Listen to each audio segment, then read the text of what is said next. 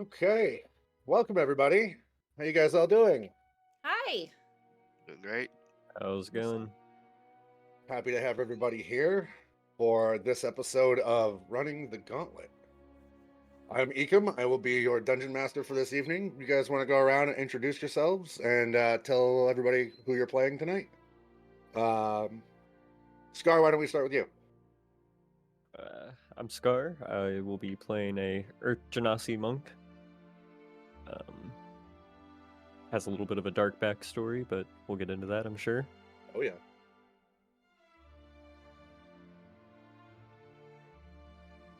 Laz?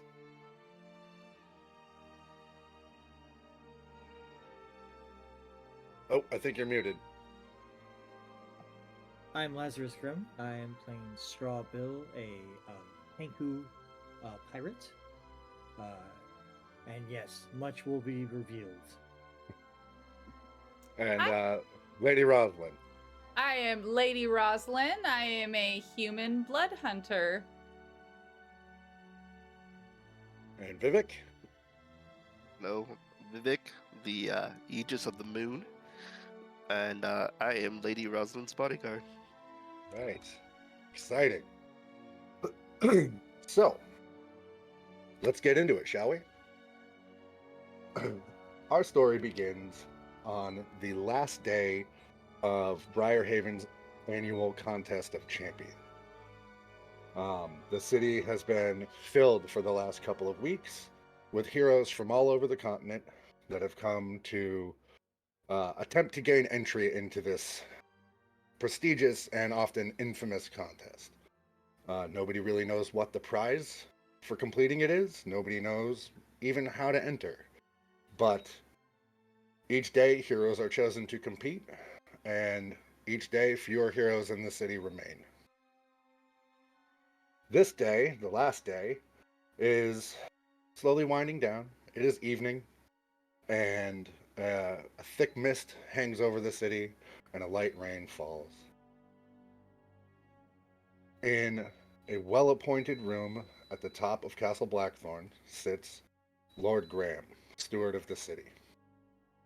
He's filling out some paperwork, minding his own business, going over some various notes of the day, and there's a soft rap on the door.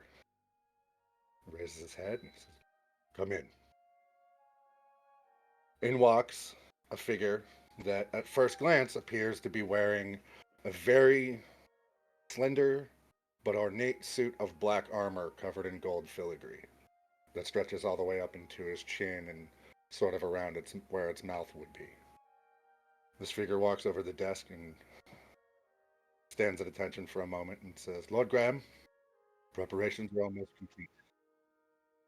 Do you do you think that this particular batch will be the group we are looking for?" And Lord Gramm sets his quill down and sort of sits back, runs his fingers across his pencil-thin mustache, and he says, "I certainly hope so. We've been failing for the last 10 years. This year we need a success.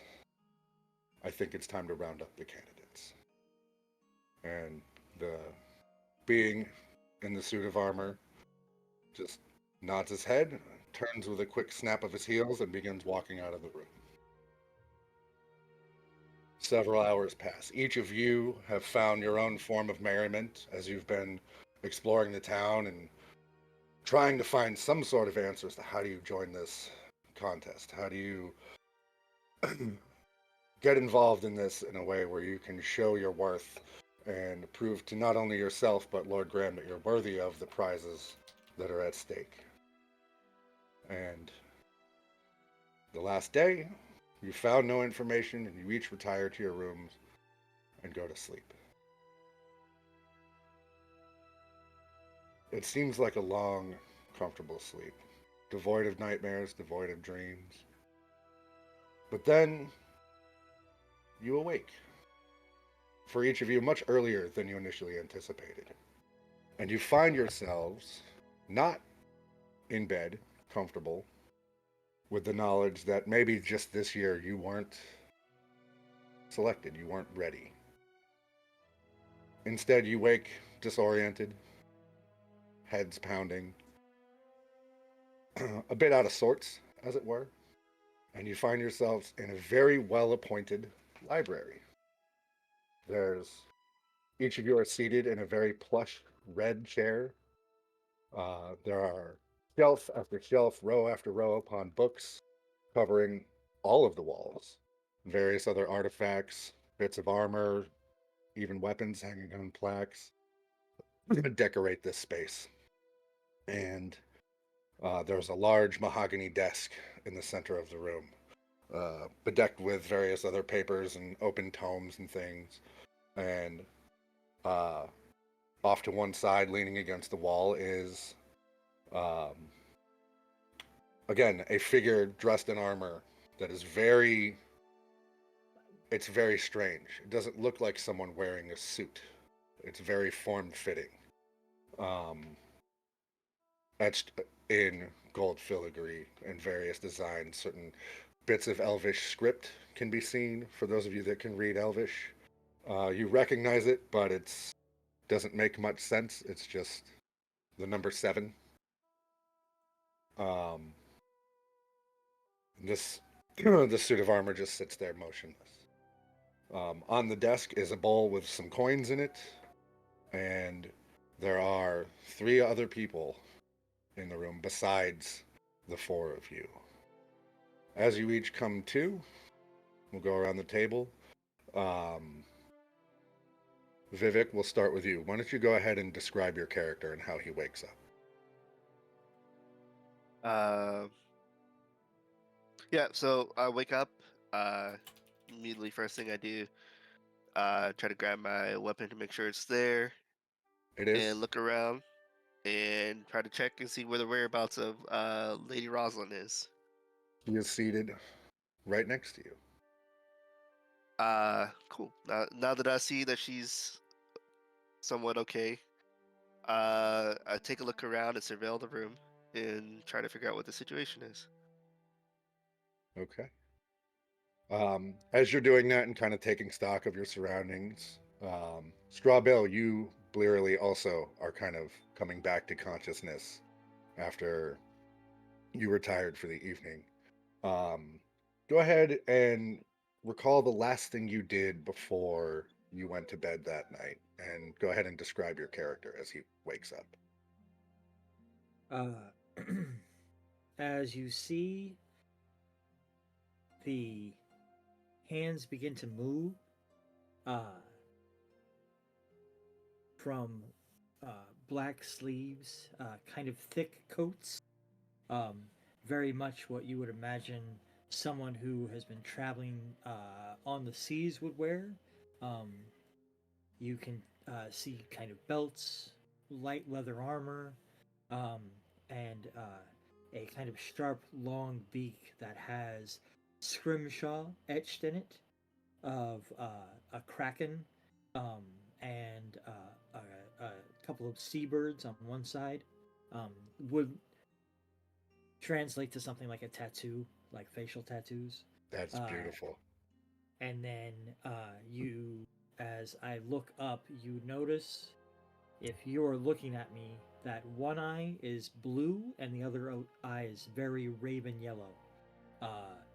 And I'll take stock of the room. I will look without kind of moving around, and then as Vivhik starts to move, I will then rise and move opposite and away from him. Not in a quick or immediate fashion, but just gauging, seeing these other 3 people, and well, the what is it? Other 6 people in the room. So Altogether? there's the 4 of you, and then there 3 other are people. 3 other people. Right. I will check to see if any of them look unnatural. Go ahead and make me a perception check real quick. Okay. Boppity boopity boppity boop boop boop boop. Let's see if I can. There we go. That'd be 17. No, they appear. Everybody appears to be normal. There is a human, a dwarf, and a halfling. And they have already gotten up. It appears that they know each other.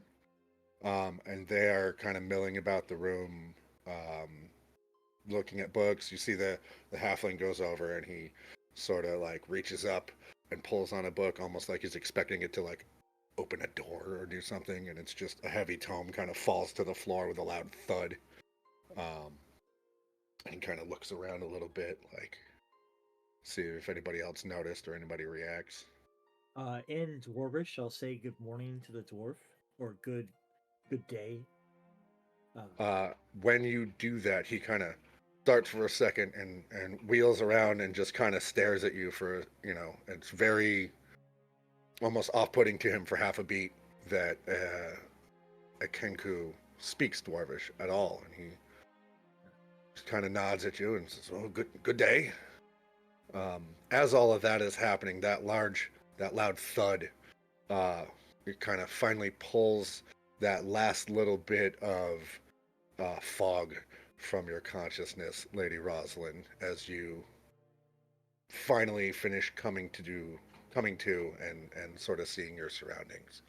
And you see this interaction between the gentleman next to you and the dwarf that is standing over against the bookshelves. What do you do? Oh, do you have my coffee? Did you bring my breakfast? This is good service. Lady Rosalyn is, she's got hair that seems like it's been brushed already. It's just gorgeous blonde hair with hot pink streaks in it. And she is slightly disheveled, but it just makes her look all the better for it. And she's in a teal, very lavish leather outfit that you can tell it's made with fine craftsmanship. The colors match her family's. It's got her family's crest on it, which is a blue shield with a crescent moon and 2 stars on there. And as she sits up, she looks around and realizes that this wasn't her bedroom. And what's she doing here? All right. And as you come to, um, there's a little bit more commotion as the 3 other people in the room are now hurriedly talking amongst themselves now that most of you are awake. I can't really hear what's going on besides just some hushed whispers in the corner. But with that, the energy in the room changing, Scar, you come to from your sleep. What were you doing right before you retired for the evening and woke up here? Yeah, so before I went to sleep last night, I would have been in whatever room that I was in for the night, just going over my nightly rituals of sitting down, journaling, saying some prayers, kind of just getting in tune with myself for the night before checking in. Then I went to sleep. Woke up here. Go ahead, if you would, and describe what does Scar look like for everybody else.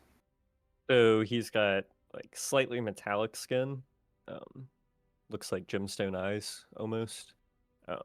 He's wearing full black robes with a dark hood on. He definitely is. When he wakes up, he looks around the room a little bit, but kind of keeps to himself a little bit and like looks around, makes sure that he has everything on him. Looks for his journal in particular.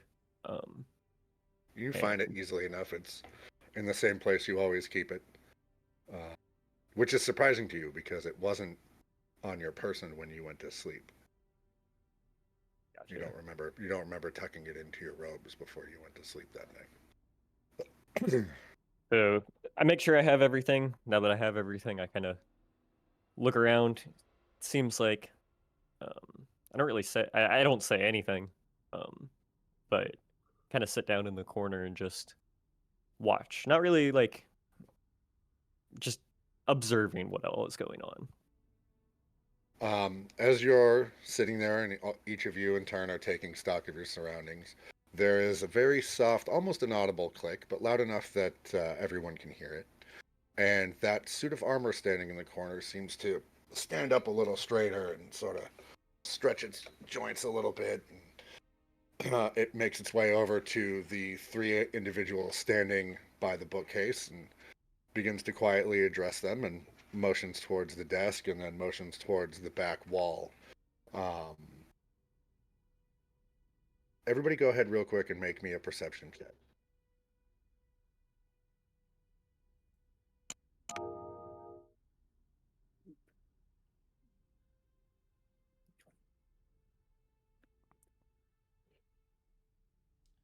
Where do we do that? On here. Perception. You just click on your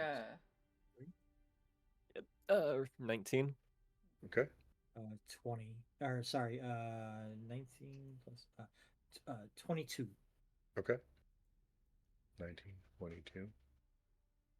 Did you click on it? Vivhik? It pulled up something else. You click on the plus whatever you have to perception see. and it'll roll it for you automatically. There you Oh, go. fun.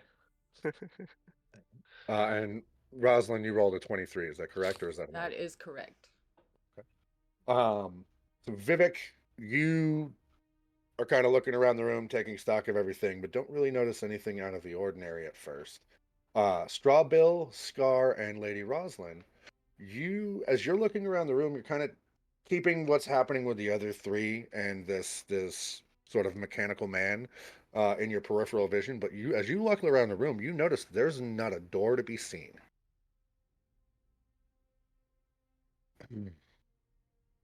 This be a Um, strange jail we find ourselves in. Indeed. There's gotta be an exit, like a bookshelf with a book or something. I kind of just stand up and start walking around the outside of the room, looking at Okay. all the walls. Yeah, I'll. As that's happening, the other three individuals in the room, each you see them go over to the desk in the center, grab something off of it, and then make their way to the far wall, which is sort of behind each of you. And as they do, they just walk towards the wall, and then they keep walking and walk through it. Nothing about the wall changes, but they seem to be able to pass through that wall unhindered. And yeah, go ahead. What would you guys like to do upon seeing this? Are there any more of those books that they grabbed? We don't know what they grabbed. They took something off the desk. Oh, Um, I'd like to look at the desk. What's How on close the am desk? I to the wall? The wall that they just walked through, I'd Yeah. say they're probably about maybe 8-10 feet away from you. As they walk, okay. kind of walk by you and then just through the wall. Oh, okay. With those kinda perception rolls, real quick, you also pick up, each of you, Straw Bill, Scar, and Rosalyn, you each pick up a few sounds and scents that are very faintly smelled and heard off what seems to be in the distance. And that is, you hear the faint whirring of machinery, and you smell gear oil, but beneath the gear oil that seems to permeate the air is also the coppery tinge of blood. Can I tell it with my extra sense of smell? Like, is that human blood or animal blood or? It seems to be a bit of a jumble. You pick up sort of like a faint. Maybe that's an elf. Maybe that's a dwarf. Maybe it's all blood, but there's certain odors. Maybe it's just body odor that you're picking up on mixed in with it. But one thing that does stick out at you is you know almost instinctively that for you to be in a separate room and still be able to smell that It's a It's lot of strong. blood. Yeah, it's very, Uh, very strong. Can I roll an insight check? Sure. What I'm are you gonna. what are you trying to infer with this insight check? Uh, if this is uh, machinery, blood, uh, entrance to a thing, do I do I feel that we have made it to the entrance of the gauntlet? Would I like From uh hmm. because I'll like say you can roll insight or you can roll history, whichever one you want. And as a history roll, what you would be trying to remember would be like rumors that you've heard about okay. it, right? So I did roll insight. It was a 6. It was a 6. You sure hope you're in the right place. That's all I can say about Right. it. And I'm I kind of gonna. walk over to the table in the middle of the room and just see what's going on there. There's a bunch of papers that are written in various different languages. Most of it's common, but there's a few other that you maybe don't recognize.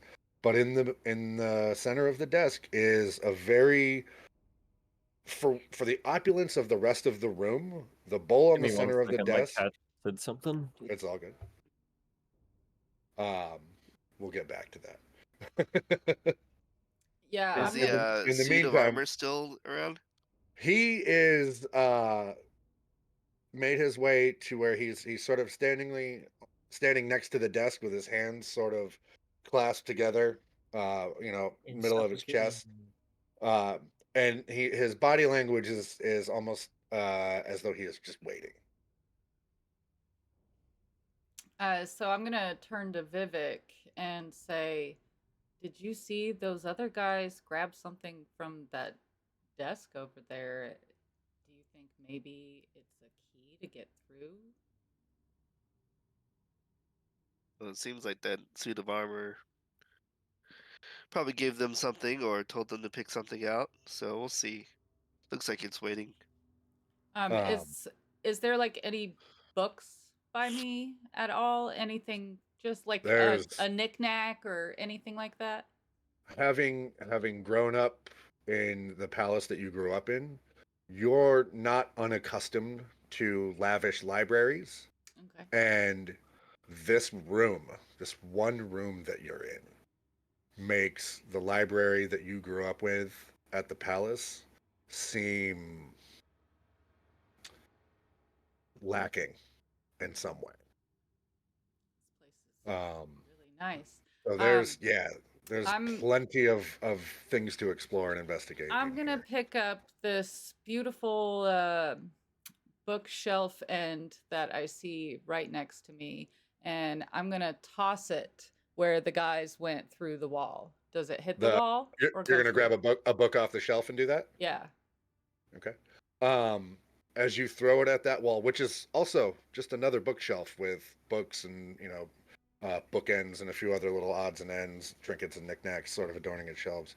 And you throw that book to it. That book hits a shelf, falls to the floor, pulls a couple other books and odds and ends with it. A small little hourglass filled with black sand tumbles off and shatters on the ground. Um, we'll get back to what happens from that in a second. Scar, as you're looking at this desk, you see, the opulence in the room is almost staggering, and it's contrasted by just how plain this bowl is. It is just a very simple, not unlike what you would probably have used during your time at the monastery for any random given meal. It's a very simple hand carved wooden bowl, and inside is a small pile of coins. Uh, I'll pick up one of those. Okay. Um, as you're looking at that, you hear a thump and a crash and some glass shattering as Lady Rosalyn throws a book at the space on the wall where those three individuals just walked through. And when that all happens, you hear a from behind you as that metal man clears his throat, which sounds very, very strange. His voice is sort of thin and reedy, almost like it's being processed through, what we would equate to like a modern day voice changer. And he says, please refrain from being destructive in this room. There will be plenty of time for that once the other team has passed or failed uh, at the Gauntlet. Oh, I do apologize. And I get up and I go pick the book up and put it back where it belonged. Oh, well, thank you. It's no trouble. This is quite the collection, and we aim to keep this in very pristine order. Thank you very much. Sir, could you And tell then, us what's going on here? oh yes, I do apologize. I have to keep my attention on the current contestants. So I do apologize for being rude. My name is Seven. Uh, I am your steward here. I will attend to your needs for the briefest of periods of time as you wait for your turn. But I would like to congratulate each and every one of you on being selected for this year's competition. Oh, I so see. that's why we're here then. How did we get Oh, here? yes. Oh, well, we came to get you last night while you were sleeping. I do apologize for the unorthodox methods that we go through to bring people here, but uh, discretion is very necessary for this sort of competition. My And father was aware that you'd be touching me while I'm sleeping? I assure you we were not touching you while you were sleeping, but yes, we did have to liberate you from your accommodations to make this possible. Well, lean over to Lady Rosalyn and say, these people must know what they're doing if they got past me. I assure you we do. So we just wait here for the other team to fail so we can go in there and show them how it's done? And you, as you're asking that question, you see his kind of head cock a little bit, almost like he's listening or he's looking at a far off corner of the room. And he says, it shouldn't be much longer now. And very faintly, you hear a blood curdling scream come from the other side of that wall. Well, I don't think there'll be anybody around to show if we do it right. That is sadly how these things tend to play out. So Oh, go ahead. I was just gonna say, so is this a team of four? Are these guys my teammates here with me and Vivhik, or? Oh yes, we generally tend to like to run the group in teams of 3 or 4. I understand that some of you may know each other, some of you may not know each other.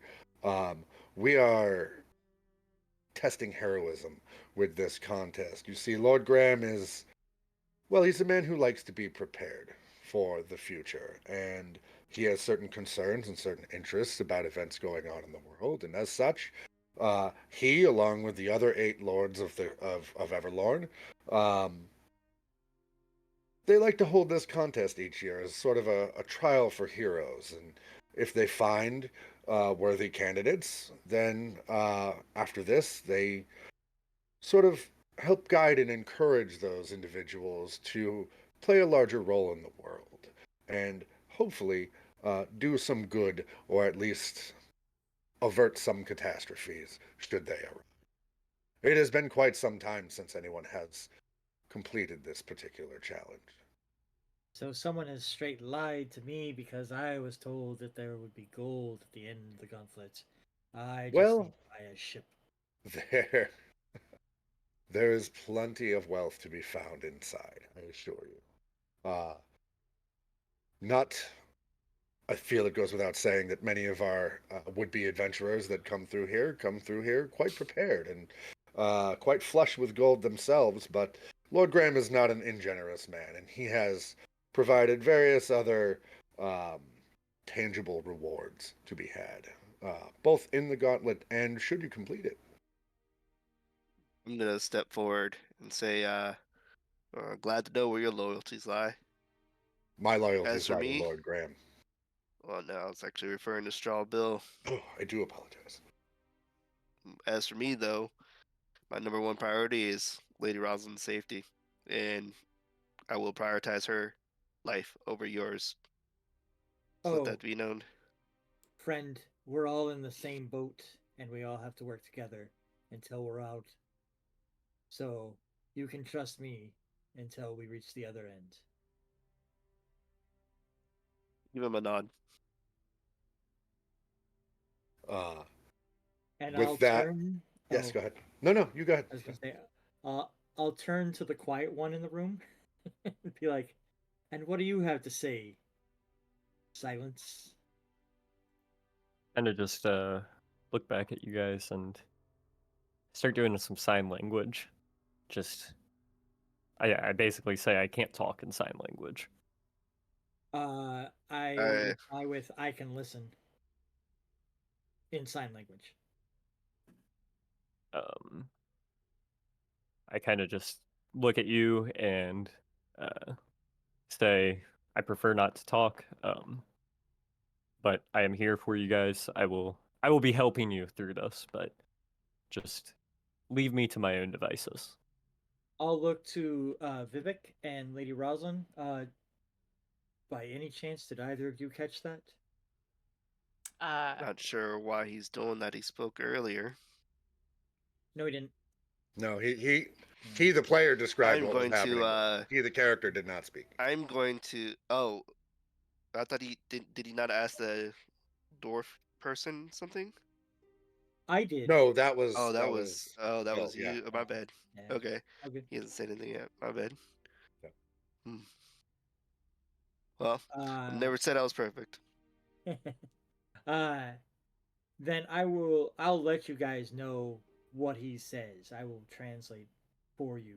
Uh, he is vowing not to speak for whatever reason. Uh, but, and then I'll turn to Scar, but we do need to know that, like, if we can't see you, how are you going to let us know something? Do you have a bell? Do you have a couple of sticks? Do you have? Will you wrap your? What are you carrying as a weapon, or uh, accompaniments wise? I kind of reach into my robe and I grab out a crowbar and kind of dank it on the wall. Oh, okay. Okay, so 3 raps on the wall and he's alerting us. What do you know this fellow? Never seen him before in my life. Just like I've not seen you, but I know your family sigil and I know who you are by reputation, Vivek. Glad to And know what's that your name? somebody did. I go by the name Straw Bill. I was a member of uh, a pirate crew that ran out of the bay near your family, and I can recount to you a tale of when our crew captured and ransomed someone who had a crest very similar to yours. Hmm, I, interesting. We should discuss that later, but I'd like to hear that story. And Lady Rosalind, you do remember not too many years ago a story of how one of your uncles, who was in a little bit less favor with the family, captain of his own ship, though he was waylaid at sea and eventually successfully ransomed and returned home. Much to, at the time, a bit of shame to the family, but far more shame to himself because of this incident. I'm going to turn to Vivek and whisper to him, we need to keep an eye on this one. Always will. Bill, go ahead and make me I'm going to say history check. Because you do recognize um, Lady Rosalind's crest, and you recognize the large ornate halberd that Vivhik carries, which is a symbol of his office. But go ahead and make me a history check for one other piece of information that you might be aware of. 14. So you recognize the particular style of robes that Scar is wearing.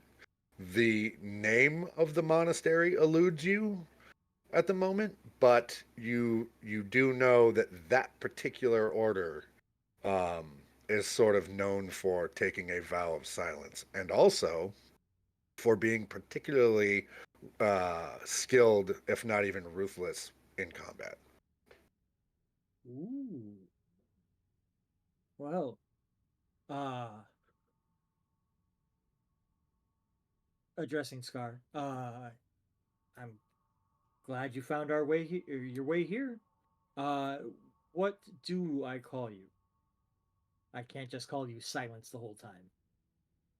I look at you guys and I slowly take off my hood, and you see completely bald, but scars just all over my face, all over my head, everywhere. And I kind of just sign to you. People call me Scar. I can see why. What did he No say? irony there. Oh, I apologize. His name is Scar, and I kind of like gesture to the visage that you see before you. That Makes does sense. make sense. Nice to meet you, Scar. My name is Lady Rosalyn Moonstar. I give you just a slight little like bow. You have Vivhik, the Aegis of the Moon. I also look over to you and just give you a sign of respect. Well, And we're going to have to make the best of this situation if we want to survive. It doesn't sound like the group before us is doing too well. I don't want to end up that way. as you make that statement, the being behind you, who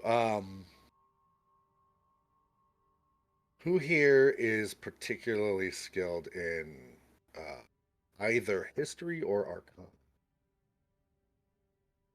I have a +3 in history. +3 in history. All right, why don't Scar? Why don't you go ahead and make me a history check real quick? 18. So you recognize what 7 is. 7 is not a man wearing a suit of armor. 7 is not even really a machine. He is something sort of in between. Um, 7 belongs to a race of beings that, in the larger world today, don't seem to exist really anywhere else. But histories, and you would be familiar with this just because the order that you are trained in studies combat, studies history, and um, part of that discussion is wars long past. You recognize 7 as this sort almost a race of people that were created uh, in the in a long ago war that was fought between the Archmage Artan and the 9 Lords of Everlorn.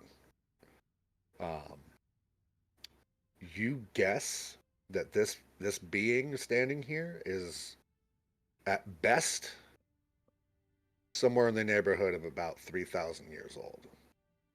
Jesus Christ. They were created for that war, and they were not really seen after that war. Um, so, Lady Rosalyn, as you make that statement about wanting to stay alive and about the other team probably not doing so hot, 7 claps his hands one time and says, "Well, I think that is time. The other team seems to have failed in their attempt, and now I can offer the course to your group.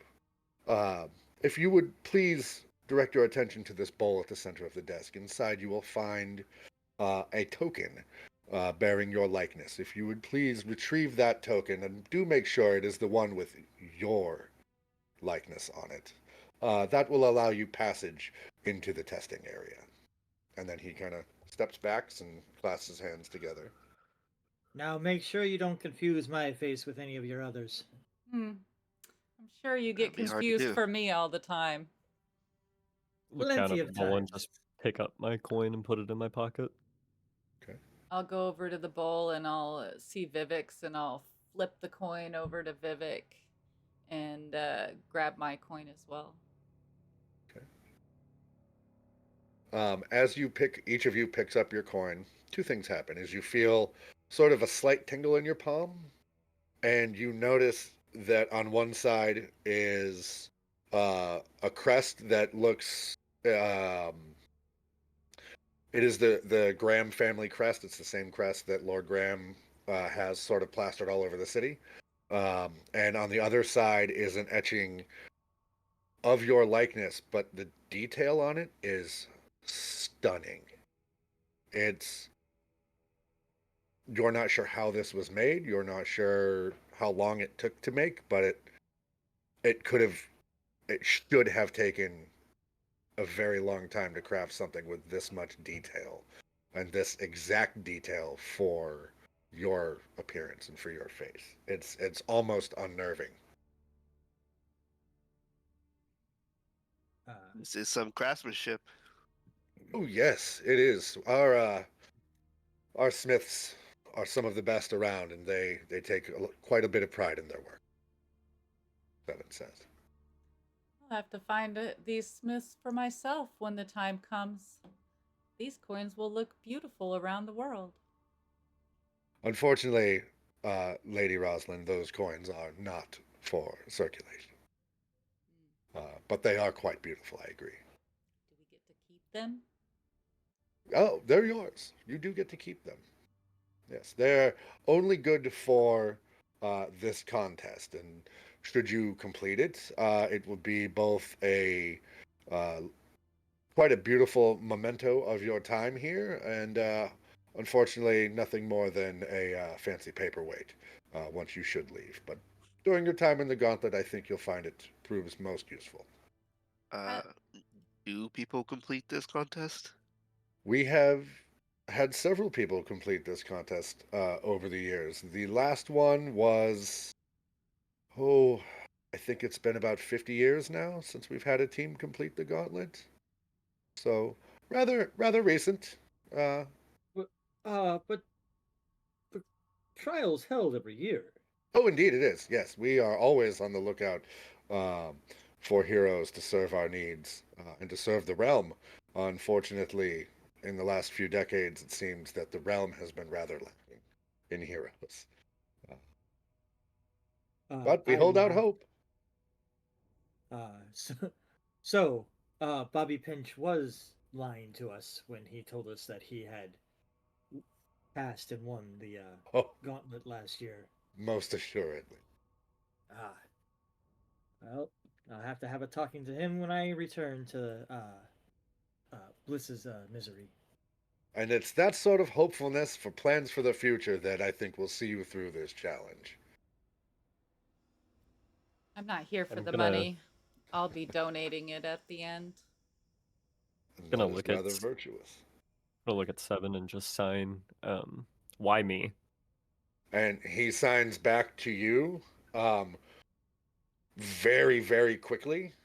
Just, you have potential. You have a potato? A You're potato. Is carrying there potatoes? breakfast? Is there breakfast this Yeah. morning? So, when you ask that, you also notice you're not hungry. None of you are hungry. You actually feel as though you've had a good meal. You're well rested. Um, it was strange waking up in this place, and it was a little disorienting, but physically, you feel better than you have maybe even in weeks, if not years. I could still use As a I cup of begin to coffee. notice, right? As I notice that, as the perceptions become clearer, I'm like, well, that was a wasted evening of drinking. Did you enjoy yourself while you were doing it? I don't remember. Then it was not wasted. Okay. Uh, then Seven says, I would like to turn your attention to the far wall, if you would. I And yeah, my character's gonna go ahead and walk toward the wall. I'll take my halberd and with the butt end of it, kind of stick it through first just to Well, see what happens. as you turn around to make your way over there, you notice that there's now a door there where there wasn't before. Oh, okay. The door is closed. It's not just a doorway. There is a very plain uh, wooden door sitting in the middle of this wall now. And as each of you in turn turn around to look at this wall, you all see the same thing. Where once before there was a door, now there is not. And Lady Rosalyn, you notice the book that you knocked off the shelf and then picked up, and the little pile of glass and sand from the hourglass, not on the floor. The book, obviously, you put the book back up, but there's no mess on the floor. There's no disturbance from your action earlier. We could use whatever's happening here to clean my room. Well, shall we? I'll go first. Ladies and accompaniments first. Okay. So I'm going to switch over to the map. So if you guys would mind, you can bring your tokens onto the map in D&D Beyond in that little spot that is visible for all of you to see. Okay. Where would I find the token? Under token browser. And then you should be able to select your Oh, I see. character and bring your token in. And then just drag it over to the open spot. Or I can. Because I can see everything. Oh, it was behind fog of war. I couldn't see it. Yeah, that's all right. Okay. Yeah, if it pops up in a weird spot, I'll grab it for you and move it over. Mine down there? I can see it. There we go. Thank you. Where the hell did you come up? Oh my god. It's gonna get rid of all those. Can't tell if mine is down there. My eyeballs I'm- are. That's all good. I'm looking for you to see where. Oh, yeah, that's why you popped up way the hell over here for some reason. I do That's things weird. like that all the time. Gotta love the old technology. Now, can you guys all manipulate those on your Yep. own now that Yep. they're in there? Yeah, you guys are good? Okay. Can I ask you to move mine when it's time for me to move? I have too many screens going right now. I absolutely can. I have no problem doing that. If I get lost in the shuffle and I haven't moved you, just remind me and Yeah. I'll grab you and make sure you got to go where you got to go. As you all walk into this hallway, you notice a few things. The walls are cobblestone. It is dark. The only light that you can see at the moment seems to be just coming from the candlelight in the room behind you as the door is open. And in the distance, you do see sort of a faint flickering of light up ahead. But you do see on the floor in front of you is various pools of old, dried blood. But once you walk into this hallway, you see a figure standing right here at the edge of the hallway with his back straight and stiff and arms out to the side.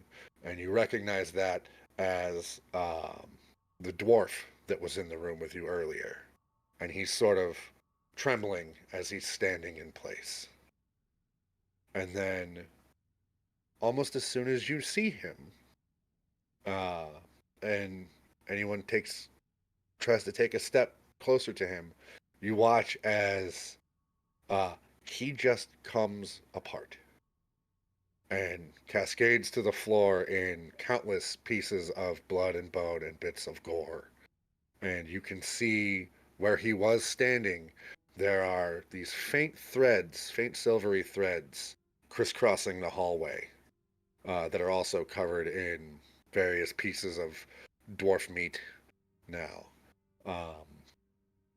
And once he falls to the floor and everything settles, there is a faint click, and those threads also gently float to the floor. And then there is another sort of pop, almost as if something has just reset.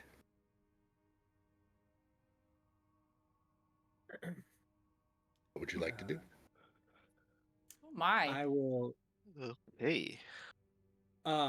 Before anyone steps, and I will address the party. Before anyone takes a step forward, check the floor for traps, and I will begin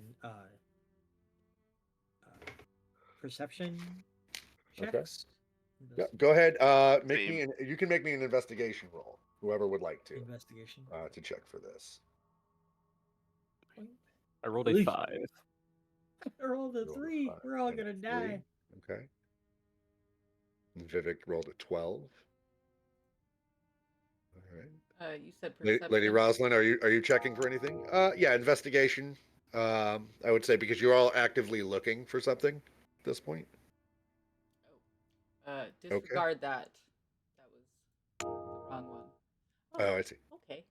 That was good. Hey, well there you go. Wow, the dice gods are kind tonight. So as you're all looking, Straw Bill, don't really come across anything of note. There's kind of too much sort of mess on the floor at the moment, and I think you're a little bit disoriented by just how unnerving the scene is that you're in. Scar, very similar situation. You're having a hard time finding anything. Vivek, you don't find anything of note, but you do find like a loose sort of cobblestone, and underneath that is what looks like a sort of a little pressure plate hook and lock mechanism that looks like it had been disarmed, or it's just broken. It's hard to tell. And Lady Rosalyn, you do find on the side wall, right here, just in front of where that dwarf came to his end, um, you find another sort of flagstone embedded in the wall that looks a little bit out of place. And on careful inspection, you do see that it is mechanically fastened to some sort of mechanism behind it. Whether it's a switch to activate something else or it's a way to bypass this trap, you're not sure. Do you see that over there? It looks like a switch of some sort, though I'm hesitant to pull it.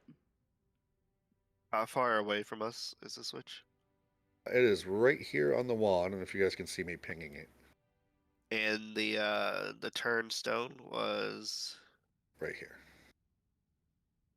okay. And the body was Right here. okay. Um, would it be something I can possibly take a sphere or two and maybe mess around with that switch from a distance? You can certainly try. Okay. While kind of being careful and sticking to the wall, Okay. I'll move here. Sure. And I'll look at the team and say, I'm gonna go ahead and hit this switch and see what it does. Be on your guard. I And will step back out of the blood stains on the floor, just in case. I'm gonna I pull like, out look my down and I'm like, rapier. "Ooh." I'm gonna pull out my rapier just so in case. Okay. I think I have a javelin. I'm gonna use that instead of my main weapon. And I'm Okay. just gonna slap it as best I can to try to hit that switch. Okay.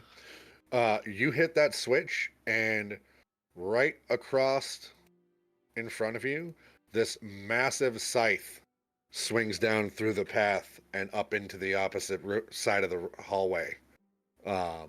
And then it swings back down again, and then you hear a click as it locks in place. Oh, that's fun. Yeah, that's interesting. Um, That's As that happens, it happens so fast. Go ahead and make me a dexterity saving throw. Let's see if it breaks your javelin or not.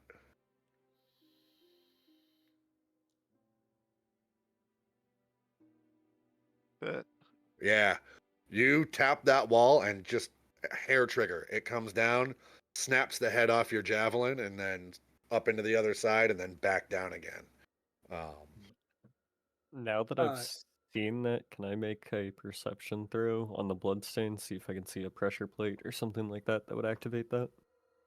Yeah, go ahead. Go ahead and make me an investigation roll. Investigation, gotcha. Yep.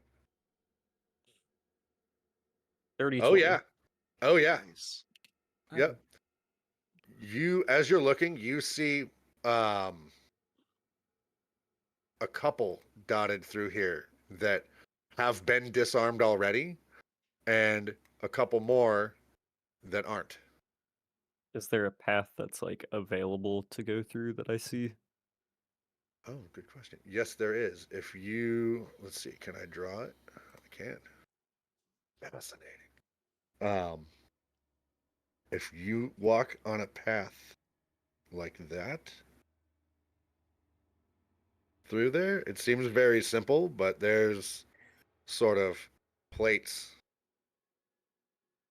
everywhere I'll Ooh. I'll look over at up Strawbill here. and start signing to him. I can see pressure plates. If you guys follow me, I think I can lead you through it. Yeah, I will relay that information and follow his steps exactly through the room, or we'll end up like Master Dwarf. I'll lean on your expertise. Got it.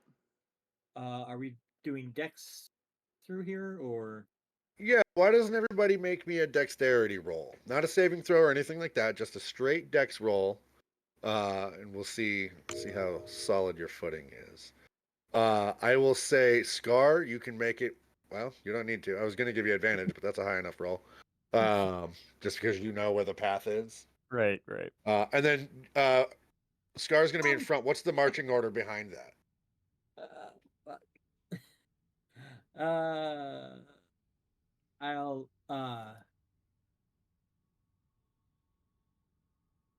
I will trail behind Vivek and Lady Rosalyn. Okay, so it'll be like Scar, Vivhik, Rosalyn, Strawbill, kind of like that, Yeah. sort of. Okay. Lady Rosalyn. Lady Rosalyn. I apologize. So 8, 17, 4. Vivek, would you make me a dexterity roll, please? Yeah, I'm trying to figure out how to just do not a saving throw, just Just up I, top I at believe if you just dexterity, what I click click did. on the plus. click on the attribute and it should just roll it for you. wow. Yeah. For some reason, it didn't do it. There you go. Cool. Okay. Ah, So that's nice. Scar, you're able. You know right where the path is. You're able to walk just fine. You get to the stairs, not a problem. Vivek, you're leading the way. You kind of have a hand behind you, just sort of not holding Lady Rosalyn's hand, but sort of just keeping her like, you know, grab this if something goes wrong, sort of thing. But you're making your way through just fine. Um, Lady Rosalyn, as you are making your way through, just you step a little sideways and the side of your foot touches one of those pressure plates. Go ahead and make me a dexterity saving throw.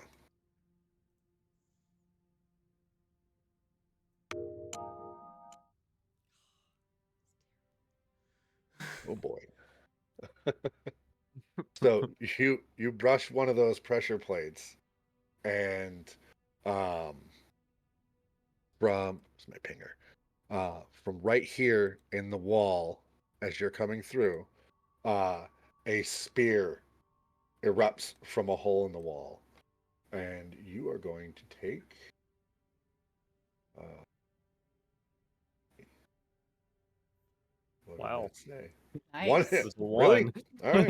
1 point Absolutely. of piercing damage as a spear rolls blasts out of the wall and sort of grazes past you a little bit. I will say, Mike, Yeah, or Mike, that is a one that I rolled. that is a 1 that you rolled. Yeah. Where it says 4 Dex Yeah. before. It was a 1. I get a +3 to my rolls. Oh, it was a natural one? Nat 1. Okay. Yep. Oh boy. Oh, good. Oh boy. We're starting this off. We're starting this off adventure fun. Goodness. This is a hell of a tone. Okay.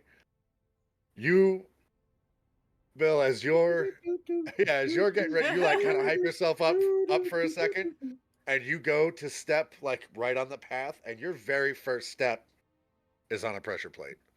Oh God. Liar!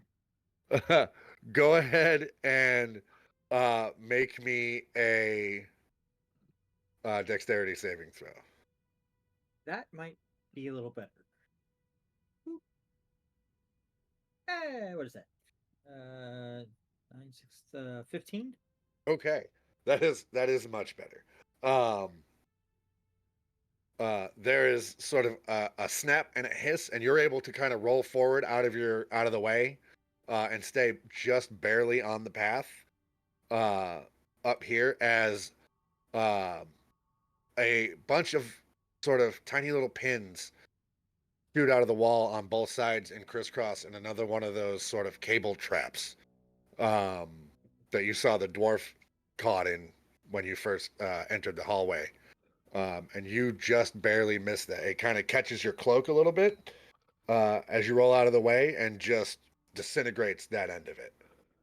Oof. But you are able to pass it unscathed. Lady Rosalyn and Straw Bill, go ahead and make me one more dexterity saving throw to see how you guys do getting through the rest of this. Okay. There it is. There it is. Yeah. Oh No yeah. problem. Okay. No problem. Just a little pre-hazard jitters. Everybody's a little nervous, but you guys, now that you got through that first little hiccup, you're fine. You guys all make it to the end of this hallway. And when you Yay. do, you enter into this room and you see that it is square. The ceiling is just up in the darkness at the top of the room. And the room is surrounded by ladders. There are 2 large floor drains in the center of the room. Is there a ledge to drop into the center? So you see from up here a faint bit of glowing light coming from at the top of this ledge. And it appears that this whole ledge where all the ladders lead up to, it leads up to one sort of singular platform, but it's too high up for you to see what's at the top of it. But sorry, is the platform we're at, are we flush with the floor? Or Yeah, do we have to drop down into the pit, then climb up? Nope, there's a little staircase that leads up into the room, but you guys are on the floor level. You're at the bottom of these ladders. Okay. I go ahead and see if I just see any more pressure plates in front of me at this point. Go ahead and make me an investigation roll. How dark is it in this room? It's fairly dark. There is enough light coming from up above that, and the door behind you is still open. There's still some candlelight coming from behind you. That it's dim light, but you can make out the room well enough. It's not darkness. I'm going to light a lantern. Okay. Just to give us a little boost of Sure. perception. Yeah, I would say it's good lighting conditions in here when you do that. And it just looks like a room full of ladders. Does it seem like it's kind of moist, like it's been submerged or anything? I noticed the grates on the ground. Well, first, I'll address Scar's investigation check. Okay. From where you're standing, looking at this room, the way the floor is, the way it's set up, doesn't appear to be any pressure plates or anything that looks trapped in this room. It seems like a normal floor, albeit 2 large drains in the center. To answer your question, Vivhik, does it seem wet in here? It does seem damp. You notice like around the front of all of these ladders are various puddles of liquid, and some of it is sort of draining off into these grates on the floor. The area directly in front of you, though, bone dry. Dry. By the way, I did roll a 22 on that. Yep, yeah, no. From what you can see, there's no pressure plates, no traps in this room. So Nothing looks abnormal or out of place. I'm gonna walk in and just start walking Ooh. around the walls and seeing what looking at the ladders, seeing if any of them look different. As you go to step forward, Mhm. I'm going to use my halberd to kind of hold you back for a second before you step into the room. And I'm gonna say, this might be a riddle, and we might have to figure out which ladders we need to use to get out of this room. I have a feeling that this is a timer, possibly some sort of liquid might fill this place up, hence why the drains are down there to reset the trap. What do you guys think? Yes, I Is believe that's quite possible. However, shall we do investigation just to see, or insight? Which do you want, Sure. Mick? Can I look up at Um, the ceiling and see if there's any grate or anything Or where water spigot could or come something? from? Yeah. I would say when you look up into the ceiling, it's a little too dark up there. It seems like the ceiling goes up a bit higher than this ledge does. Um, but from what you can see, as dim as it doesn't appear like there's a like a sluice grate or anything above you. Okay. Well, I so will say something It that's just looks weird like stone. is that directly in front of us is dry, the other side isn't. Why do you think that is? Does it Well, look like we're in a door? Like if we look directly up, does it look like a door could slot down No, where we're standing? nope. It looks like just What about below that us? doorway is carved into the stone. Oh, like is there a Uh, seam below you? Go ahead and make me an investigation check, Vivhik, okay. if that's what you're looking for. I'm gonna see if the liquid underneath I'm gonna shine the lantern towards the pool of liquid underneath the closest ladder, Uh-huh. to me, and to see if it's reflective like water, or if it's blood, or if it's murky, or Sure. like, yeah. Okay. Uh, Vivek, for that investigation roll, uh, normal floor. You don't see a seam. Nothing stands out to you as being sort of abnormal or out of place for where you're standing. Let's see. Bill, when you shine that light towards that pool of liquid right here in front of it, Yeah. it Yes.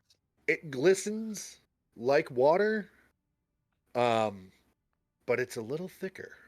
It's a little thicker than water is. Mm, mm, mm. Can I do a nature or survival check to see if I would recognize what the liquid might be? Yes, you Not, can. yeah, if it's what other characteristics, what other things might have similar characteristics. Sure. I don't know what that came up to. It rolled under. Hot dog, a 19. Oh shit. Ooh. Okay. Well, Ooh, there you all right. go. Um, it looks strange to you, but the closest thing you can think of immediately, and you've seen this with particularly um, with the last major incident you had at sea. You know what I'm talking about. Yeah. Um, the closest thing you can think of it reminds you of is saliva. Oh. Oh. um Uh yes, Lady Rosalyn. is it on the walls? Oh yeah, that's a good question. It appears to be running down the walls, and sort of pooling. It's. Let me get my little draw tool here handy. It is running down the walls, and it is kind of pooling thusly.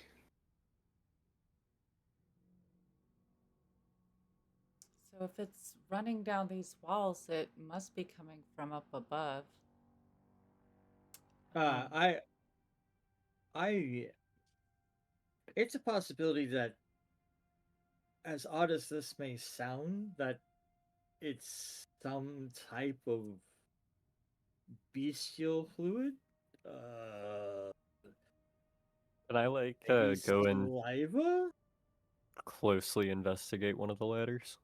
Sure. Which ladder would you like to investigate? We'll just start with the first one on the left. So that one? Uh, That's the give me a closest to second. you. You're kind of in the how middle. far do the ladders go up? Best guess, it appears that they stretch up at least 30 feet into the darkness above you. I was thinking like this one. Yep. Yeah, okay. You're gonna inspect that one a little bit more? Yeah. A little bit closer. All right, go ahead and make me another investigation roll. And what are you doing as you inspect this? You're just kind of not getting too close to the Okay. point of like touching it or anything Okay. like that, Sure. but like really like looking at it to see if it just looks like a normal ladder, see if I see like any hinges on it or anything like that that might trigger a trap. I don't know. Okay, yeah, go ahead and make me an investigation roll. I will. Oh, go ahead. I was gonna ask 13 if on that. the substance was considered slippery. Like difficult terrain? No. Uh, No, it's not going to impede your movement at all. As far as you can tell, Scar, normal ladder. A little old, but sturdy and well made. Just a ladder. so I'll move to this one. Sure. I will take out a um a torch. Okay. Uh, or yeah, like a torch handle. And attempt to like ring the side of the ladder to see if it's metal, wood. Is it like firmly fastened to the Sure. wall or what have you? Okay. So when you do that, you pull out your torch. Is it lit or not? It's just the wood, No, right? I It's have just the the wood? lantern. Yeah, I'm just using Okay. it as a prod. Sure. And you sort of give it a good wrap on the side. Um, that bit of wood, as soon as it comes in contact with that ladder, it sticks to the ladder. And then from the bottom up, the ladder rolls up into the darkness incredibly fast. It rips the torch handle out of your hand and disappears up into the darkness. I don't touch any of the ladders. I take a step back. And you faintly hear like the sound of wood shattering above you. And then some time passes, and then that ladder slowly descends back down to the floor and comes to a rest. And you notice that pool of liquid seems to get a little bit bigger. And then the ladder kind of settles into place, and it looks just like a normal ladder again. Is there a space on any parts of the wall that is not ladder? In between each one, yeah, there's gaps of space that aren't where it's just stonework. Okay. The go ahead. I'm gonna turn to Vivhik, and I'm gonna be addressing everybody. But you, you know, you know my slippers. I'm Yeah. thinking about going up the wall. Do you think that's a good idea? Well, we don't know what's up there. I'd rather we figure out a team solution to get up there at the Can I same check time. for loose stones anywhere? Like in the wall? On the wall, on the floor, just anywhere that I could like pick up little bits of brick or something. I would, yeah, that's easy enough to find. You can find loose bits of brick that have fallen loose from the wall and kind of fallen on the floor randomly. There's a chunk of rock for you to pick up. Sure. I turn to you and go, there's also a pile of dwarf out there. I take one of the pieces of rock and I just throw it at one of the ladders. Which ladder? That same one that I was looking at. This I one right here? I take a little step back, yeah, and then I Sure. throw a chunk of Okay. rock at it. That rock Go ahead. Go ahead and make me a dexterity check. Let's see how good your aim is. I know it's just a ladder, but you know. 8. All right. Yeah. No, that's good enough. You almost miss it, but you kind of wing one of the side rails, uh, and same thing. That rock sticks to it, and that ladder just rockets up into the darkness, rolling up on itself. And then Have there's some crunching, and a few moments later, that ladder descends back down from the darkness, and that pool of liquid seems to grow just a little bit. I'm gonna look at Strawbill then and just sign to him. We should try just chucking little pieces of rock at each of these until one of them is not moving. Well, and I'll say that maybe we should use. Can we get to the pile of dwarf bits? Yeah, they probably. Yeah. He's about here. You can easy enough. You all kind of know the pathway you're supposed to walk. So yeah, if you wanted to go try and pick up some of the dwarf mess. Yeah, Good. because I don't know how many rocks we have available, but there's plenty of bits, and we could Oh yeah. chuck That's bits fair. at the ladders. you guys, Uh, are you guys noticing that every time you hit that ladder, it's filling up a little bit more of that liquid on the ground? If we do that, that might fill this room up some. Is We it don't like know a what it is. noticeably like large amount of liquid? Like, is it even an inch every time that it's done No, this? no, it's when Bill made that statement about it maybe being saliva. What happens when that ladder comes back down? It almost immediately reminds you of something drooling. So it's right. not enough So, that it's gonna like No, no, no, fill no, the not at room all, or not at Okay. all. anything like that. Yeah, did yeah. that happen again whenever the other one went off? When the rock, when Yes. Scar through the rock. It did happen. Yep. Okay. I like the idea of testing the ladders. I'm curious what happens if we do 2 at a time. Oh, okay. Yeah, I'll grab some dwarfy bits and uh, attempt to hand some to Vivek and be like, "Pick a ladder." Uh, so I'll start from the second one, from where Scar hit with the stone. So, Okay, so you're Okay. gonna throw it at And this one? no, the one opposite. Oh, this one. yeah, Okay. Yeah. I'll throw it at the one next to the one I tested before. This one. Okay. That one. All right. Both of you go ahead and make me a dexterity check. And I will not stand in the pool of saliva. Okay. This dexterity check Just a straight deck, yeah, just a straight dex roll. We're throwing bits of dwarf 23. meat. Okay. So, Bill, you nail it. You plop that bit of dwarf meat right on one of those rungs, and this ladder, same thing, rolls up from the bottom straight up into the darkness. Vivek, you hit somewhere here in between the ladders with a loud splat as this just chunk of knobby, bloody dwarf meat sticks to the wall for a second and then falls into the pile of saliva. I'm Like, curious, Bill, how much dwarf meat do you have? Drop a piece in that saliva. I want to see what it does. Oh yeah, wise. I'll do that. Yeah, we have about what is that? About 200 pounds of dwarf bits. Yes, you So do. Yes, you yeah. do. Can you hand me yeah. some and I'll just start going around to each of the ladders, tossing I'm- one at a time? Just gonna say how gross this will all be very quickly. So yeah, I'll hand some out. I'll attempt to hand some to Lady Rosalyn as well. She refuses. I kind of, I'm just gonna be like, I'm gonna get in front of her and just be like,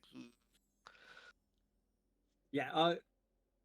Whatever hand reaches out to take it, I'll just drop it in. But yeah, I'll drop some of it into the pool of saliva or Sure. pooling saliva. As you do, it sits there for a second. Doesn't seem to be doing anything, and then, but you notice that it's very slow as it happens. But it is starting to sort of break down that tissue.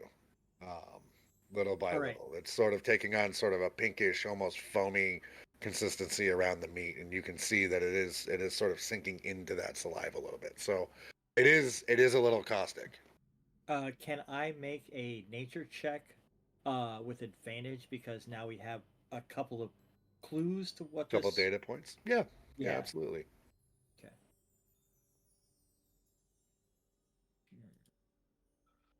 Okay, so that's one, What's and that? that's 18 is 18? the other one. Okay. Yeah. The only thing that you can think of that, given everything that is in front of you, that has saliva that will digest product, that will just digest meat that quickly, uh, and that can look like a mundane object but not behave like one, is some form of a mimic. When that thought strikes me, I will mutter, giving mimicry a bad name. Uh, and then I just throw more at the wall, like more dwarf bits at the wall, Okay. and yell, "Eat up, boys!" And I like uh, just take a big handful of it and just throw it all across one do entire wall. do like a scatter shot. Yeah, go ahead. Yeah, yeah. Um, is that Bill? Is that kind of what you're doing too? Sort of the same Yeah, thing, just like how many can we hit? this corner here, Yep. the third, fourth, and then fifth ladder. Okay.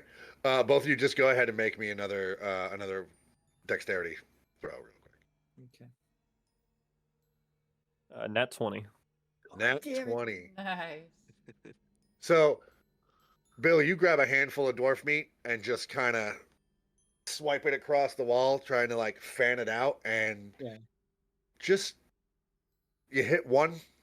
This ladder also a bit of meat sticks to, and sort of same thing, ratchets up into the ceiling really fast. Yeah. But you missed the other ones around you. Just didn't have quite enough uh, Ah, my meat to hand's go around. sticky.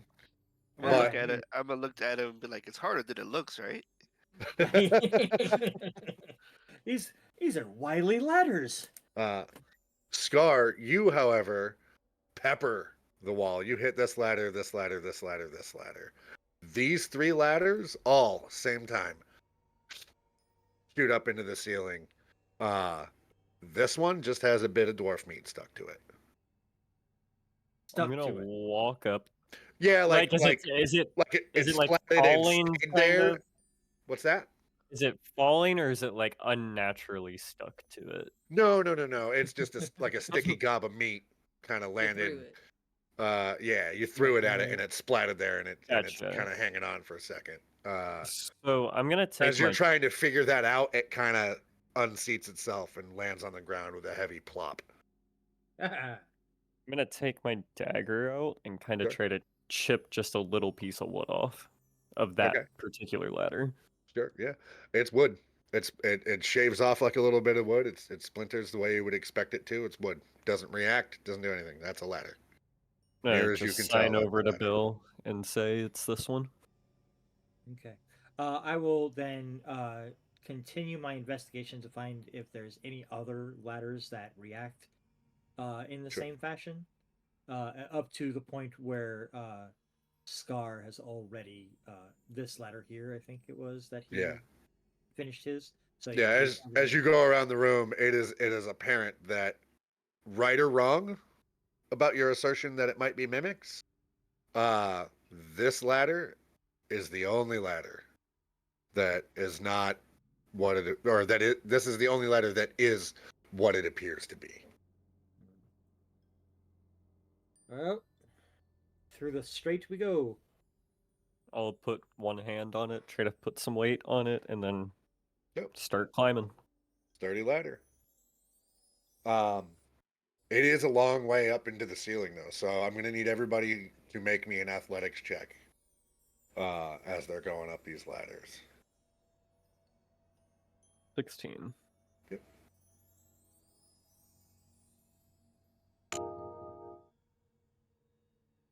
Okay. Vivhik, yeah, great.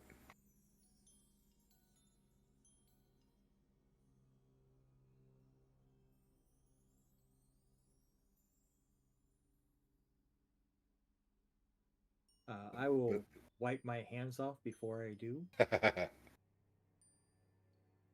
And then.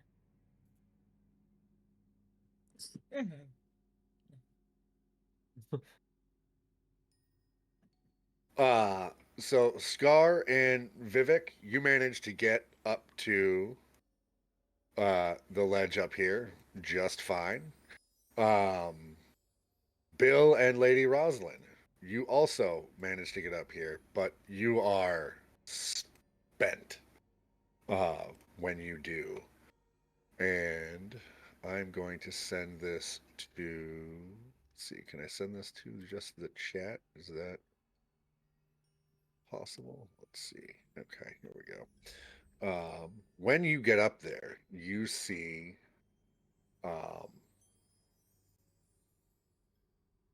in the darkness some shapes with long, sort of spindly arms ending in like sort of a bulbous, toothy maw, the tongue of which hanging down at first appears very fleshy and then very slowly takes the shape of a ladder.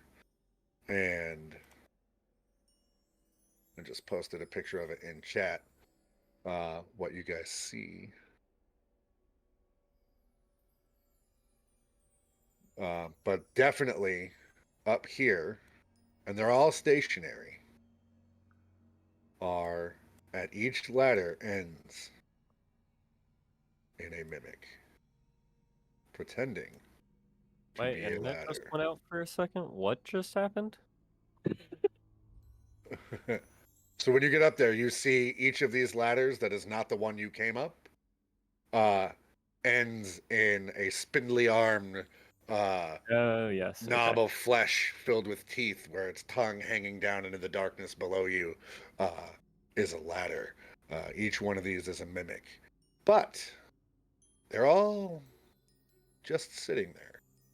The two closest to the ladder that you got up, these two, do seem to almost shift and turn towards you ever so slightly as you come up the ladder. What do I see directly in front of me at this point? Open. Which direction? North. So as you climb to the top, you see that that part of the ledge opens up into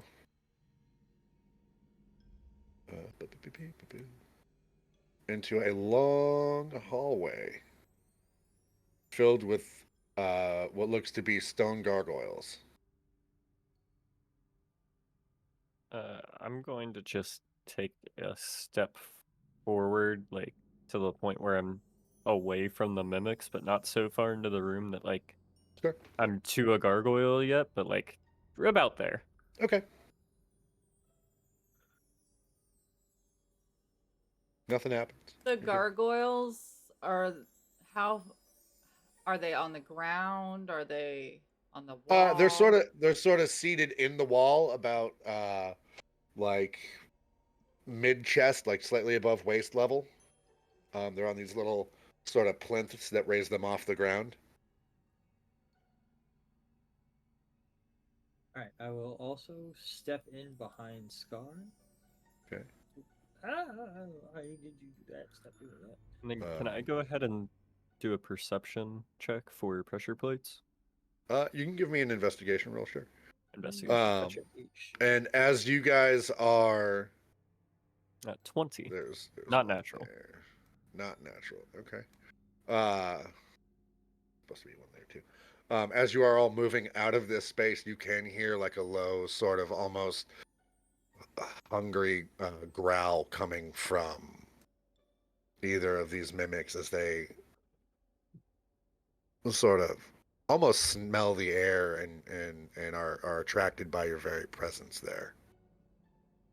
I'm gonna move in between Okay. Strawbill and Scar.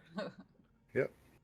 I'll stay in the back and kind of be in the middle, keep an eye on the mimics, Okay. and I'll tell Scar because he seems to be the one that's kind of the most perceptive. I'll say I'll watch our backs.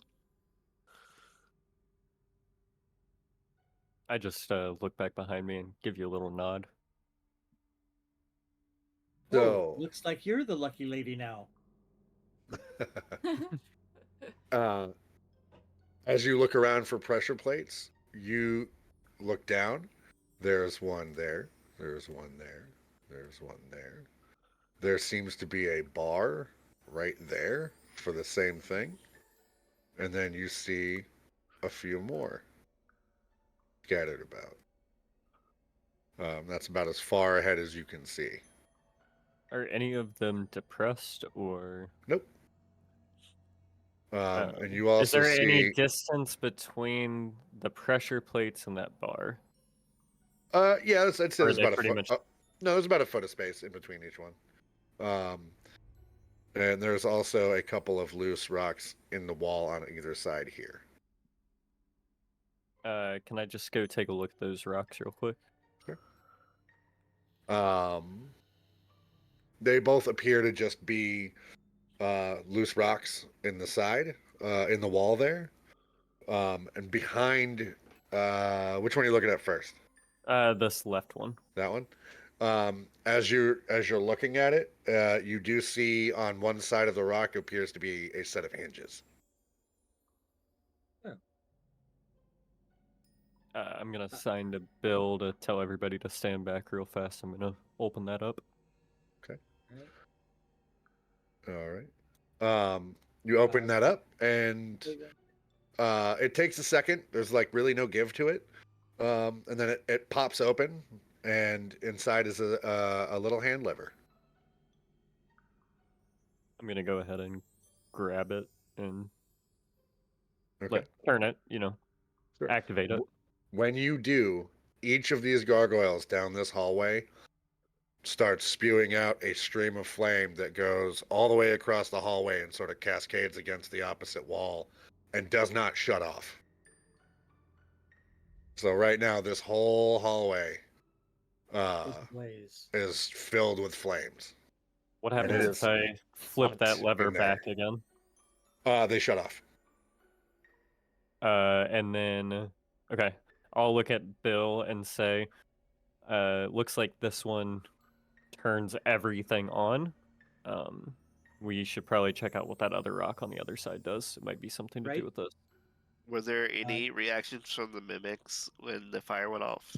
No. Cool. Yeah, no reason to go full barbecue. But then I'll take a look at this wall and see what happens at that rock. Okay. Same thing. It is hinged.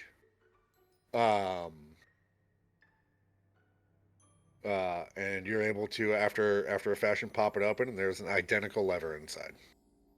And when I pull that, Same thing. Whole hallway fills with fire.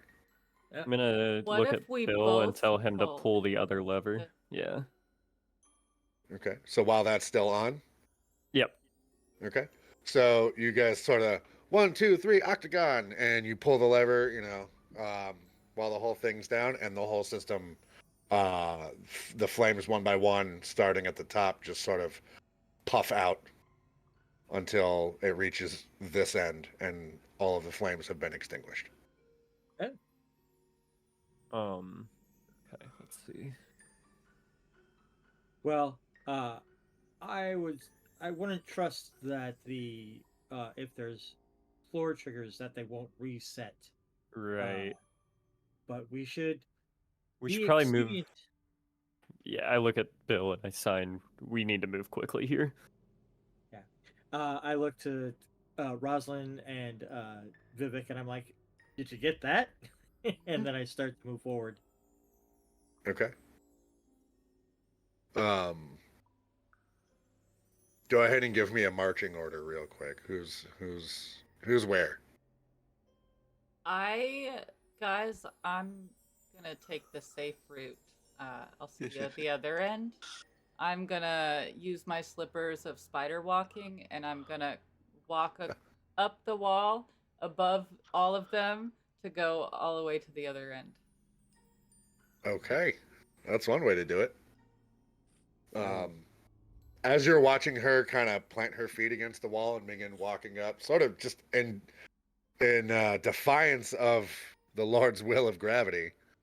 Bill, go ahead and make me a perception roll real quick. Reception. 16. Okay. As you're watching her, you hear coming from the wall next to you a very faint, like a tick tick tick tick tick tick tick tick tick tick tick. Insight that would be the timer resetting. I think as soon as you hear that, you look at that handle, and you can even see the handle that you pulled down is already slowly starting to work its way back up to its Alright. previous position. I'll wave Vivhik like, we gotta move. I'll just start So- sprinting. I will say you made it all the way back here already. What's your speed? My speed is I'm 40 feet. 35. 35. So I'll take a dash action here. You're gonna take a dash action, double dash. Yeah. Okay. I also will dash. I have my walking or my speed is 30, so I'll dash. Okay. I So- will as well. That makes sense. Okay. So you guys are gonna just tear ass down this hallway. Go ahead and the three of you give me a dexterity saving, or just a athletics roll, real quick. Athletics. Okay. Can I do acrobatics? You can. Is a 16 because- for me? My athletics is So I think trash. my character has advantage on athletics. Is that Ooh, how that nice. works? Okay. My character does get advantage on all saving throws. Okay. Well, this is just a skill check. So. Okay, gotcha. I got a 16. Okay. Yeah, it looks like the best I got is 14 anyway. 14. Okay. And Scar, what about you? It was a 16 for me. 16. Okay. So yeah, you guys haul ass down this hallway. Vivhik, you get sort of right on the other side of this gargoyle as the system clicks back into place and resets, and then has to sort of purge its lines real quick. And so all of these gargoyles once again spout this stream of fire. You're able to just barely miss it. And it sort of lights your cloak on fire, just a little, nothing crazy, nothing damaging to you.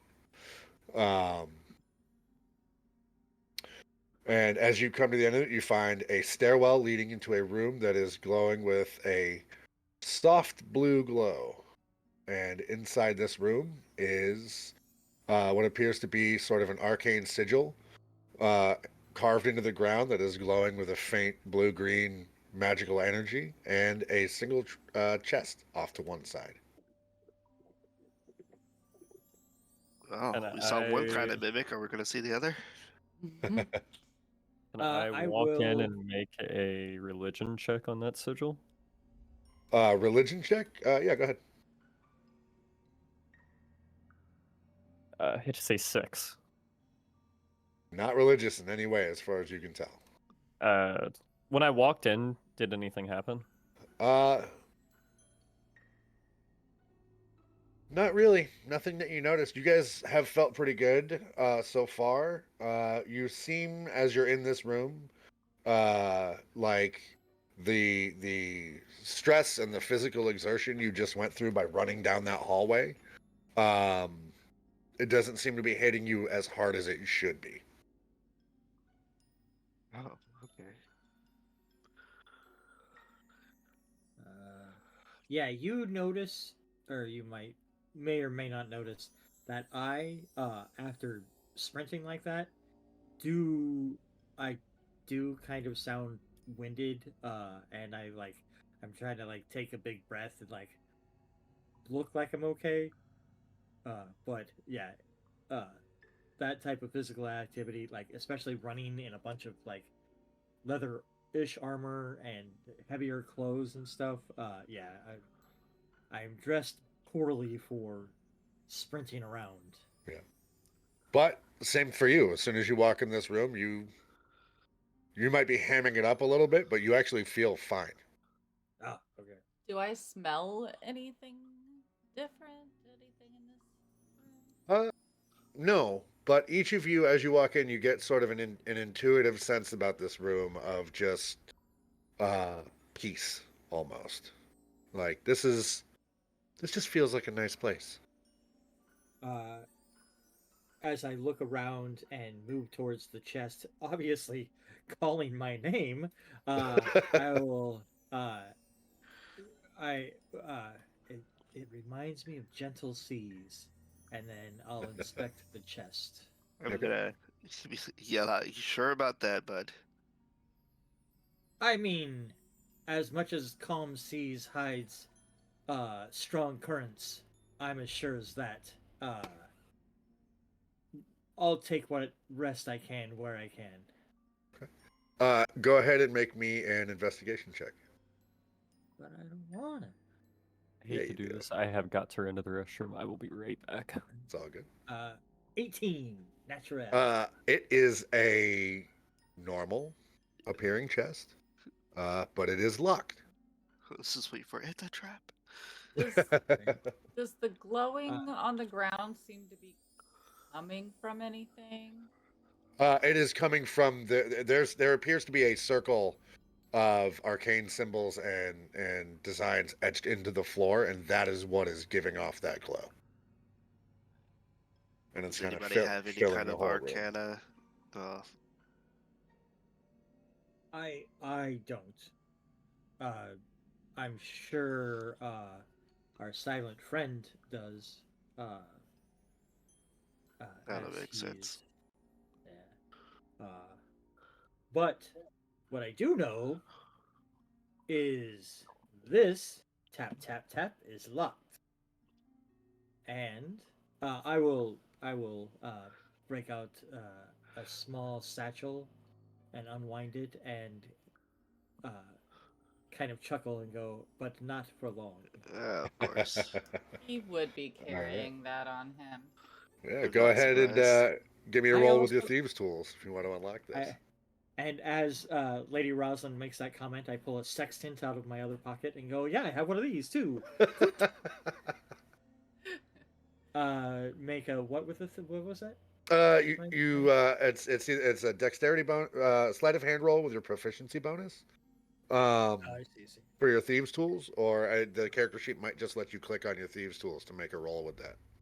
Oh, no, it does not. Okay, It does not. let's do this. Roll then. 20. Roll 20 spoiled me. Right. 19. 19. Yeah, it takes you a minute, and you kind of work your pins in there and fiddle with it for a second, but not long. Not long at all. True to your word, that lock pops open. And it is indeed just a normal chest. Inside this chest, when you open it, very simple wooden box, but there is a small coin purse and a small leather satchel that has 2 vials of liquid inside that is sort of like red and has some sort of silver swirling through it. It's almost cloudy like. Any adventurer that's been doing this for a while, which all of you are, would immediately recognize them as minor health potions. And then next to all of those is a long, slender wooden box with some arcane symbols carved into it and a hinge directly in the middle. A hinge directly in the Yep, middle. just on one side. It's like it's meant to be opened in the middle if you were to open it.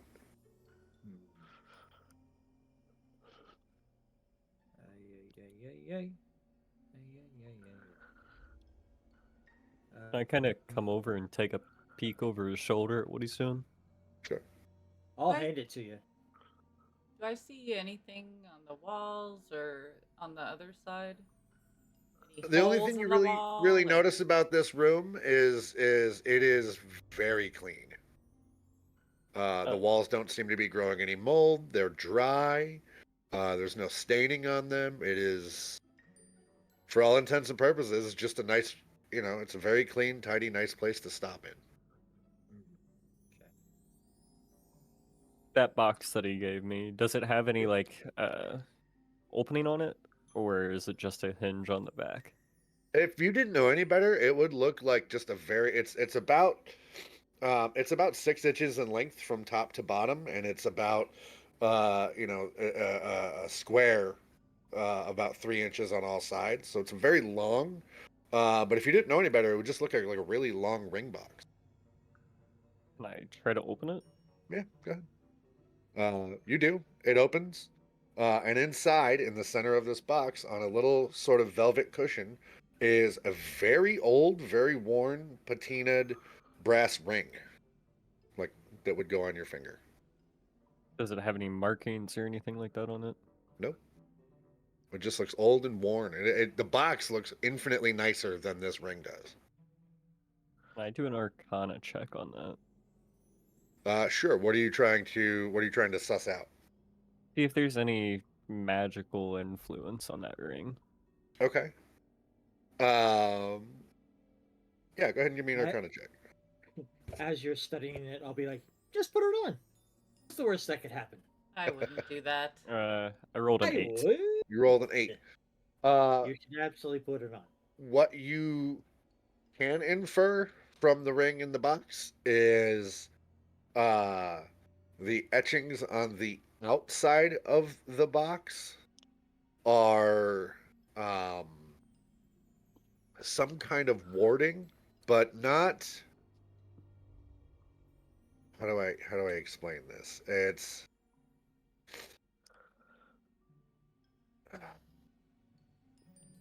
basically just to like the kind of warding that would like keep something contained, but it's not very strong. It's not. It's almost like a safety measure more than like a prison, if that makes any sense. It's like a safety seal on some aspirin. I Okay. see. Oh, okay. Um, But the ring itself, I mean, I'm that gonna go tells ahead you and that look there's at. something about this ring, but what it is, you can't tell. I'm gonna look at Bill and just be like, "You really think I should put it on?" Well, and I point to the ring on my finger and I go, it's not wise to mix magics. So, if you're brave enough, you might, or if not, you might want to give it to Vivek.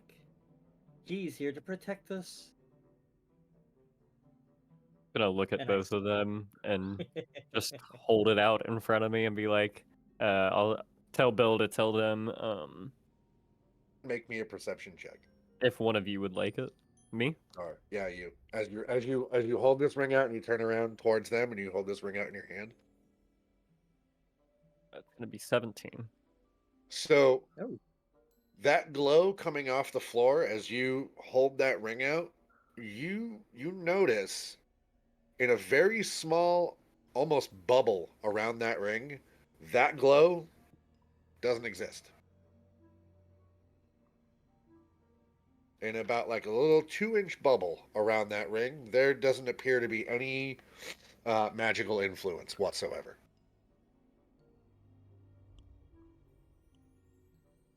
Interesting. No, I'm gonna. Does anybody else notice that? Just him? Just him as he's going to Cool. hand it to you. It's very subtle. He notices it because it's literally an arm's length away from him. Gonna like as I'm going to hand it to him, as soon as I see that, I'm gonna like kind of bring it back towards me. Yep. What you notice as you're moving it is that little bubble, that little sphere of influence sort of stays with the ring. Huh. I'm gonna put the ring on. Okay. Nothing happens to you, but you can in the light of this room coming from that symbol, you can see there's just like a little cloud around your finger where there is no magical energy whatsoever. Is this visible to anybody else?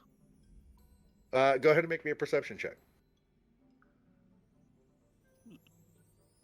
Does that area of my finger feel any different once I put that on? There.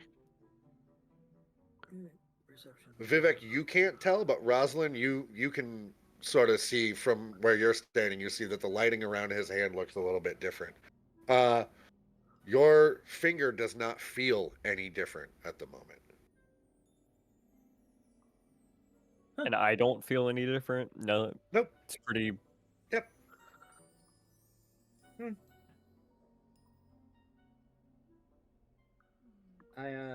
Yeah, that's a mystery. I'm gonna look at Bill at this point and just be like, well, standing around isn't gonna do much here. We need to probably keep Oh. moving. For sure. And then I hand the, or yeah, I will gesture to Vivek at the potions in the chest, and I'll grab the pouch and open the pouch. Inside that pouch is, let's find out here. 400 gold. So it's 20 just gold? more like That's more like a insane. bag. Right? 20. Why is there 20 gold just sitting in this bag here in this Right. weird room? That's so Do I weird. notice him lying? Go ahead and are you actually Uh, saying that? I am gonna actually say that, but you can literally see that the bag has way more than 20 coins. Yeah, it's a lot of gold. Yeah. But I knowingly smile and look up. Right? I'm just like laughing. You said how many potions were there? 2? 2.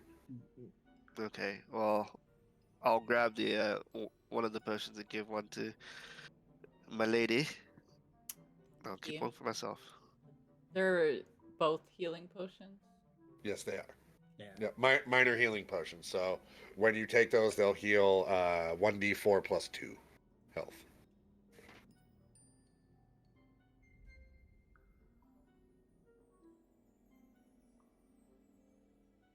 Is there enough for one for each of us? Did you say Healing? No, there's 2 healing potions. 2? Okay. 2. Yeah. Yeah, and I'm gonna just look down the hallway that we haven't really looked down yet. You At can this see that it is again it's a very clean hallway lined with some torches on either wall. But other than that, appears perfectly normal. Did Rosalyn, did her HP heal at all? I just had 1 hit point. Taken. Oh, that's right. Yes, I'm sorry. I totally forgot about that. When you walked into this room, that gash on you, it was such a insignificant wound, you didn't notice it. But now that you're thinking about it, you reach down and kind of prod it with your fingers and check, and it is already healed. It is like was never a wound there to begin with. So Let's see. take a health point. Yep, yeah, you're back at full health. Well, I'm it's gonna nice to know that this dungeon isn't totally cruel.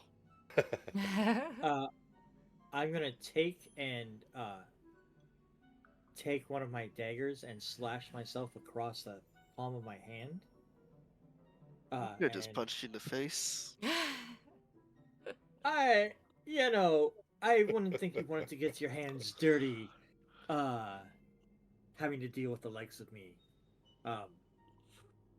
And so yeah, I'll slash my hand to see how effective the room is. So you take your dagger out and sort of draw it across your palm, nice and slow to see what it's doing, and it hurts.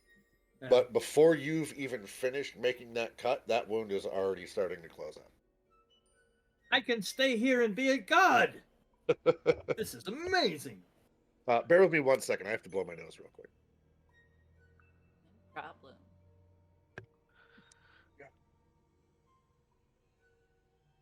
Well, that's a fun room. Yeah, I'm just like super on my guard. I don't trust nothing. Right? You go from mimics to fire fucking cascades, and then you're like, I don't want to touch anything. Yeah, but when you get a chest with a bunch of potions, Oh, yeah, that next room, it's normally a doozy. Yeah, right. Right? Like, you I open don't the like chest that and- laugh. I don't know what you're talking about.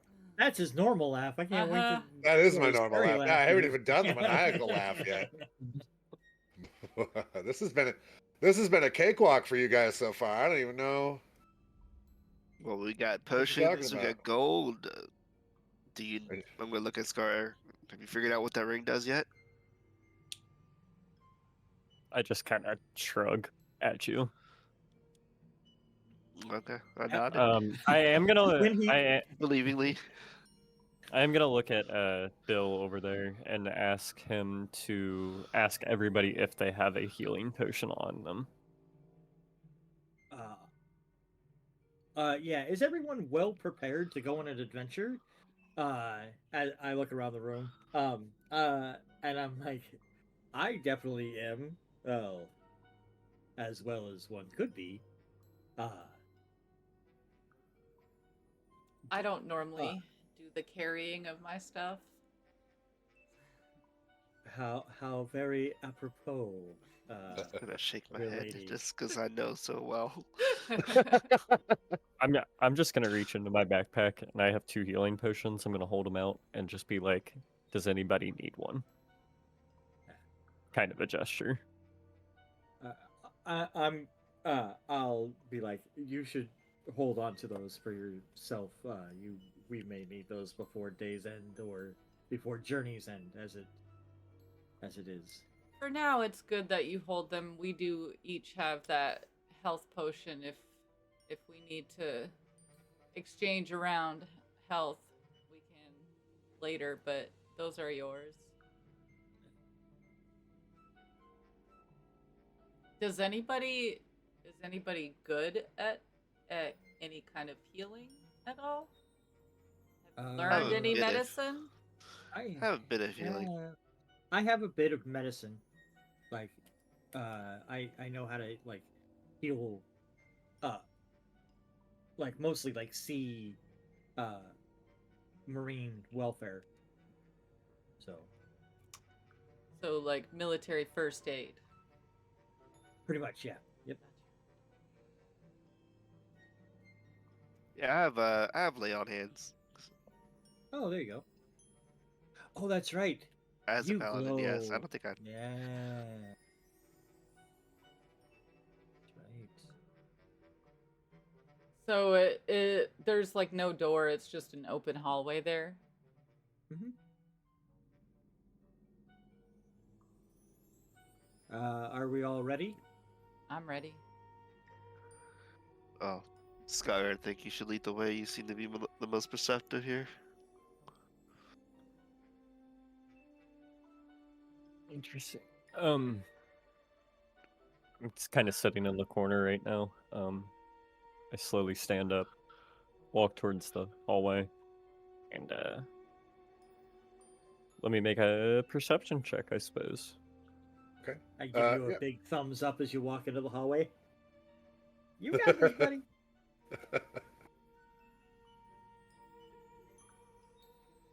I love how the guy who has chosen not to speak is leading you guys through this dungeon right now. Great. Let's see. That will be a 12 on that. 12. Near as you can tell, there's nothing abnormal about this hallway whatsoever. It's as Now- clean as the room you were just in, which Are seems you weird given saying- everywhere else you've been. You said investigation. Perception. I got a 19. You got a 19. Same thing. The torches on the wall appear to just be normal torches. There's nothing abnormal about this hallway whatsoever. Yeah. As far as you guys can tell, it seems like an easy path. You do hear in the distance, at the end of the hallway, sort of a faint slapping and rustling, and occasionally like a deep sort of. You guys hear that? echoing down the Uh, hallway towards you. And I will Sorry, say, with your I haven't perception had rolls, all of you hear that.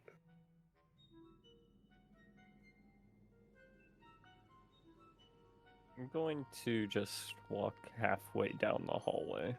Very, very slowly. Okay. As you sort of reach the midway point, nothing happens to you on the way.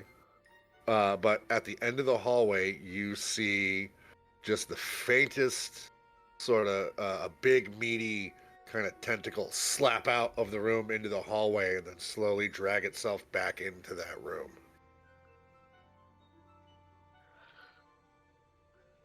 I Uh, think I look back at Bill and I sign to him. This is probably not good. I mean, we're in a cave chasing treasure, or we're in a labyrinth chasing treasure, with many means trying to stop us. Yeah, none of this is gonna be good. Do I see that tentacle? You do. Okay. I'm gonna roll a nature check to see if I recognize said tentacle. Go ahead. What was that? 19. I 19. get If- Go Yeah, ahead. if you didn't know better, you would say it's incredibly large, but it is definitely like an octopus or a cephalopod, is what that appendage would belong to.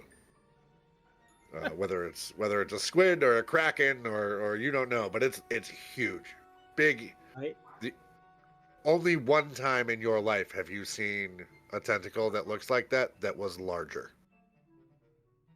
I'll laugh and I'm like, any measure to make us feel at home. I see. And I'm then gonna yeah, inch forward to about this torch if I Okay. can. As you get close, go ahead and make me a wisdom saving throw.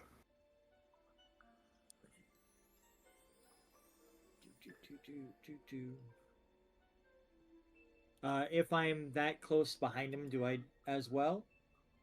13. 13. Okay. Uh, yeah, Bill. As you get that close, yeah, go ahead and also make me a wisdom saving throw.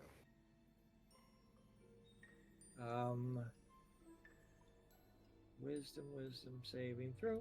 Dinky dink doo. That's a 13. I'm gonna use a luck point. Okay.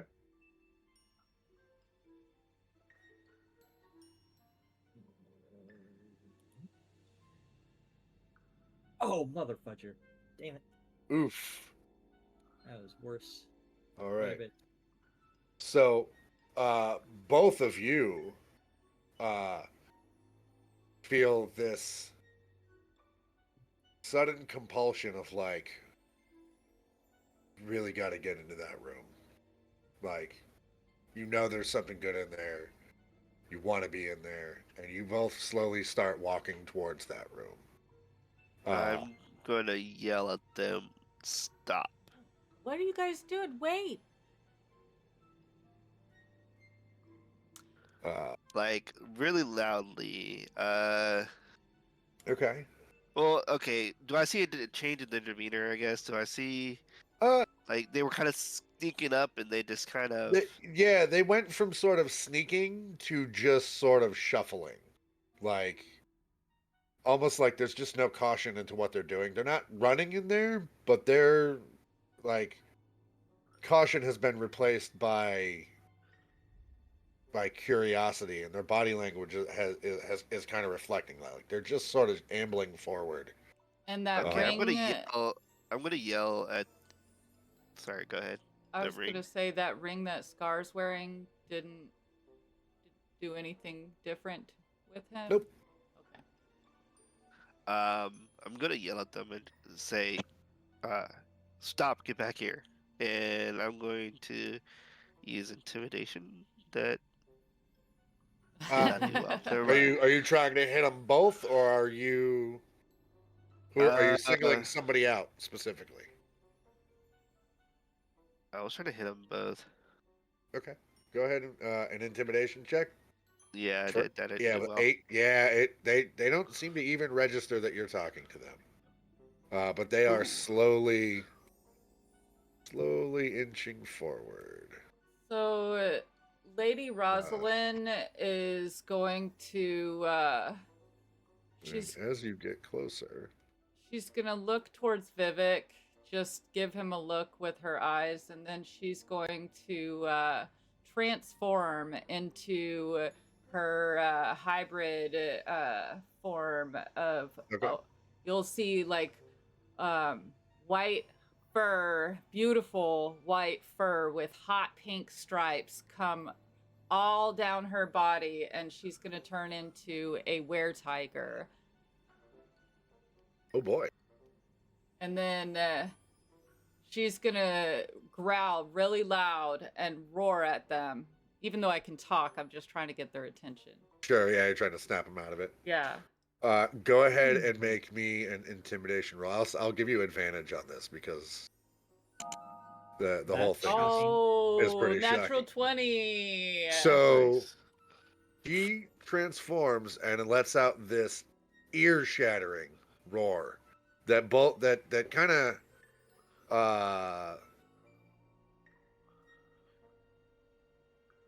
yeah, that was a 24. I'm not even gonna fuck with that.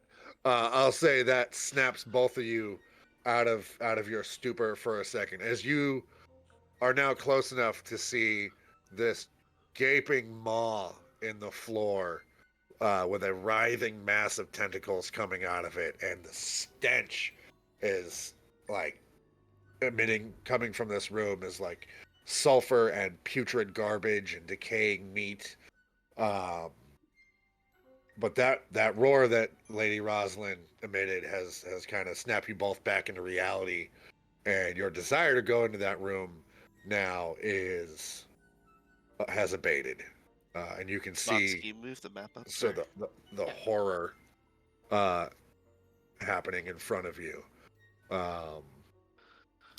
as this nearest tentacle is starting to snake its way down towards you, Scar. I'm gonna As we yell. You gotta keep your bullets about to get back. right, as I see the tentacle, I'll attempt to grab a hold of Scar and Okay. jump back. I am not Okay. a strong man, but I am working on courage right now. Sure. Go ahead and make me a strength. You can do this. I believe in you. It's a -1. I know you got it. You got this thing. I got a 3. So you run up and like wrap your arms around him and try and move him, and it's like trying to move a tree trunk. Like there's just no give. Like you're tugging on him, you've got a better chance of ripping his robes than you do moving his body. How big is the tentacle coming at me? It's big. It's probably at its smallest point, it's maybe about 2.5, 3 feet in diameter, and it just gets larger from there as it stretches back into the room. How fast is it moving? Right now, it just seems to be snaking its way along the floor. It's like probing. It's not really, doesn't seem to have like an intention to it. It's just sort of. I'm gonna take the ring off my finger and throw it at it. Throw it at the tentacle. Okay, Yeah. go ahead and make me a dexterity throw. Gotcha. Natural 1. Well, there goes that. So you go to throw the ring Gonna at piss the him off. tentacle. Slips her And- hand, goes back the other way. It goes into the pit. Bullseye! It does hit the tentacle, and it seems to sort of like pass through one of the coils. Like you miss it entirely as this thing is like writhing around, and it sort of bounces off the floor and it tumbles into that room. Is it like in a corner, or is it like? As far as you can see, I mean, there's stuff writhing around in the air, and there seems to be like this big fleshy Okay. maw on the floor. So As far as you can Anything see, no for all you know, attention to it went down that thing's gullet. Okay. All right. Yeah, I'm gonna move back this way. Okay. Do I have time to move back, or am I kind of about to get No, it's like I walloped? said, it's just kind of groping around at the moment. It's not aggressively doing anything. All right, I'm And gonna since take you like didn't hit it, it doesn't know you're there. So it Gotcha. doesn't notice us at all. It can't like smell us or hear us. I'm gonna take doesn't seem like it. a step back to that torch, and then Okay. Oh, I need to work off that I torch to that I'm one. gonna take out my tinderbox Okay. and light up a little piece of wood on fire and try to toss that at it. I have another torch. I have two torches now. Are Well, these this is like a little torches on piece the of wall? Are they kindling, fastened like- to the wall? Can No, Oh, we yeah, take fair the point. torch they're out? sitting in a sconce. Yeah, fair they're point. just sitting in a Just sconce. take You this could remove them. torch out. And Yeah, throw I'll it take in. one of the Okay. I'll Okay. pull one of the torches off the wall and toss I it. thought there were lamps. Okay, so you're gonna throw it in there. Yeah. All right, I'm not gonna make you. It's pretty. You're not trying to do anything very specific with it. You're just throwing it into that room. Yeah. See how- So you take that torch and you kind of underhand it up the hallway into the room, and you hear like a little bloop, like a bloop, and then some sizzling as the flame is extinguished. But the tentacles and what you can see of that mouth descending into the floor doesn't seem to react at all. Do I notice that it sounds like? Is it a sound like that bloop? Is it like a stone falling into water kind of a Very, bloop? very or- much so. Yes, very much so. I'm gonna look at Bill and just sign to him that made no sense. Welcome to yes. Okay, yeah, because we all saw that, right? Like, Yeah. Yep. it's Oh just yeah. kind Oh, of- absolutely. Okay, so I'm gonna turn to Vivhik and Lady Rosalyn and be like, I don't think that's there. What do you Like mean? we all saw that, right? Like we watched a torch pass through a solid object and then plunk like a stone into water. I And then do all. sizzle? Solid I'm object. going to pull out my mirror and kind of hold it up, and look behind me with it. You know what I mean? Like turn your back on the room and then kind of see in the mirror. Right. Right. Okay. Okay. I'm gonna give you an inspiration point for that. Actually, Yeah, that's love it. pretty great. That's brilliant. When you do that and you hold that looking glass up and kind of look over your shoulder, what you see is an empty room. But on the floor there is a pool of liquid, and around that pool of liquid are some other arcane symbols etched into the floor. And just on the outside of those arcane symbols, you can see your ring sitting on the ground. I'm gonna signal everybody to come here and look into that mirror as well. Oh. Wait, hold on. I'm gonna hold her back. Remember what happened when we got close, or when you guys got close? Do we want to risk the same Oh. thing to us? Right. No, that makes sense. So you should probably go over there and show them, because I can now I'll Fair. walk Yeah, over yeah. to where Star's at and then look and be like, no, yeah, because we don't understand that part of the magic yet. Right. And Bill, once you take your eyes off the mirror and look back into that room, you don't see anything other than that pool in there. Oh. There's no tentacles writhing around now. There's no big toothy maw. You don't even hear that sound coming from there or that smell coming from that room anymore. And when I kind of look around, you notice shock register that there's a tiger in the room all of a sudden. Yeah. Yeah, that's and I'm kind of putting it together in my head. But yeah, no, Vivhik, you should or Scar, You should Yeah, probably. I'm gonna let walk them- back and show them what I saw in the mirror. Yeah, Oh. same thing. As soon as he shows you what's in that mirror, it just appears to be a mostly empty room, save for that pool of liquid. Oh, What that's kind a of handy mirror is tool you got this? there. It's just a mirror. Just It's a regular old mirror. Interesting. I'm gonna look into. Well, I guess it doesn't matter because I can't. Never mind. What's that? I was gonna look into my the blade of my halberd to see if I saw the same thing. Like he has a mirror. I have a mirrored surface. Does it Oh work yeah, Oh, the yeah, same? yeah. absolutely. But You I can guess absolutely do that. once I see through it, I see through it, so it wouldn't matter. Right, right. Yeah, no, that's a valid point. Right. Don't bring it back. One mirror makes it disappear. The other mirror makes it come back. Do we think DM that furiously the scribbles notes for the spell is future. broken? Is it safe now to move forward? I would think so, but I'm going to look at the torch and see what is the torch sitting on the floor, or is it not sitting on the floor in the pool of liquid? So the last few bits of wood from the torch that you threw in there are slowly sizzling and dissolving into nothing in this pool of liquid. But the ring is in there. The ring is on the floor just outside the circles that are etched onto the floor. Oh, okay. So where is So this I'm gonna pool in- run back up and just The grab my the ring pool again. is I'll draw. So the pool sort of takes up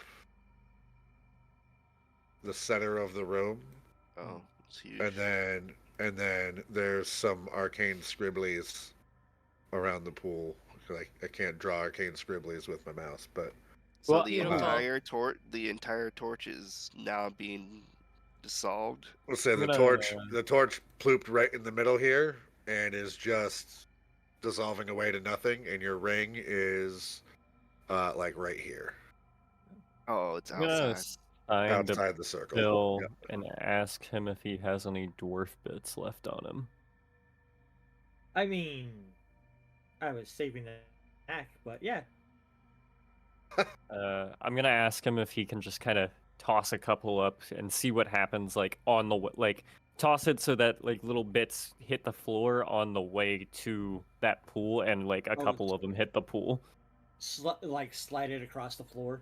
Yeah, pretty much. Yeah. Yeah. Okay. Yeah, I'll do that. Okay. That poor So dwarf. you're gonna take a handful of Right? hey. He has saved our life. His life for ours. You take a handful of your dwarf meat and just kind of slop it across the floor, and the few little bits that land outside that pool of liquid, just kind of make a mess on the floor on their way to it, and then the bits of meat that do go into that pool immediately start to smoke and dissolve and turn into nothing. Pretty quickly. Yeah, pretty quickly. So it I'm gonna walk up and grab my Flesh. ring. You're gonna grab your ring. Yeah. Okay. Don't touch the liquid. No, no. I'm not. It's I'm not- easy enough to navigate. Yeah, you can Right. walk in there and grab it. It's fine. And then I'll slowly make my way around this outside edge once I grab that and put it back on. Well, okay. Yep. Yeah, that's So when Roz goes past, it's fine. it's fine.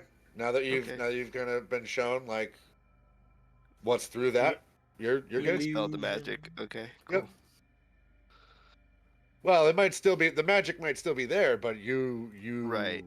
you We've seen don't through need to the worry. illusion, kind of a thing. So as you make your way through the room and come down the end of the hallway, stretching out in front of you is another very long corridor, and this time you see sprouting from the walls, not just more tentacles similar to what you just saw, but also the entire wall is Oh. lined with these fleshy eyes, and very real blood is on the floor, in between all of them. I'm going to look in the reflection of my weapon to see, like, do I see Yeah, it? yeah. You look in the reflection of your halberd, and all of that is still there. I'm like, Are okay. the different colored eyes? Are they actually different colored, or They is are, that yeah. just art? Okay. Yep, nope, they are, Throw some more Um, chunks down the and hall. they're all kind of blinking and independently of each other. Oh gosh, Yeah, that's creepy. I'll can take I a like? small. Oh, go Oh, ahead. yeah, go. Can I like get close enough, but like not past the doorway? Do I see a major difference between the green eye and the yellow eye, or is it just a color difference? It's just at the moment just appears to be a color difference. Are they all about the same height along the wall, or are they at different Uh, locations? so this is a depiction of what's on the wall. Picture if you were to look at like the wall in front of you, it's a wall of eyes. It's not like one Okay. singular large eye. They're all different sizes. And they're all over You the can place. see like even like small little bits of like what looks like a human mouth or a canine mouth or other bits of orifices that are kind of just opening and closing all over this sort of fleshy covering that's on the wall. But the predominant feature uh, is just the mass of eyeballs and then the occasional tentacle that is sort of poking out from the wall and sort of writhing around the hallway. Vivek, you use a halberd, correct? Yeah. I'm going to look at Bill and kind of ask him to see if Vivek would be willing to swing, like, from the outside of the room, kind of swing that halberd inside and hit one of those eyes and see what happens. No, If he's willing. but I have a javelin, so Oh, I'll I deal thought with that it that. got broken. Gotcha. Usually, you have like a pack of javelins. Gotcha. And No, it's have good. like Yeah, they usually come in like packs of like two or Got three I or had, something like that. got a I 10 had pack on 6 on me. Amazon. Oh, Yep. jeez. Yeah, Fantasy Costco, you guys. They Yeah. have really good deals on javelins at Right? Fantasy Costco. big box store where you can get more. Um. Okay. I'll use javelin and I'll ask preference on the color. Okay. Go ahead and make me an attack roll. I was asking them which one to hit. Oh, I see. Is there a pattern? Is There appears to be a loose pattern. Okay.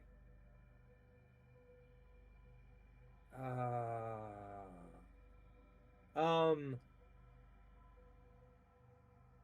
I'll say this.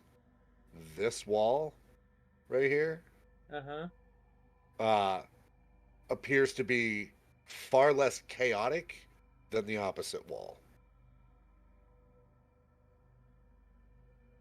Uh, Don't know. diff. I would just pick one, and then we'll see how it reacts. Either or, green or yellow. Dealer's choice, as it were. I'm going to sign at him, though, to pick one on the more chaotic wall. We don't want to anger the... It's the one that's not angry yet. You know what I mean? By chaotic you mean movement wise?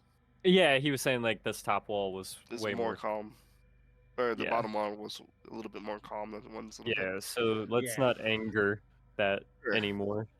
Okay. I will kind of put my back to this wall and grab the end of my javelin with my left arm and just kind of swing across my body in like a 180 and Okay. slap the nearest eye. So you're this one? Yeah. Okay. Mhm. Yeah, go ahead and make me an attack roll. Okay.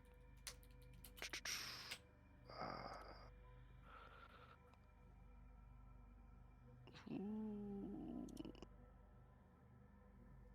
Give me a. I don't. Would I have to equip it first, or You might have to if it's not equipped. yeah? Character Oh, sheet might yeah. not be. Okay, there it is. Oh, that is damage. All right. I mean, it's pretty easy to hit. There you There go. you go. Yeah, perfect. You can keep that same damage roll. So as you sort of slap that javelin against that eye, like that, the spirit point on it pierces it, and like some white pussy liquid sort of spurts out, and you hear all those mouths on the wall scream at the same time. Every eye on that wall closes. As all these mouths are screaming, and the tentacles start on this side of the wall, start writhing a little bit more aggressively. They stay Every For right Do now, they're the closed. do the ones on the bottom, do they seem relatively like calm to the point of being able to sneak around them? Or Uh, on this wall, yes. could you slip by the tentacles? You mean? Right, yep. Yeah, you could. In did, theory, like, did you could the try. bottom wall react at all? No, no. All the eyes on the bottom wall are still open. And nothing happened when we threw the dwarf bits down, yeah? Down the hallway. Correct. Uh, no, not really. They kind of made a mess on the ground, and you did see like this tentacle like snapped up a piece of it and sort of brought it to the wall and mashed it up against a series of the mouths that are up there, kind of feeding the wall. Gross. Um, hmm. What are happens the if you eyes cut a staying tentacle shut? off?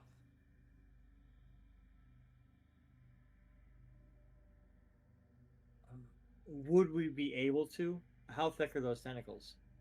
I mean, they're fairly thick, but if you might have to hack at it for a second on a couple of the larger ones. There's some smaller ones that you could for sure you could be able to cut off.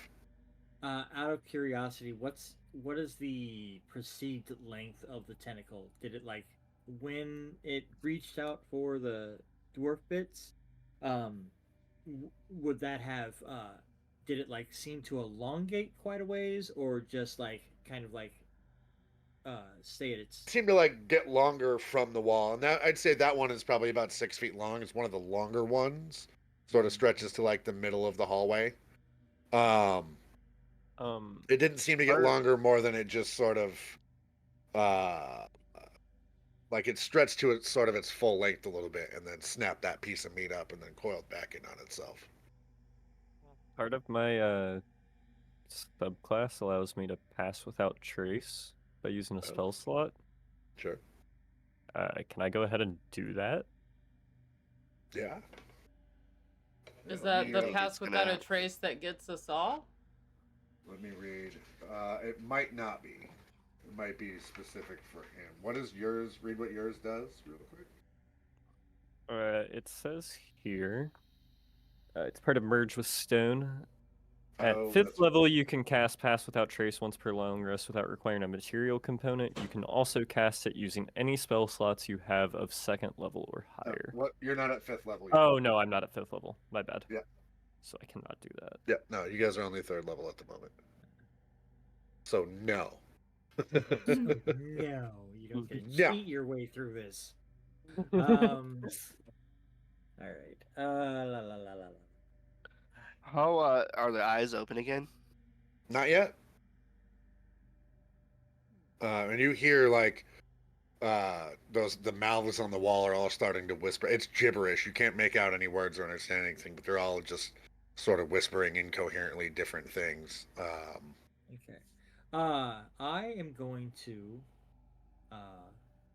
tentatively take a step into the hallway. Okay. This side, and see what the reaction is of the wall. Yeah.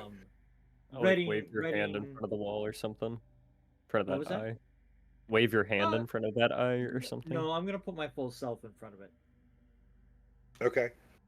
As you do, that eye, which is kind of rolling around in its socket and sort of looking everywhere, As soon as you move in front of it, it snaps to you and makes eye contact with you. I need you to make me a wisdom saving throw.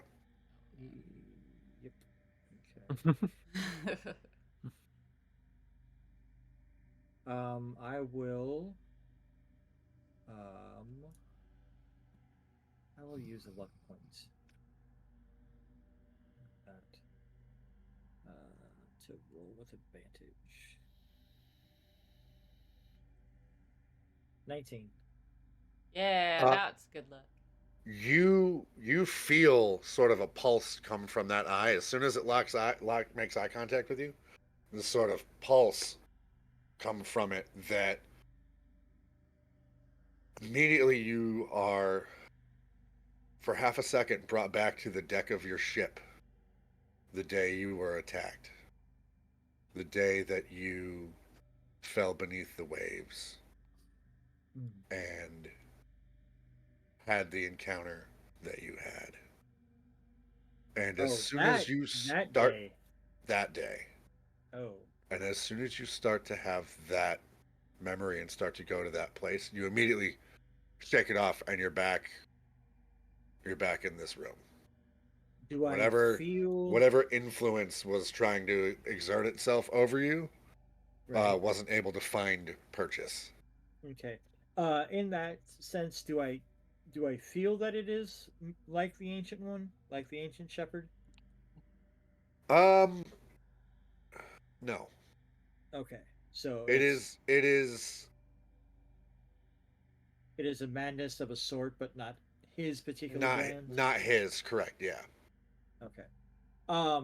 I will then avert my eyes and take another step forward. Okay. And are you walking in front of the next eye or Yes. further down? Yeah. With your eyes closed, nothing Not happens. okay. Uh, I not closed, but directly Okay. at the floor. Like Directly at the I floor. will, I will, I will cup my eyes because I have to look out for the tentacles. Oh, right. Okay, yeah, makes sense. Yeah, but I mean, same thing. You're not making eye contact with the wall. Right. Um, Yeah. and so as you walk forward, um, nothing happens. Okay. Nothing seems to react to you. I'll go ahead and start following him. I will. Yeah. As we do so, I will also, yeah, attempt to, uh, not get close to the tentacles on the northern side of the walls, and Okay. then yeah, just try to, and again, just being prepared to jump back if these tentacles move towards us in any way. Okay. And the ones on this sort of south wall are they're writhing around and sort of reaching and grasping, but like if you've ever seen like an octopus at rest at the zoo, where they Right, kind just of will kind of stretch their tentacles out and then kind of curl them around and then maybe bring them back in, like it's doing that. It's not, right. you know, uh, Not grabbing at us or anything. yeah, it's not flailing around. The ones on the northern on the top side of the hallway on this side, absolutely are thrashing around and looking for uh danger or prey or anything. Okay. All right. So, yeah, I will just yell, or yeah, we're this close. I'll just be like, just don't make eye contact with the eyes. Stay close to this wall, and we should be all right. Uh, the eyes will cause madness of a sort. Okay. Lady Rosalyn is in her tiger form, so she's crouching real low to the ground and just looking at the ground as she's walking by, not making any eye contact. I'm going to equate this to like you guys being you're not being stealthy, but it's the best roll I can think to have you all make. Yeah. Right. Yeah. If that makes sense. Yeah. To make a trying- stealth roll. Yeah, so everybody go ahead and make me a stealth roll as you try and navigate your way down this hallway. I got a 12. It's not good. 11, Got 12, 11. 12. I'll say this, Uh, y'all are consistent. Plus Right. 5 does nothing when you roll a 6. At a 15. Right. I have disadvantage on stealth. Ooh. Oh, That's We're gonna because of. die. Oh no. Oh. So you guys are able to make it here, past the first Where? tentacle, without issue. Oh, Right here. okay. Boop. Uh, except for Vivhik, who, as he is walking down the hallway and tries to navigate his way past the tentacle, steps on it, and it immediately is going to try and grapple you. So we're gonna have to make contested strength rolls, I believe is how it works. Oh, okay. As this thing wraps up around you and is gonna try and grapple you. So Are we gonna roll initiative on this? Is everybody involved, or is it just him right at this for moment? Him for right right now, it's almost kind of a surprise round. I mean, it's not a surprise round, so you're not going to get any penalties for that. The way I'm handling this, but yeah, this event's going to happen, and then we'll have to worry about initiative or something like that. Okay. So I have the powerful build ability that gives me advantage on any ability check to make to. Oh, it's the end of grapple condition. Never mind. Okay. So what do you need me to roll? Just strength? Straight strength. Yep. And you're rolling with bonus. You're rolling against a 13, so you need to roll higher than a 13. Wow. My +4. uh-oh. Yeah. Okay. So this tentacle is just going to snake up around your body and first immediately restrain you. And then as it's tries to sort of starts to constrict and begin to bring you closer to the wall. Everybody go ahead and roll initiative. Shit balls. Now you've done it. 17. Right.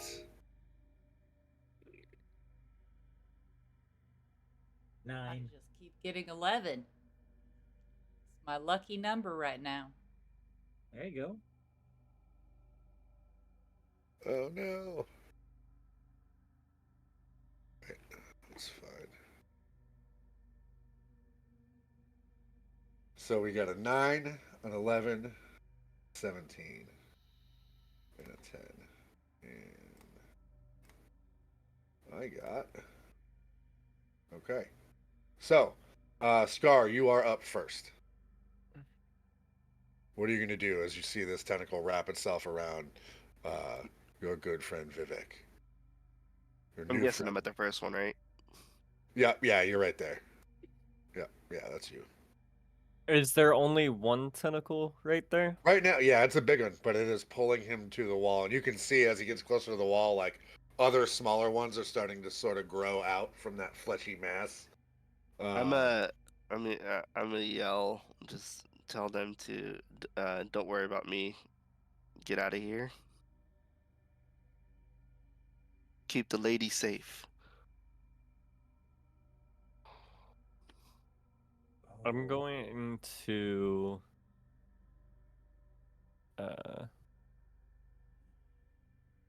I'll go ahead and run over to him and I guess I'll try to unarmed strike the closest eye to that tentacle. Go ahead and make me an attack roll. It's going to be 21 to hit. Oh yeah, easy. Go ahead and roll damage. It's going to be 9 damage. So you walk up and just haul off one of the largest eyes close to the tentacle and bury your fist in it. And it sort of pops, and there's just pus and blood and yuck sort of coating your forearm. Um, was this the hand Does that that has? count as a kill? Uh, Oh, interesting. hmm, no, it doesn't. Okay. But I do have an important question. Was that the hand that was wearing the ring or not? It would have been. It would have been. Okay. Yes. So as you plunge your hand into that eye, You remember, like when Vivhik pierced the first eye and all the eyes closed and the blood and pus and yuck leaked out from that one. Yeah. That's all that happened. The eyes closed and they're still closed and the wall's still sort of quivering in pain behind you. This section of the wall from like here to here, when you do that, immediately turns gray, including this tentacle turns gray and just starts to wither and flake away and fall off the wall. Well, don't want to get a fight with you. And Vivhik, you are still stuck in this tentacle as it's like at the moment almost like a rigor mortis sort of tension. It's just stuck in that position, but it is slowly starting to flake away and dissolve. The tentacle is dissolving. Yeah, very slowly.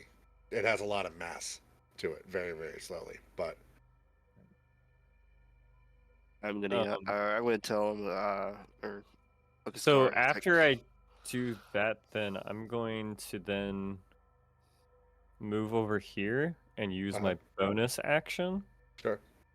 of a flurry of blows Okay. And on you're the gonna- next live eye. That eye would be then. Yeah.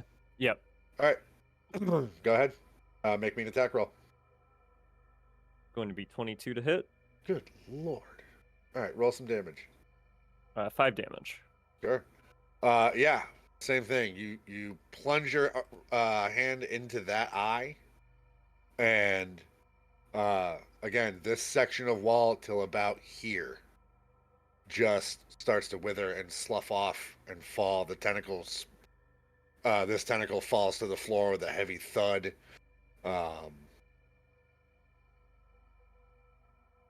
And that part of the wall is not a problem anymore. I'll go back and help Vivhik untangle himself from the dead mass. Okay. As that part of the wall starts to fall off,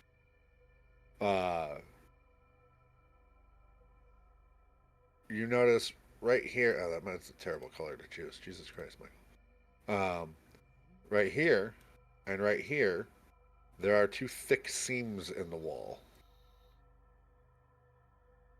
Like a door?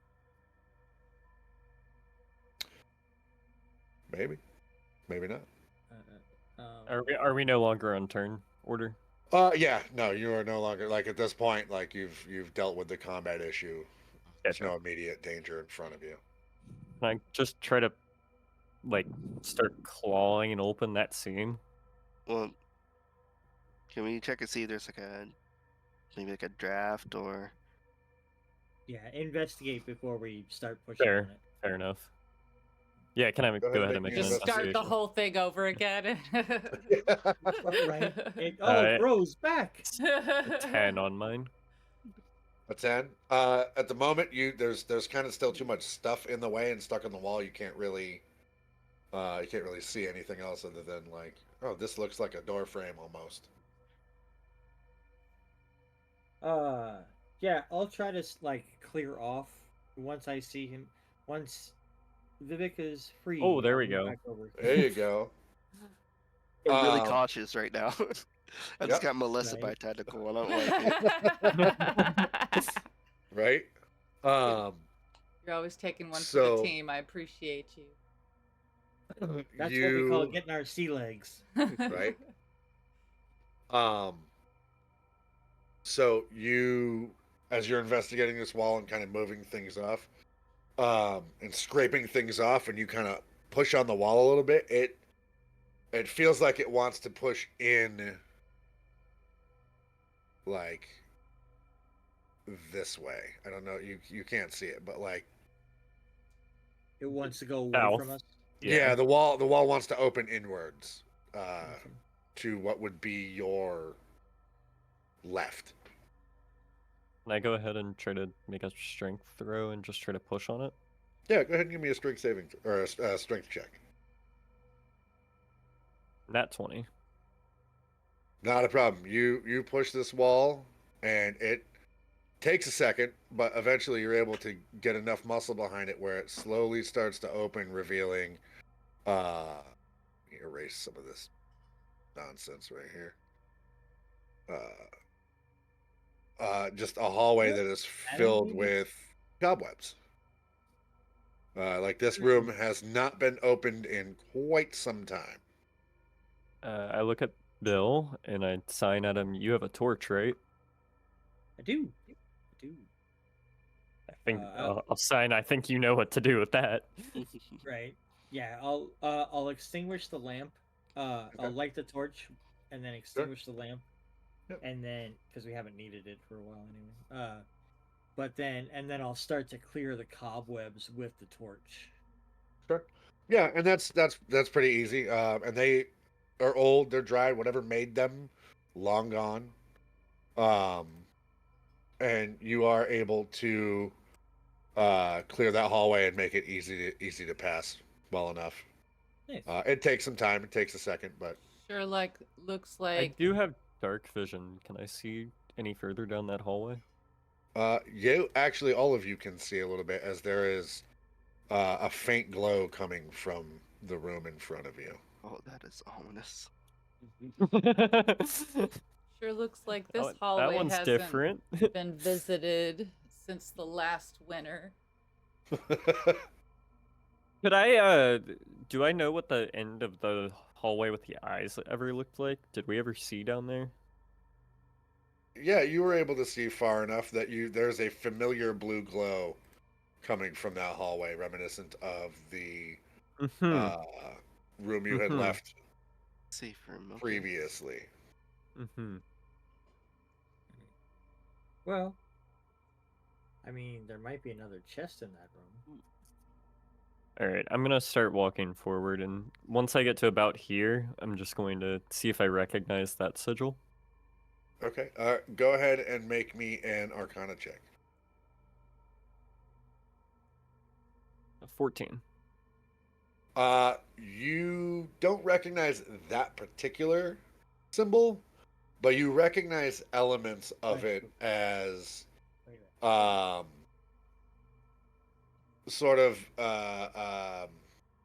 for transportation. Like there's certain other symbols and sigils that make up the whole design that are what your cursory knowledge of magic is basically like a direction, a destination, like sort of longitude and latitude kind of thing of wherever this is going to send you. I'm gonna look at Bill and sign to him. I think that's a teleportation rune. I don't believe we should touch it. If we're gonna go through this room, we should stick to the outside. Oh, yes. Yeah. I relay that information. And I'll investigate this room, just to see, if there's anything else in here. Doesn't look like design, investigation. I don't know what that is. An 8, so it doesn't reveal much. Near as you can tell, the only thing in this room is that circle etched into the floor. I'll do the same as Yeah, well. I'll motion to Got a 9, so I'm guessing Rosalyn same. back. Yep, same. The room is empty save for that circle. Okay. Even with Yep. advantage. Even Don't with advantage, touch- yeah. Don't touch the big giant glowing thing in the middle of the room. And it is easy enough to avoid. Yeah. Okay, what's down this hallway then? Can I see down that yet? So, as you look down this hallway, it is another empty hallway, but it ends in a large, rusty wrought iron double door.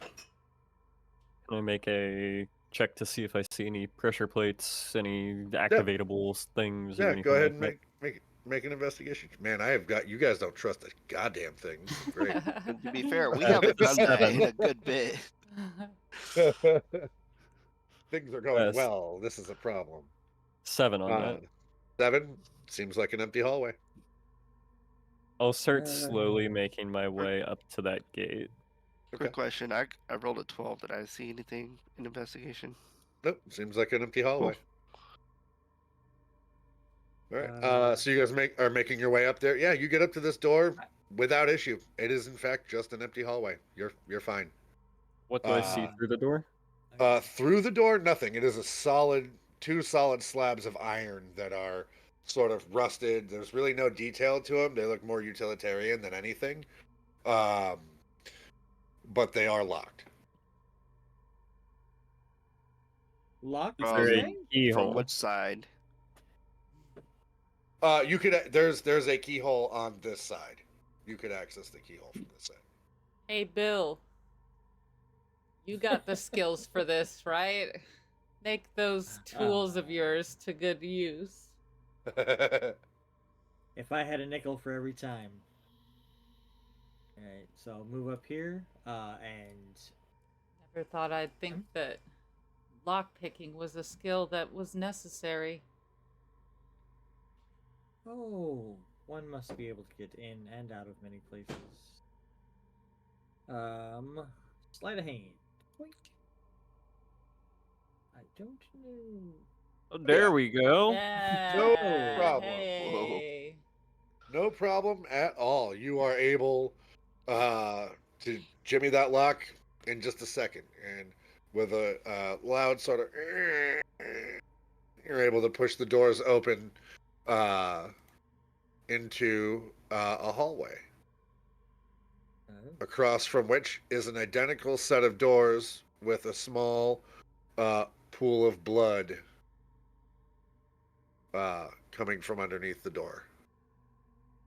Alright. Stepping into the hallway, I'll go up this way Sure. a little bit Yep.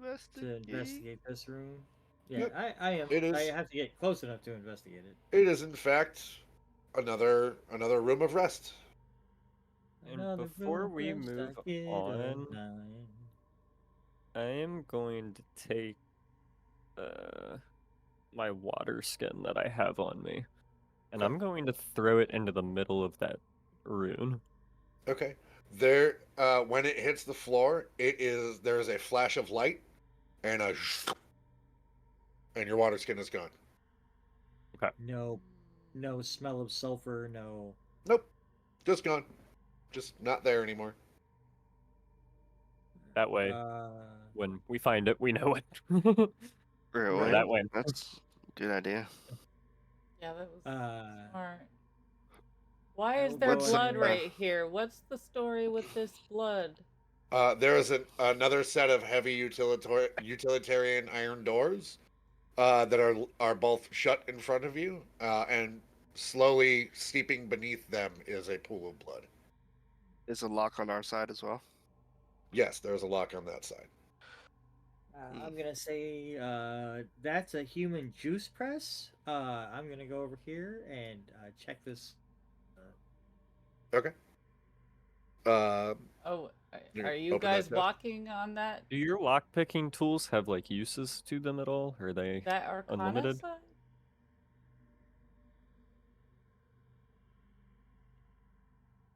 Are Oh, I think his internet went out. are you guys gonna What? walk on that blue symbol? That one's the healing one. Yeah, we're good with that one. the healing room. Oh, you threw it at Yeah, the as soon as you other walk into this room, one. you guys Got feel you. much better walking into this room. Again, it's a nice room of rest.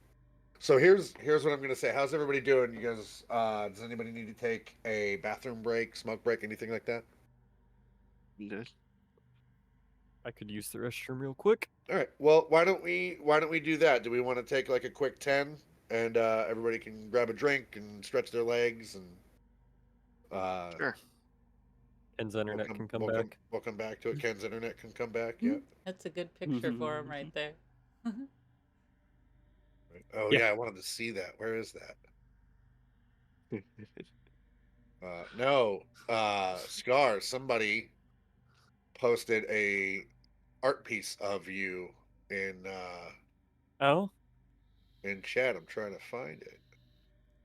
But it's really cool. So Oh Uh-oh. no. Host Oh turned no. their camera off. uh, He's Oh, Wait, it put it back in the right yay! spot. Let's go. Woo! Hallelujah. all right, so we're gonna take a quick 10, so everybody can kind of Oh. stretch their legs, and Okay. Oh, that's super now cool. that you guys are all healing and all that fun stuff. Yeah, I know. I gotta find it. I forgot. I can't. I found it. It's in find it's in fan art. That It's makes in the sense. Discord, yeah. But yeah, let's take a quick 10. Stretch your legs, grab a drink, use the restroom, whatever you got to do, and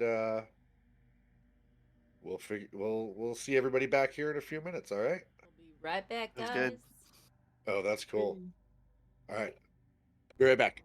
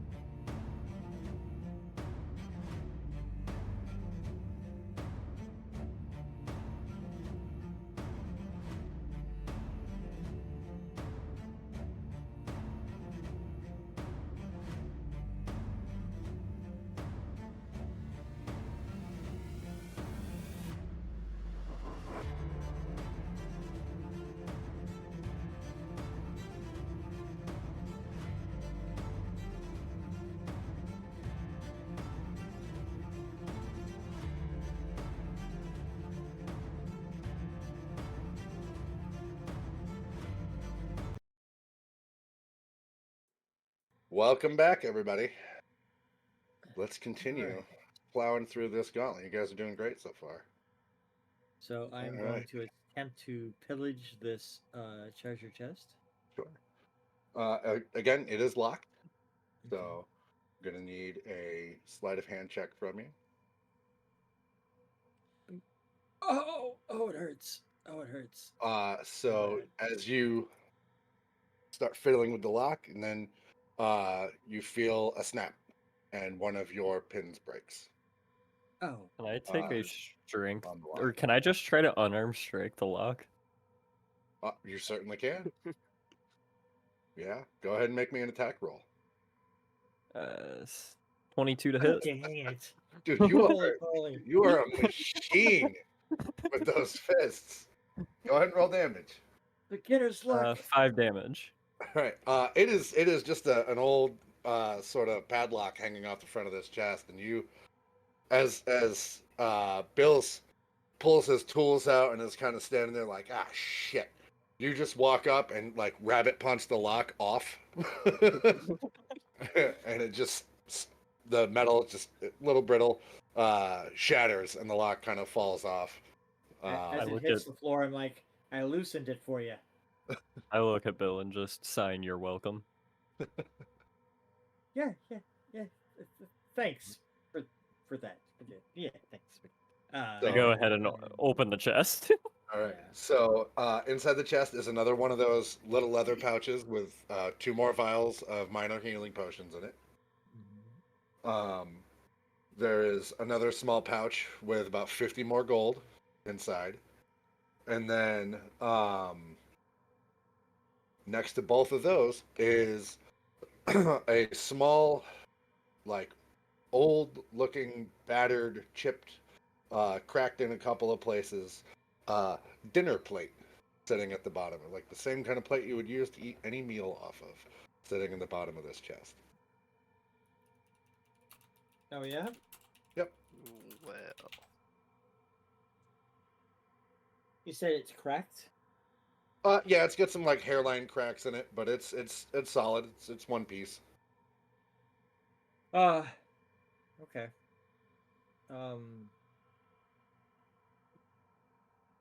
Since Rosalyn is still in tiger form, and the pattern on the plate doesn't match Vivhik's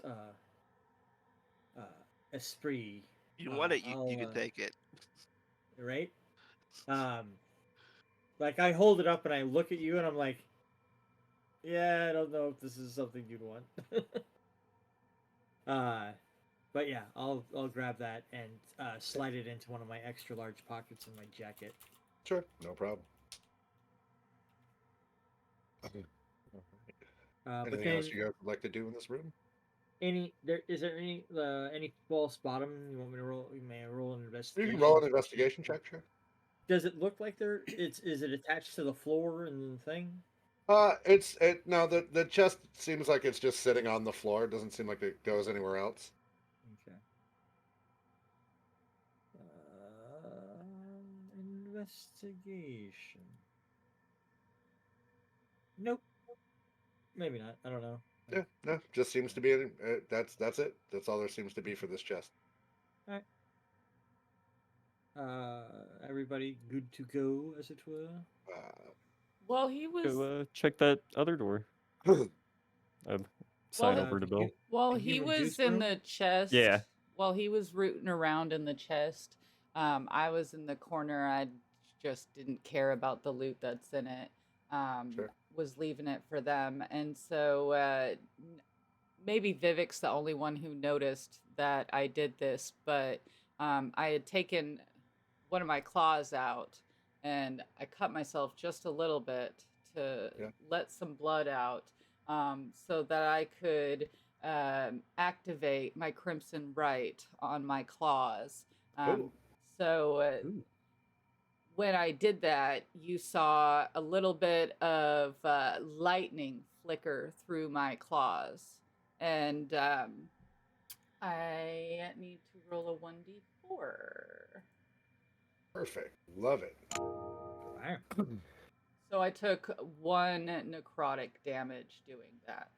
Yep. And that's you don't even have to track that because you're still sitting in the influence of this room. Even better. Perfect room to do it. Yeah, I as thought soon that's what you. as soon as you cut yourself, like you're able to draw a little bit of blood for your purposes, but that wound heals almost immediately. Nice. All right, I'm ready.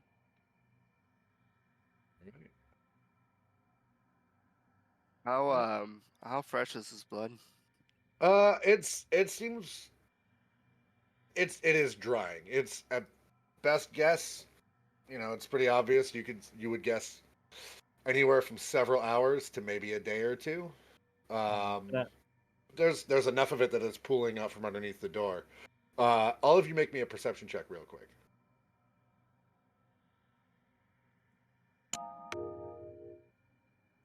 13. Okay. Or 10, sorry. 13. All right. 17 for me.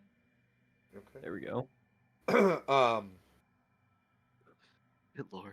I had Yeah, the it's rolls today. not a high DC.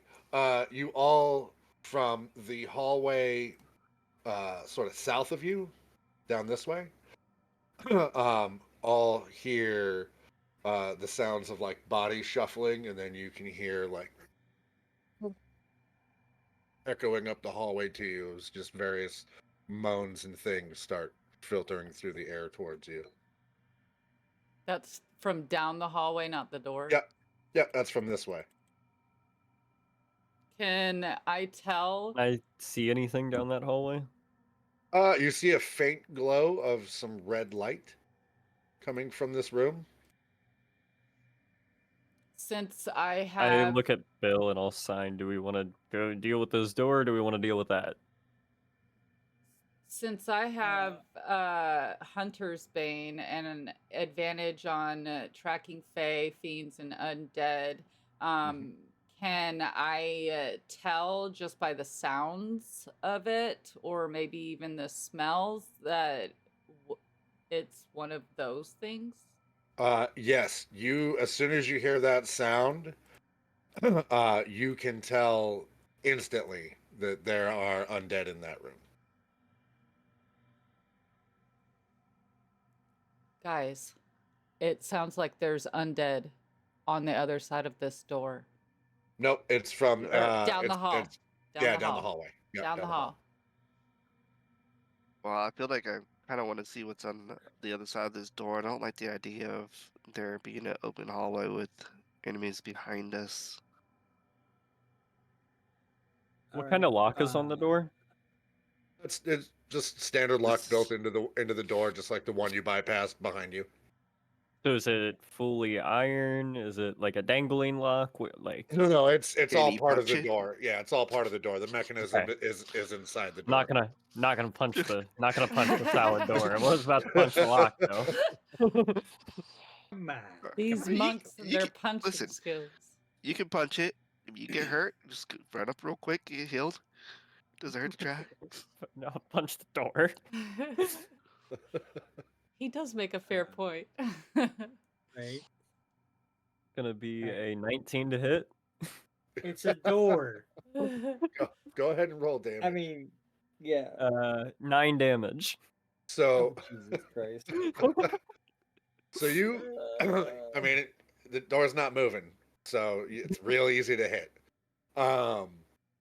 And you hit that lock dead center, and kind of cave in the metal for that part of the door a little bit, damaging the lock.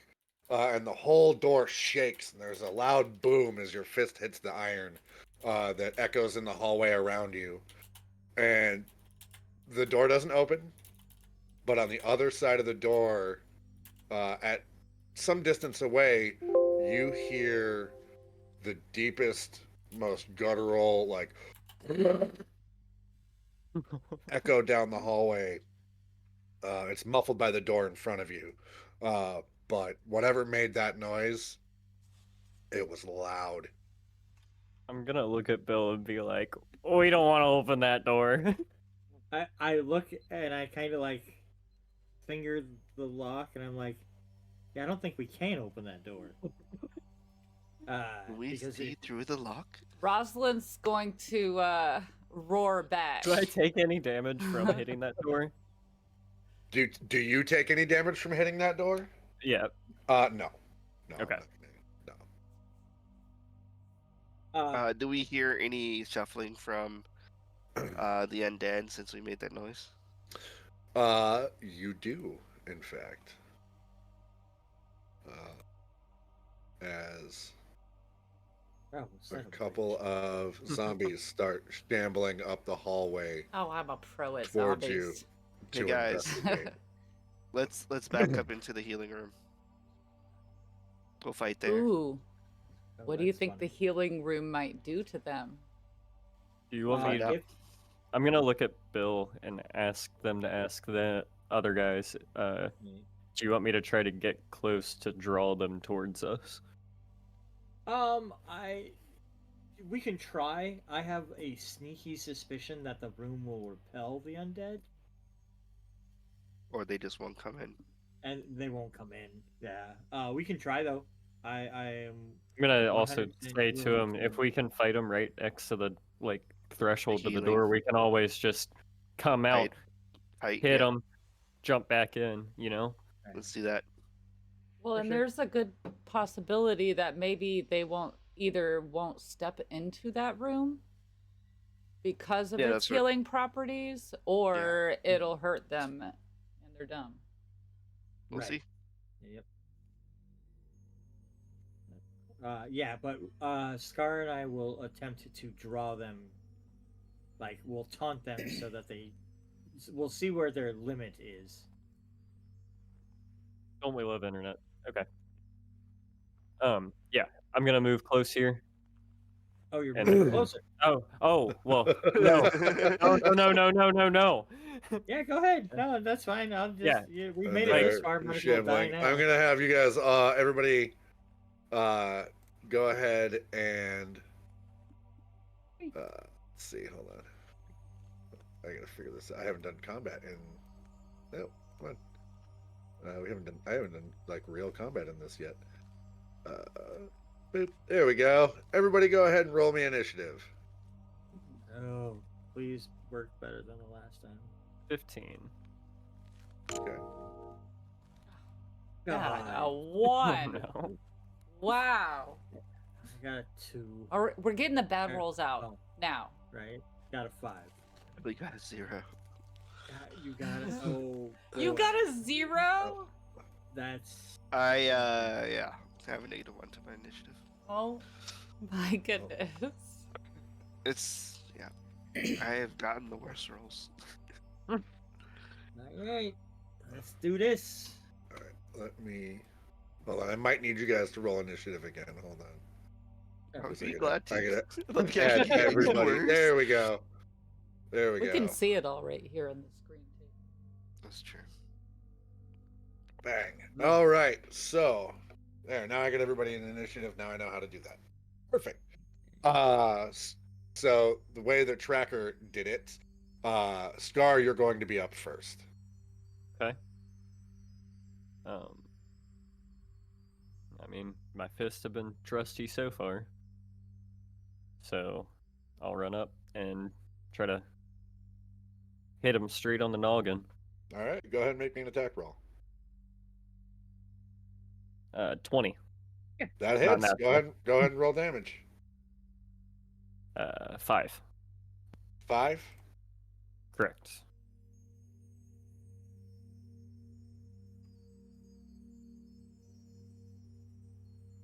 All right. So you kind of punch it in the chest and rock its head back, and its neck snaps, and then its head snaps forward, and you can hear its spine kind of back into place, and it starts reaching its arms out towards you and shuffling towards you a little bit closer.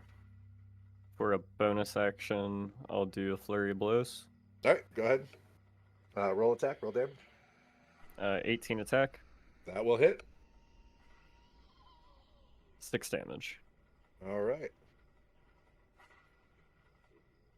All right. Same thing. You kind of, bludgeon its body in a couple of spots, and you can see like your fists are leaving dents in this thing's flesh as you're like breaking bones and kind of caving in organs and stuff. But it's still up. It's still coming at you. At that point, I will move back. All right. When you go Disengage. to disengage, let's see. Or I guess no, Uh, that will cause an No. opportunity attack then, won't it? Go ahead. It is, Go ahead and yeah, take it it. is. You can come back and heal. Oh, that's true. True. Yeah. So Yeah. it is going to make a attack roll. Is a 6 is not going to hit you, Okay. right? What's your How do AC? I tell? 14. Yeah, 6 is not going to hit you. Okay. So as you go to step out of its way, it kind of like lunges for you and just grabs air. All right. Next up is Lady Rosalyn. I am going to move forward within reaching distance, and I'm going to use my predatory strike. So, and it's got that crimson right on it, so it's going to take 1d4 extra lightning damage if it hits. Perfect. All right, go ahead and roll the hit. Oh, wrong one. That will hit. Okay, and Go ahead and roll damage.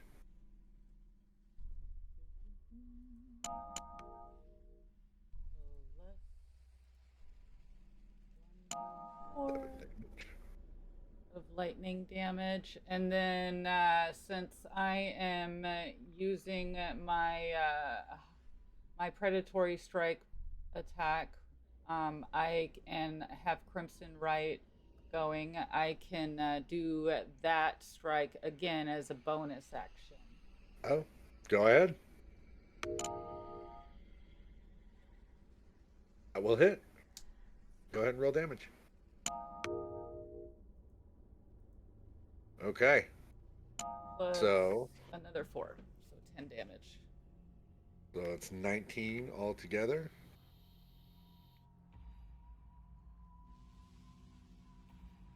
Why does it keep giving me a 0 there? That's weird. And so when I did that, you saw my claws like going at the zombie, and lightning was sparking off of her claws when she hit it, and she hit with both claws. And then she's gonna back up as well. All right. So that that zombie, as you kind of run forward with that red lightning sort of arcing from your fingertips, and you just, slash it once, and then come in with your other hand and kind of cleave its head straight from its body. Its body falls to the ground as the head sort of bounces off that iron door with like a boom. And that zombie is dead. Yes. Let's see. Strawbill, you are up. All right.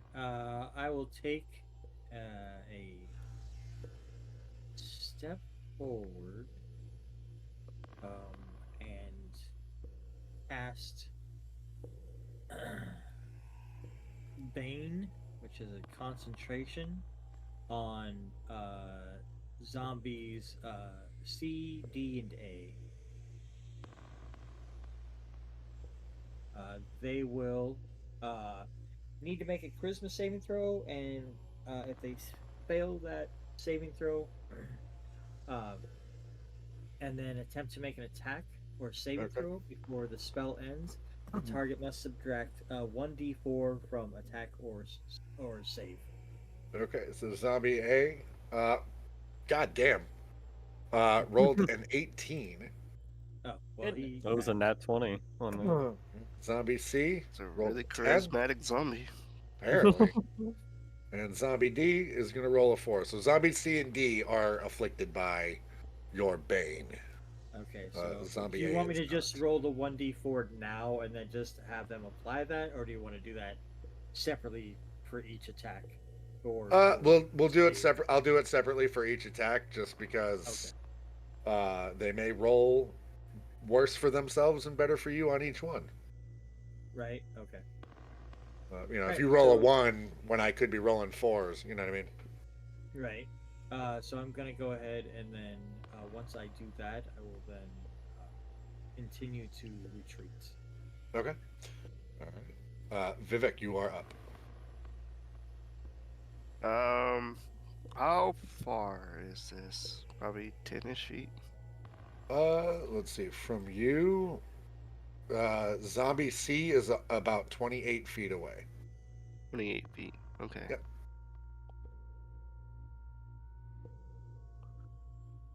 Sure. They're pretty slow moving. Okay. Um, you know what? I am going to step in front of everyone and basically tell them no need to tell everybody no need to overexert ourselves here. Let's fight smart and stay there and ready in action, I guess. Just in case they come.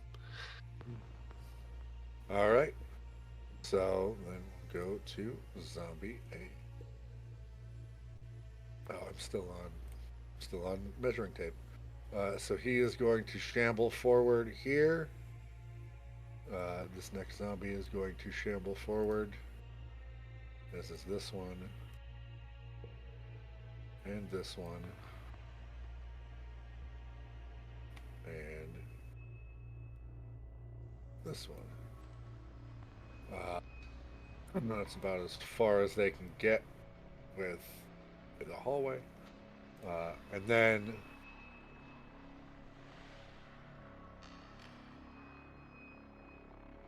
okay. Scar, it is your turn. Okay.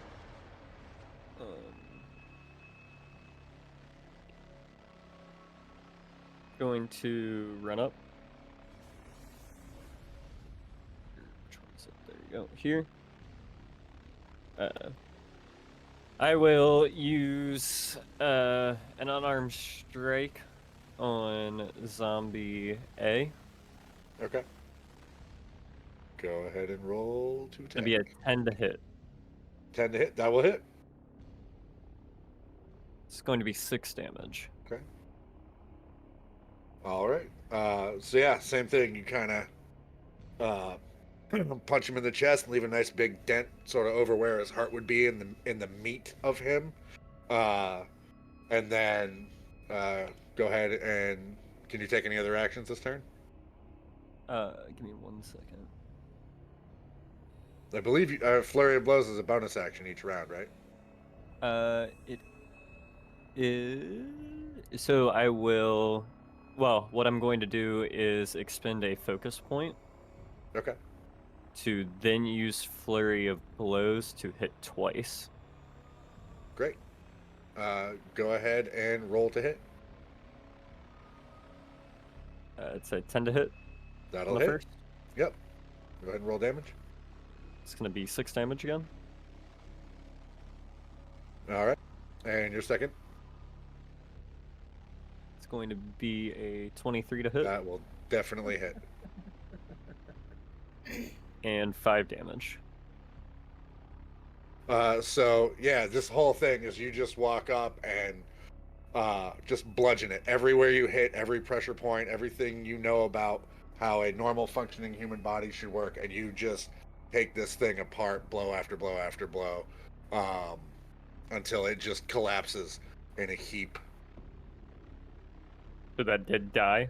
Yeah, it definitely died. Oh yeah. So on death, when I reduce a creature within 5 feet of me to 0, I gain temporary hit points equal to my wisdom modifier plus my monk level. There you go. Let's go. Okay. That's nice. So That's Right. yeah. I will get 4 temporary hit points. All right. That's a beautiful thing.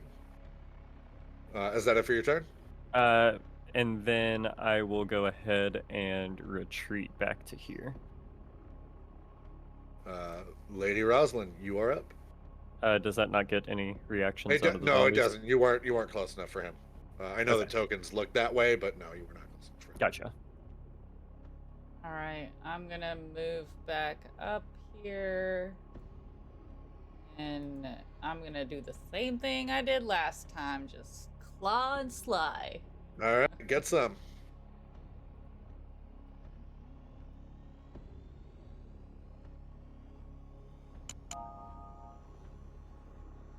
Yeah. We'll hit. Plus 9 damage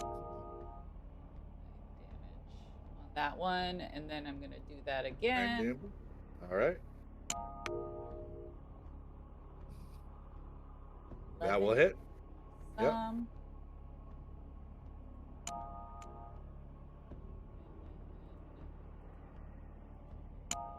Okay. So 9 damage on that one. Yep. So, again, same thing. You run up and just shred this zombie to bits. You kind of like rip both its arms off and kick it back to the ground in between the other zombies. I let off a roar as I back up behind Scar. There you go. Snarl. All right. Straw Bill, your turn. All right. I'm going to move forward. I'm going to take out my trident, or loosen it from its backsling, and then I will attack Zombie D. Right. Go ahead and make me an attack roll. And you have reach, right? With With a trident? Trident. No, I have thrown, versatile, or topple. And I topple. see. Gotcha. So, but topple is if it makes a Constitution save. If it fails, it goes prone. Okay. So, where I am looking for attacks.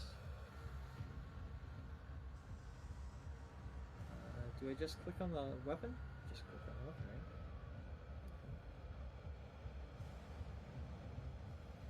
But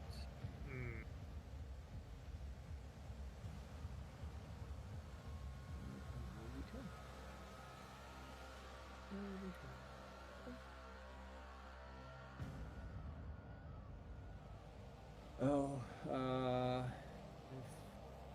that is a 11 altogether. That'll. Oh, okay. Yep, that'll hit. Yeah, we can just do the math. That's fine. That'll hit. And then 1d8. And roll for damage.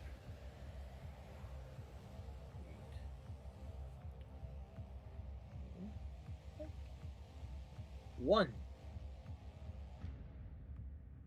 I get a 1. One. But it has, it does 1 point of damage, but it does have to now make a Constitution saving throw. Oh, I see. You're using the topple. Okay, so he will make a con save. That is a 9. So. Well, and he gets the minus D4. Oh. I mean, he fails anyway, but. Let's see what that will do. Bad. So he is gonna. That will be an 8. Yeah. Okay, so he is now prone. You kind of run up and sweep his legs out from under him. You do manage to take off a toe when you do that, and it just kind of goes flipping through the air. But yeah, that zombie is now prone. Aren't you gonna put that in your bag with the dwarf meat? You seem to like that kind of stuff. Yeah. Dwarf meat, zombie meat. Chum comes from all sorts of sources. I will probably, if I remember to pick that up, I probably will. But I will not disengage. I'll not move back. I'll stay where I'm at. Okay. And then, yeah. Boop. Okay. Is that your turn? That is my turn. All right. So as you sweep his legs and kind of take a half a step back, but still staying in range, you hear an incredibly loud crash come from the hallway next to you. Um, Go ahead and make me a dexterity saving throw, Bill. Oh, you weren't kidding when you put that symbol up on the. God damn it! You said a dex saving throw. Yeah, I hate your face. All right. I get that a lot.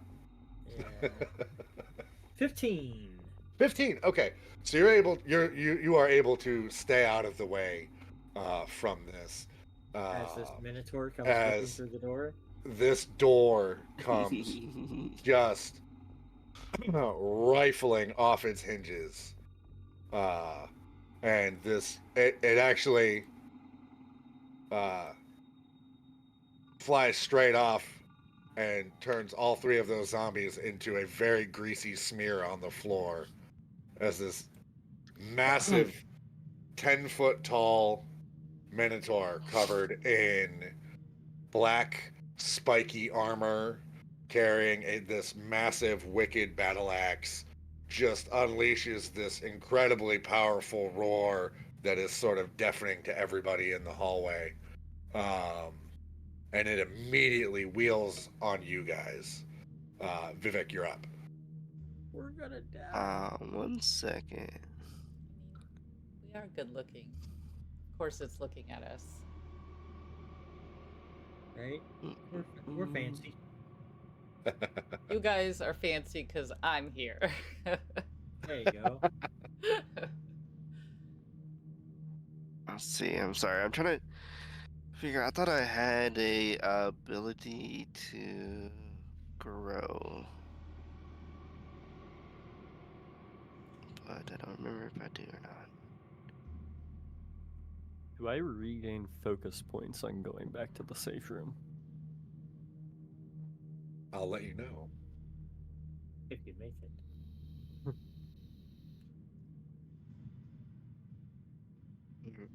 Okay. I mean, one of you don't could see run it. down that other hallway and get him to go onto that big old teleporter thing going on over there.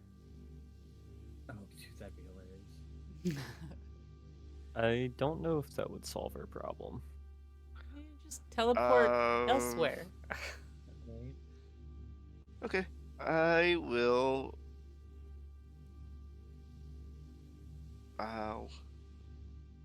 Yeah, let's go. We'll try to take it on.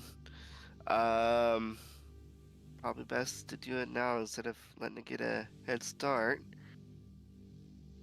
So I'm gonna go up to it, All right. and I will use my halberd to try to All right. attack it. All right, go ahead and make me an attack roll.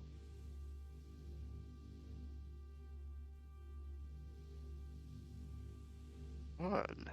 All right, so you charge up with Eclipse in your hands, and you go to strike forward with this thing, and it just spins its axe and like brings it down in front of it, and your halberd just kind of bounces off the flat side of his axe blades. Gotcha. There we go. Let's see.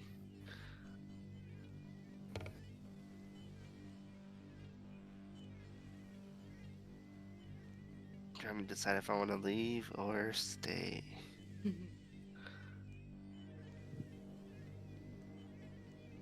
I'm gonna say.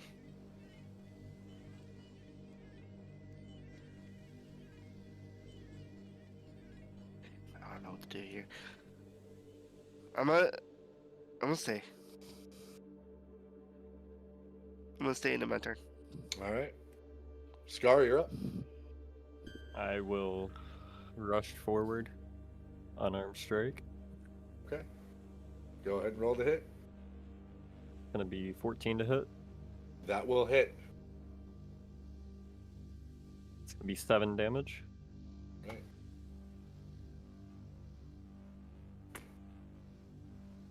And then again, bonus action, expending a focus point.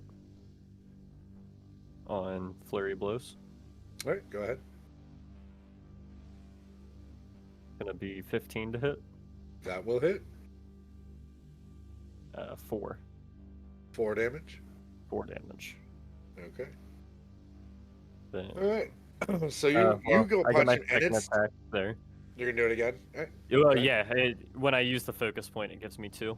Gotcha. Yeah, do it So again. 22 to hit That'll hit. and 6 more damage. Okay. It is like punching granite. That door was softer than punching this Minotaur is. But you've definitely you're leaving your marks on him. You gonna do anything else? You're gonna attempt to move out of combat or anything like that?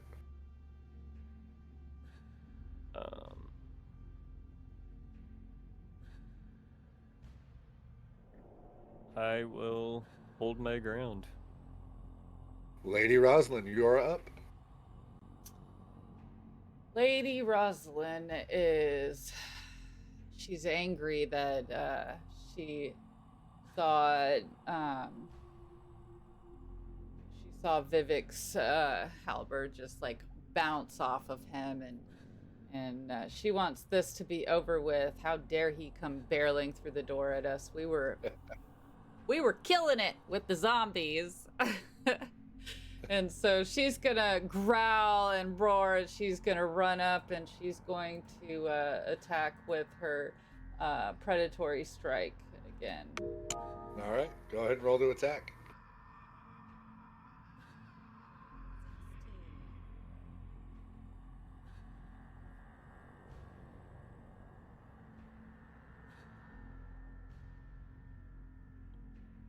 Does that hit? I can't tell. The dice roller's not updating for some. Oh, it's 16. 6 a second. Yeah. 16 will hit. Yes. Okay. Right, and she also gets 1d4 added to that.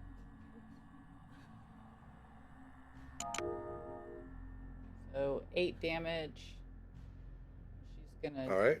do that again with her second claws. Roll to hit. Yeah, 23. That will hit.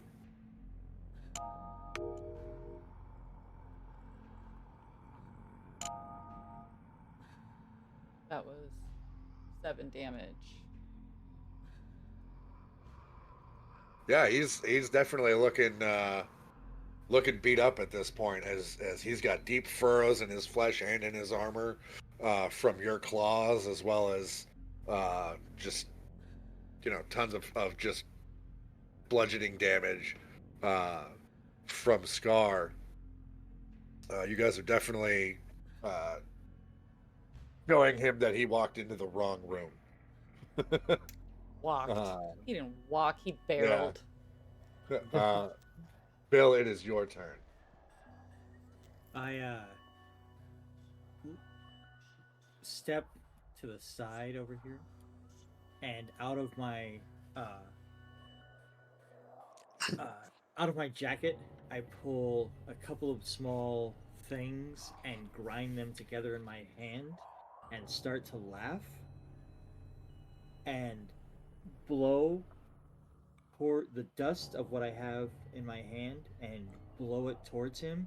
And as I do, a kind of greenish miasma that whispers laughter is going to attempt to encapsulate him, and I'm going to cast Tasha's Hideous Laughter. Oh, that's amazing.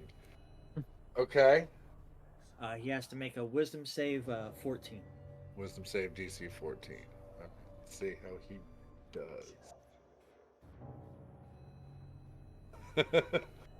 So, this cloud sort of envelops him, and as much as a bull can, he starts just, it's slow at first. It's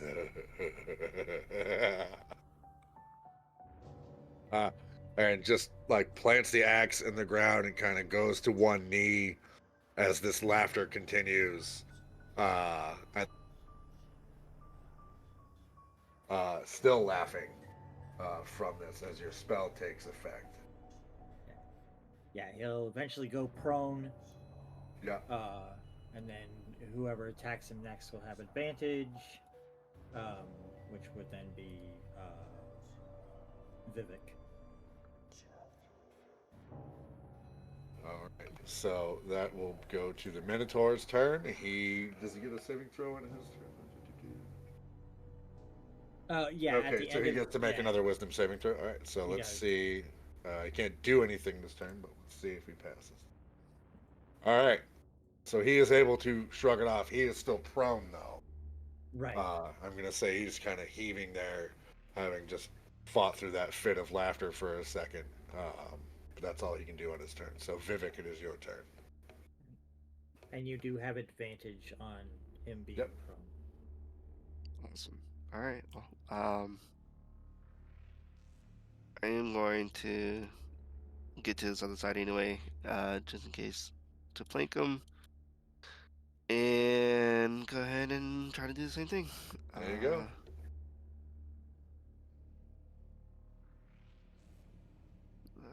That's Roll me advantage anyway because you might roll a crit. We'll see. Well, that's definitely going to hit both of those. Either one of those is going to hit. But go ahead and roll damage off that 23. 6 damage. Okay. As you kind of plunge your halberd down into him. how's he looking? He's looking rough. He's definitely looking rough. It's not bloodied yet, but he is covered in cuts and bruises. And yeah, you guys have done a number on him in real short order. One thing, I'm going to use a Divine Smite. Oh, all right. Go ahead. What does this look like as you call upon this divine energy to smite this Minotaur? That's a good question. So, since I'm like a cloud Goliath, I have like, so my hair is, I have a white beard and white hair. And what you just see is my hair start to glow, along with my hand as I just lay my hand on him, and this divine energy starts to go from me to him and do the damage. Okay.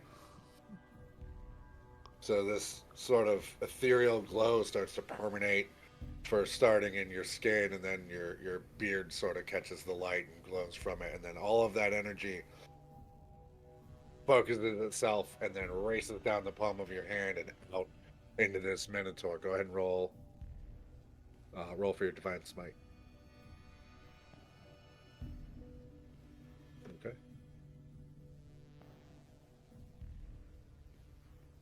That's it.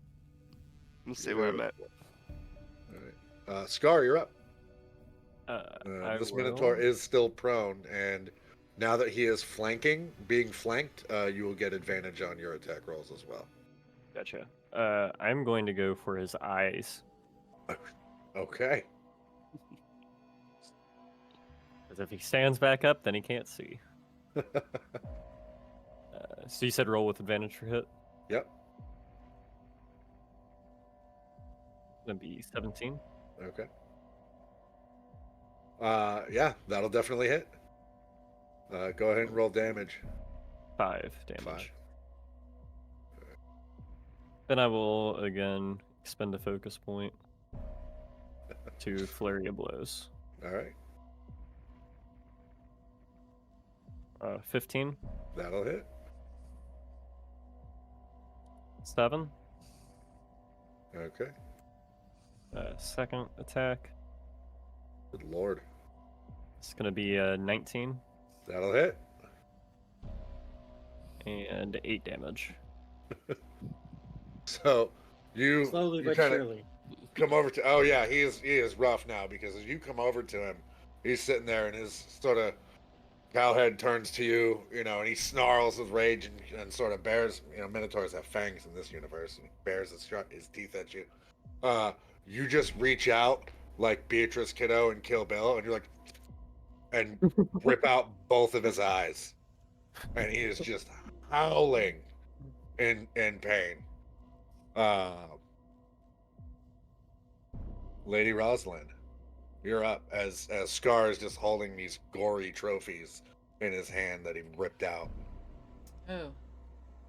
I am looking at that a little bit and grimacing, but I'm back to work here with my predatory strike. Nice. 21 to hit. That will hit. Oof. Big hit. 1. Yeah. Alright. And then my second one with the other claws, and you still see the lightning coming off of my claws.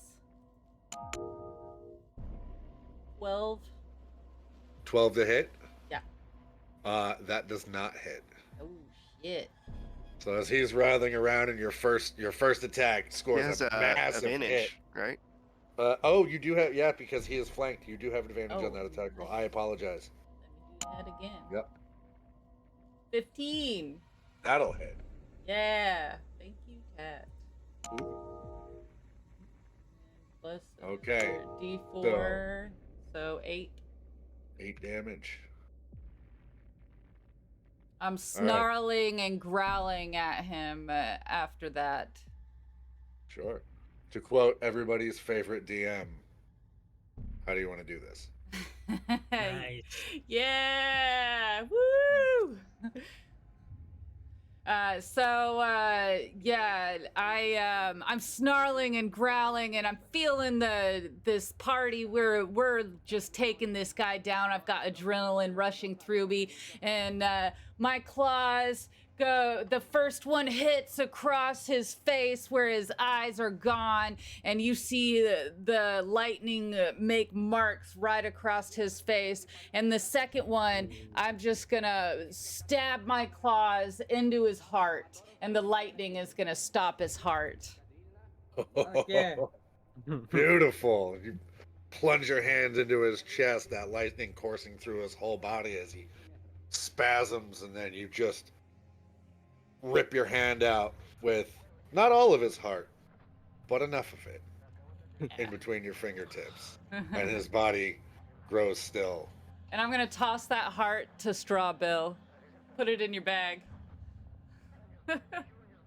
Save that for later. You gonna cut that one up? Best served whole. I Just stare ask my down at the ex-wife. eyes for a second and smile a little bit and then put them into my pocket. Who doesn't love a little beef heart every now and again? Right? I'm not gonna lie, I really wanted to try to learn over to that teleportation thing. I know, I thought that would have been a great idea. All right. Well, You've solved my Minotaur puzzle. Where would you guys like to go now? I'll keep walking forward here. Okay. I Toward the actually want to zombie go fort. down the hallway. You want to go down this hallway? I want to go down the hallway good just point, for a second, yeah. just to see where he came from, and see Yeah, if I can find we- the water skin. So as you guys go down this hallway, you notice, the floor is covered in blood. Some of it old, a lot of it fresh, and on each wall there is a victim that has been chained and tortured and flayed and mutilated. A horrible, horrible hallway to be in. And when you get right here, there is the last and most recent victim is still alive. Is a little a goblin man with his head slumped over as his arms are shackled to the wall, and you can see there's bits of flesh missing from him, and he has an eye sort of hanging out, dangling against his cheek, as it's been extricated mostly from its socket, and his breathing is shallow and heavy. And as you get near, he lifts his head up and he looks at all of you with this one good eye, and he's like, Is Ulek dead?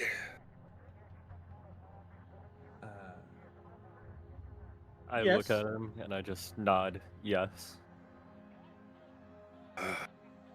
Oh, thank God. Now he'll stop playing. Oh yeah, he's not gonna be playing with anything. We're assuming that Minotaur's You're gonna- name is that. Punch him in the face.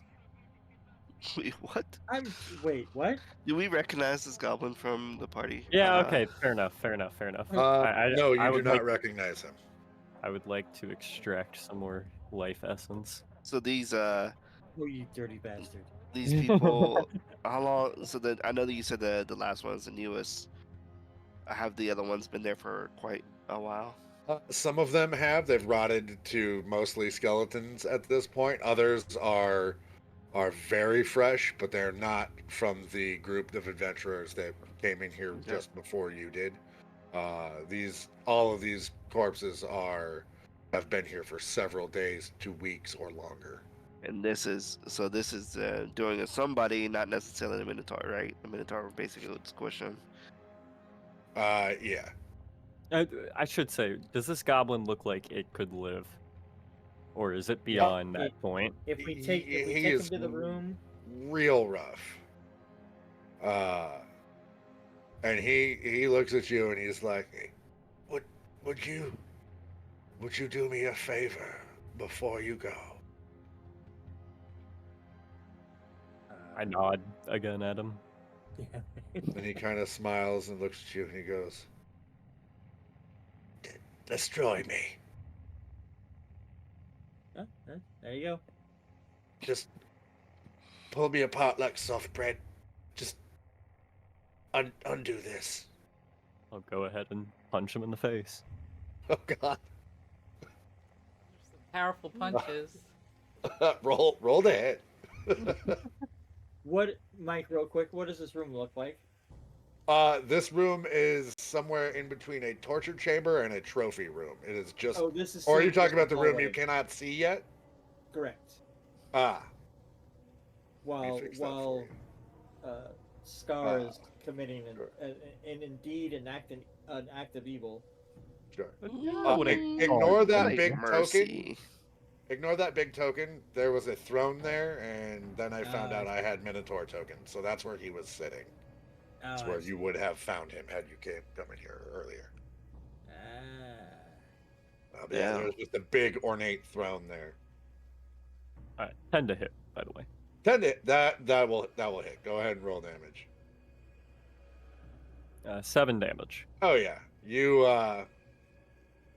I will say, as kindly as you can, walk up and just sort of bring your hand down on the back of his neck, and that impact will sever his spine and kill him instantly. I will. As I kill him, you guys see like almost his life essence kind of absorb into me in a way, and So, I will gain or- another I'm 4 gonna- hit points. I'm gonna notice that and just feel a little bit uneasy about that. Right. That's bad. Something off about fine. this guy. And as you walk into this room, you hear echoing from the hallway next to the room the sound of machinery whirring. Before going in there, do we know if any of these bodies have been looted? Pillage. I I Good don't know. point. I don't know, Paladin. Have they been? Go Whatever ahead it takes. and go Whatever. ahead and make me an investigation roll. You morally ambiguous holy person, you. Which role? Investigation? Investigation, yeah. Oh. I'll go ahead and do the same. Sure. Roll bodies. It's part of D&D. Let's all roll bodies. 13. 13. Vivhik, you don't seem to find really anything of value on the corpses that you search. Scar, on one of the bodies that you're searching, you do find a beaded necklace that has a series of sort of gemstones and a few other beads attached to it. That looks, albeit bloody, in very good condition. Unusually good condition, considering where it is. Pretty soon, you just Do need a I dress sense and you'll any- be ready for a ball. Right? Can I sense some magic on that or anything? Go ahead and make me an Arcana check. You got a ring, you That got one. pearls. It is a very nice necklace. I'm not far as putting we it in can my tell. mouth either. I Yeah. mean, they'll be able to tell right away if it's magical if you do that. Strange, you would say something like that. Sounds like experience. Oh. Um. So at this point, Toss it over to Peter- the other. I'll toss it over to Lady Rosalyn and Vivhik and just hand it to them and see if they notice anything about it. I'll catch it, and you said investigation? That To was see what Arcana. it, Arcana right? check. You can make an Arcana? Arcana check if you want. Yeah. I have advantage, so I'm gonna Oh. do that a second time. Yeah, that's much better. You have seen prayer beads like this before that certain clerics and oftentimes other paladins and even monks will use. What you know is, if this is what you think it is, which is, it's hard to tell without having it identified by another magic user, but that this item has the potential to have certain spells imbued with it that it allows the wearer, once attuned, to use later. Oftentimes for things like blessings or healing and that sort of thing. I'll toss the necklace back to Scar, and I'll tell him you may be able to attach certain spells to this and save it for later. I'll catch it and I'll go ahead and put it on. Okay. Gross. Speaking of looting, did we find? I need to go and look at the Minotaur. Yeah. Okay. I'm gonna go look at the throne. You're gonna look at the throne. I'm gonna look at the throne. Make me an investigation check. Boink. Investigation. Nope. It's a chair. It is a chair. It's a As cool far as chair. you can tell, it's a chair. Okay. It's a dope chair. So But it's would just that be chair. a necklace of prayer beads? That would be a necklace of prayer beads. Yes. That's covered in gore and blood and gross and sick. Yeah. Yeah. That's true. You're investigating the chair as well. Yeah. 16. Okay. Okay. As you're poking and prodding around the chair, you do find that it has sort of a false compartment in it.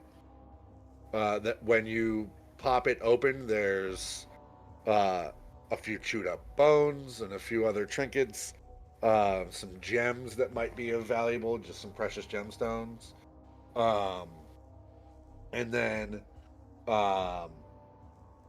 there is a scroll that is bound up and in a little ornate scroll case, and an old battered pistol with the name Matilda engraved on it along its barrel. This. Sorry, go ahead. I'll slide the gun and what'd you say before that? A scroll in Yeah, a scroll. scroll case. I'll slide the gun into my bag and toss the gems to Vivhik, and then I'm gonna open the scroll. Okay. Out of curiosity, read do it? I see her with the gun? Make me a perception check. Okay. Oh, and Because you've kind of moved on from the chair at this point. yeah, but yeah, she But made she a found. I mean, yeah, she found something that's gonna be. 16. Oh yeah, yeah. You notice when she goes, "Ooh, at the chair, it immediately gets your attention because you missed it. So yeah, you do see her with that gun. And then the scroll. Go ahead and make me a quick Arcana check, Lady Rosalyn. Gonna do that again. 10. What is it that's giving you advantage on this, bud? I'm a human and I've got advantage on practically everything because of it. Oh, right. Yeah, fucking humans. If that has a little dot with proficiency, does that mean we should have advantage on it? No, it'll have No, a I mean- green Oh, A. or does it? Oh, Yeah. I see. Gotcha. I'm surprised it just doesn't roll it for you. I know. I don't know why it's not rolling it with advantage. Yeah, that is. If you right-click the number, you can make it roll with advantage. Oh. That's... But we're all learning together. I love this. Oh my Oh, god. son of a- You're right.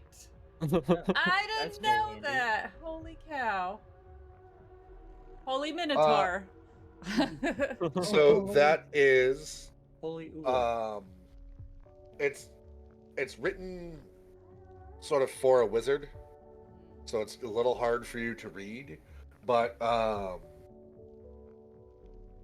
past the incantation at the bottom of the scroll, there's sort of a little diagram of a sort of elvish looking man with his hands outstretched, and there is a what appears to be some sort of like an arrow depicted erupting from his hands on it.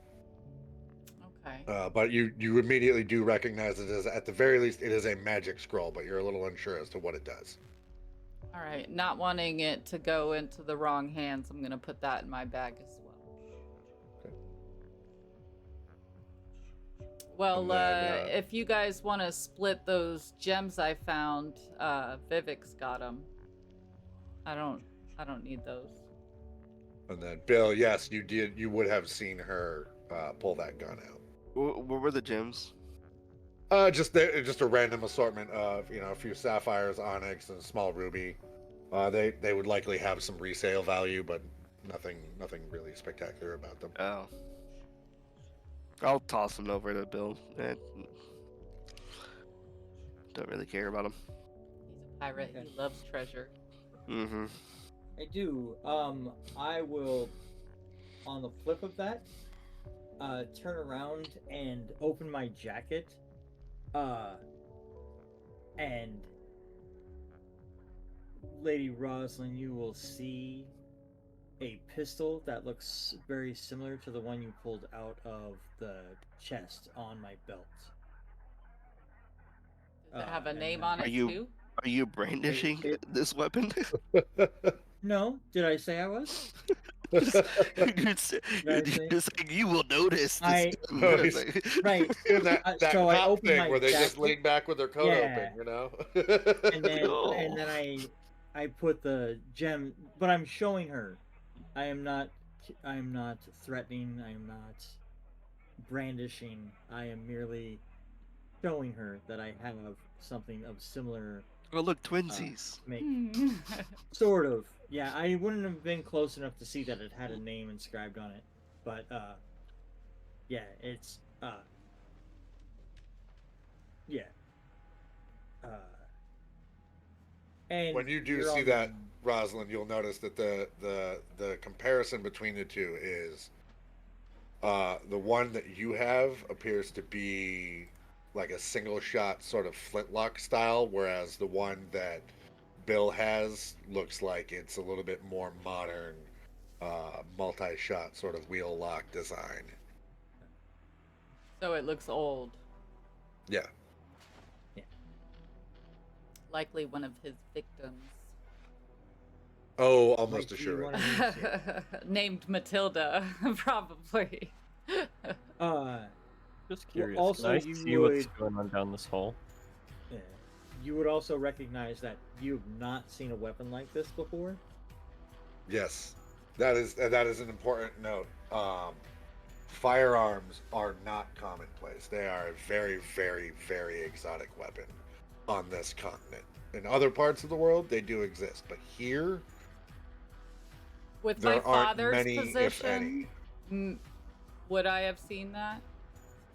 You'd have heard of them, Okay. but having seen one in person, no. You would have heard tales of things that can fire metal at people, or descriptions of small hand cannons, but having seen one in person, no, you have not seen one in person before.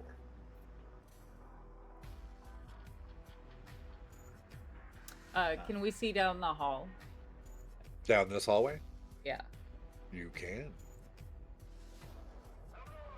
Is that where the mechanical noise is coming from? This is where the mechanical noise is coming from. You guys ready? Let's go. Nope. Don't want it. Oh, so bad. My goodness. All right, so I am going to go. You know you want it. And walk around this way and go see what's going on in the zombie room. I'm gonna go and investigate the Minotaur's body first. Yeah. Okay. Can you tell me these on the ground how far up the wall they are? How far up the wall? Oh, sneaky sneak. Oh, that's hilarious. Again, they are about waist height. They're sort of different heights scattered Yeah. out, but really none higher than sort of waist or chest height. All right, so I'm gonna go up the side of the wall, and I'm gonna be walking on the ceiling, hanging down. You see a tiger hanging down, walking on the ceiling. That doesn't Spider help the tiger, rest of us. Spider tiger. Well, So I before can you still do look. that, I'm going to motion to Bill to get your attention real fast, because I can't yell at you, obviously. So I'm gonna motion at Bill to get your attention. To get Rosalyn's attention? Correct. Okay. Yeah, I'll whistle real loud. I look up. You see me pull out a length of rope from my backpack. I motion to Bill. I'm like, maybe we can tie this to the shoes and pull it back across or something. The shoes? Tie it to the shoes? Her magic shoes that she can use to walk on walls. Slippers of Oh. spider walking. Wait, how does this supposed to work? Tie the rope to the shoes. So that I can Then she send them walks back. across, Will you fit in my and then- shoes? Well, no. Like, the rope will tie around the pair of shoes, and then we can, we'll hold on to one end of it. You'll go across the hallway.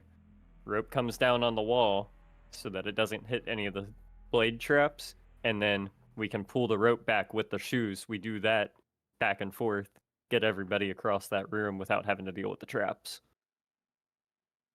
Okay, we can try that. Interesting. I do have poor strength, except I am in my hybrid form, so that does give me better strength. But I have really good dexterity. Is that gonna matter, DM? This is a very interesting challenge for me to try and adjudicate. So, dexterity is definitely going to make a difference in what you guys are trying to do here. How long of a piece of rope do you have? Yeah, that's another thing. This hallway It's a is 90-foot about hallway. 90 feet long. So you don't have a length of rope by itself that is long enough. You'd have to daisy chain a couple together. I have 50 feet. Let's go. Oh my god. I don't really agree with this plan. I'm just gonna throw that out there. But I'm also an overthinker. These, I do mean, these possibly blades look like I they move could- or anything. Oh yeah, they're all spinning. They spin. They're all spinning I mean, do incredibly they fast. move? Are they stationary? They're stationary at the moment. Yeah. Yeah. So I'm thinking I go to the other end and see if there's like a lever or something to turn it off. Turn them off. Yeah. I mean, there's been levers to turn off almost all the traps if you know where they are. So Yeah. I mean, the Why don't operators we have to be able investigate to. real quick?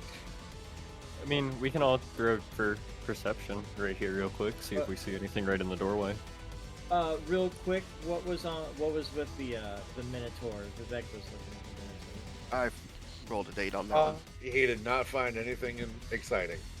Yeah. Yeah, I mean, he found a it's very dead Minotaur. I mean, he was wearing some old and beat up, but interesting armor, and that battle axe. But that was massive. None of you could wield it. Right. How big? How big was the battle axe? Yeah. Well, he was around 9 feet tall, so that battle axe is probably easily going to weigh like 40 pounds, 50 pounds, trying to swing around. It's infinitely heavier than your halberd is. But, well, as a Goliath, I'm a little bit bigger. Like, not like huge, but I don't know. Yeah, no, it's still Too much? proportionally. It's gonna be a little bit too much for you to try and Okay. swing the Minotaur. And it's just an oversized battle axe. There's really nothing special about it. Gotcha. Am I good to go for a perception roll in the hallway? Oh, go ahead. Yeah, so make me an investigation roll. Oh, investigation. My bad. Yep. So that will be 16. Okay. Ooh, I got a On 20. There you go. So on this side of the room, you don't find anything in this part of the hallway. Yeah. Right here. Okay. So I'll walk up the wall to the ceiling. So I'm now hanging upside down from the ceiling as I go through here. And I can have my hands see free. anything in that so room? yeah, do I see anything as I'm No, the wind coming off of these blades as they're spinning is kind of the only thing that's keeping like your tail from falling into them as you're walking, because it's blowing it back up away from them. But yeah, there's nothing super exciting as Right. you walk down there, except for just potential death. So I climb down the wall on this side because it looks like Okay. there's no blade there, and I'm on the ground here. Roll investigation. You can, yeah. Crazy. Oh my god, that's so clutch. Oh, Jesus. I don't see anything this time. Yeah. I'm a hybrid. I'm gonna Jin. sign to Bill to yell down the hallway and see if she's ask her what's in the room behind her. Right. Is there a door here or an entrance? Can I see? It's the little staircase leading up, and you can absolutely see into that room. Oh, it's another Yeah. one of those. Is And Is you there a water pouch there? You see sitting in the center of that circle a water skin. Oh my gosh, my we gosh. could have skipped all of that. You guys, I found your Oh. water pouch. I jump in. Alright, you guys standing there. There is a flash of bright light and then something that smells suspiciously like Italian sausage, and you guys all wake up. Or not wake up, but materialize in this room down here in the corner. See, it was pretty clutch having these slippers. For sure. That Right. hallway looks too nice. This is why I hand out magic items at level 3 before we even start. All right. So as you look down the hallway, you see that it leads to another sort of circular room that is also glowing with a bright blue light. Can I roll perception? Sure. Are you trying to figure out what's in that room? Well, if there's traps or anything out of the ordinary on the walls. Oh, sure. or- Is that investigation or perception then? Your choice, whichever one's higher, whichever one you'd like to use. But since you're actively looking, Yeah, I would 19. normally say investigation. 19. 19. From where you're standing, where you're looking, nope. Appears to be a normal hallway. Start walking slowly. Yeah, you're fine. Normal hallway. Once I get to the stairs, I'll make another check. Yeah, go ahead. 8 that time. Appears to be a normal hallway. I'm gonna sign back and ask somebody to come up and take a peek for me. Yeah, you go right ahead. I Go ahead. have a question. In that case, like he rolls an 8, and obviously it doesn't do well. Does he know? Does his character know that he didn't do well? Oh, true. Nope. Yeah. Nope. Oh, Right. okay. So you still Oh, have the same I'll amount of just keep- confidence. Yep. I'll just keep walking forward, I guess. Yeah. Very slowly. You're fine. Nothing happens. I'm gonna roll a perception. right As now. you come to the end of the hallway, there is a little wooden plaque on the wall here. And it just says, "Congratulations. Step forward to finish." Did it. I will jump on in. Come on, Vivhik. I will say, there are 2 rooms you have not yet explored. Are you sure you want to Oh, do this before are you there? proceed? Where Yeah, did we there's not still- look? We haven't zombie gone past room. the zombie room. Oh, I didn't see that there was And more there. Okay, so Considering, yeah. considering the I'm- fact that like the zombie room We now doesn't lead know- here, there might This be seems something like, worse. yeah, it might be a false positive here. Let's jump back Hey, through and I'll Hey, go. toss your water skin in that. I have to do this. Do you want to save your progress before Right. proceeding to the next area? Right. I'll go. What's down this hallway? Oh, yeah, okay, so we're arriving. We're all going back. Okay. I do have Oh. dark vision. If that changes this. It doesn't. That would be It cool though. doesn't. That Yeah, looks. sounds super cool. Dark vision sounds awesome. Nope. As you guys come down that hallway and turn the corner looking down this way, you see a very thick sort of inky blackness hanging over the air that even you, Scar, your eyes cannot pierce. But at the back of that room, you do see faint candlelight flickering and an altar. Ooh, that looks ominous. Do I recognize it? From this distance, no. What's with the bodies on the ground? Those were I'm, zombie tokens, but there's... I'm Okay. going Yeah. to light my torch and walk down the hallway slowly. Okay. As you start walking down the hallway and you enter this darkness, the light on your torch gets progressively dimmer and dimmer and dimmer. It hasn't gone It's like out yet, but it Magical is darkness to me. it is very dim. And as you get closer to the altar, what little light left your torch is emitting seems to be drawn towards that altar. Now that I'm this close, do I recognize it?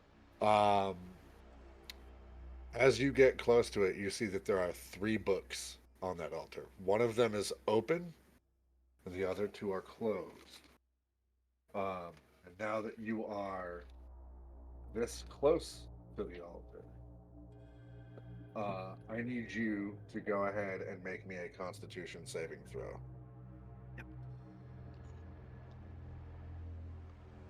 Nat 20.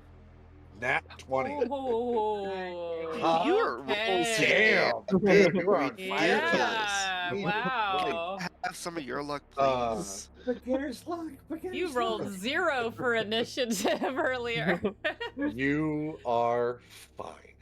You don't notice anything untoward other than it is a dark room. And the only light seems to be coming from those candles on that altar. Can I make a history check? Go ahead. I'm going to use up my inspiration. Okay. God damn it. That's a nat 1. Yeah. You, 5 on that total. you're not getting anything off of these. The symbols on the front of the two closed books seem familiar to you, but at the moment, with the way the light is and kind of, you're not really getting anything from it. Can I make a religion check now? Go ahead. 11. What languages can you read? Common and primordial. Common and primordial. Interesting.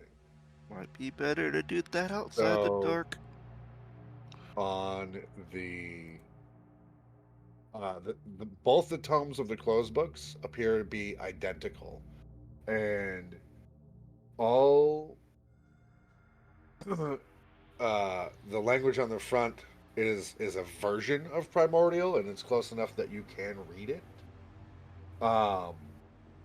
And they are basically old, sort of.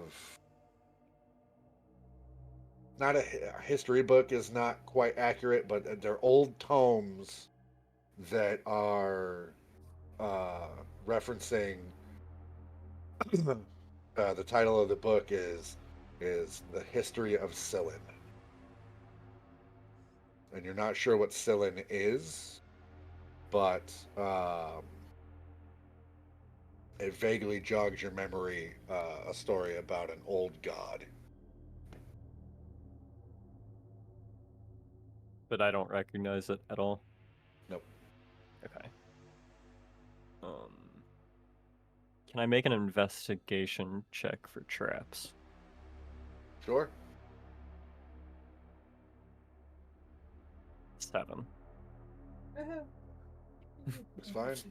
Can't rely when it matters. It's a dark room, very dark room. 3 books on an altar. Can I check for magic? An arcana, Magical influence, yeah. sure, you can make an arcana check. Why not? 4. Dark room, 3 books. I'll go ahead and relight my lantern and then enter into the darkness, sticking to the wall. You notice also as your lantern and you come into that room, the light on your lantern dims significantly. It doesn't go out, but it dims significantly. Go ahead and make me a Constitution saving throw as you enter this darkness. 15. 15. The DC I had it at. Okay. So, you are going to, as you enter, you feel like you're moving through molasses almost. And you are going to take. Why did that not roll? Did you guys see that roll? Because I didn't see that roll. I did I didn't see 0. that roll. Oh, because I didn't click roll. That's why. Ah. You are going to take 7 points of necrotic damage and 5 points of, or I'm sorry, 4 points of fire damage by entering this space. As the well, inky then- blackness that you walk into, you actually kind of feel it. As it's hard to move through, but you can actually feel it trying to like crawl its way into your lungs and into your body. I fall back because that just took almost half my hit points. Jesus. I'm gonna use Channel Divinity Okay. and What is your channel divinity? cast. And let me cast Divine. Hold on, I'm trying to cast Divine Sense, maybe. Okay. What are you trying to divinely sense? Yeah. I guess. Actually, I probably won't. Well, you know what? Do I have to specify what type of thing I'm trying to? Well, what does your ability say? Divine Sense is a bonus action. You can open your awareness to detect celestials, fiends, and undead for the next 10 minutes. You know the location in those creature types within 60 feet of yourself, and you know its creature type.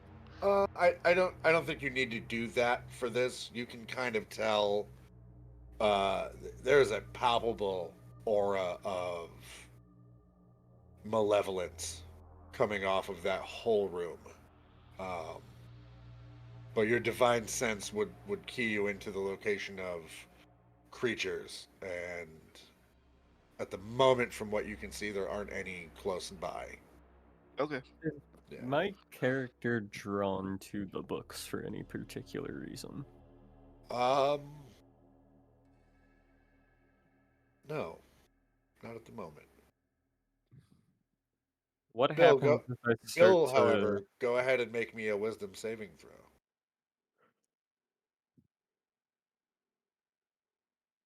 Wisdom saving throw Yeah. is a what is that? That's a 13. Okay, you're okay. What happens when I start moving this way to look down this hallway? Nothing. You look down the hallway.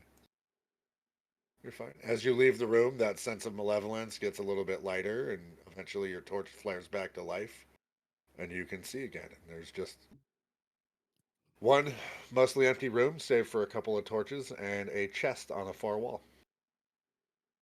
I'm gonna walk in slowly and Okay, make an investigation roll. sure, go ahead. 5. Mostly empty room with a couple of torches and a chest on a far wall. I shouldn't have said nothing about your rolls, man. Well, it's worked so far, so I'm gonna punch the Yeah. chest, try to open it up. Of course you are. Of course he's gonna punch the chest. Why wouldn't he punch the chest? All right, go ahead and punch the chest. Gonna be a 19 to hit God damn That it. will hit. God. and 7 damage. Okay, you successfully punched the lock off this chest. Um, I'll open the chest up. sure. Inside, there is one object, and only one object. There is a large, curved tooth, about 10 inches in length, that is intricately carved to depict like Scrimshaw, similar to Bill's beak, depicting a dwarf, an elf, and a human, what looks like an angel and a winged horned demon, uh, amidst a battlefield filled with corpses. And all of those figures seem to be standing in defiance of a large being wearing a robe, holding an ornate staff, emitting what looks like fire and lightning. The tooth appears to be hollow, and from inside glows with a faint light that is a shade, that is a hue of color, the likes of which that you have never seen before. So, purple. One of my favorites. I'll pick it up.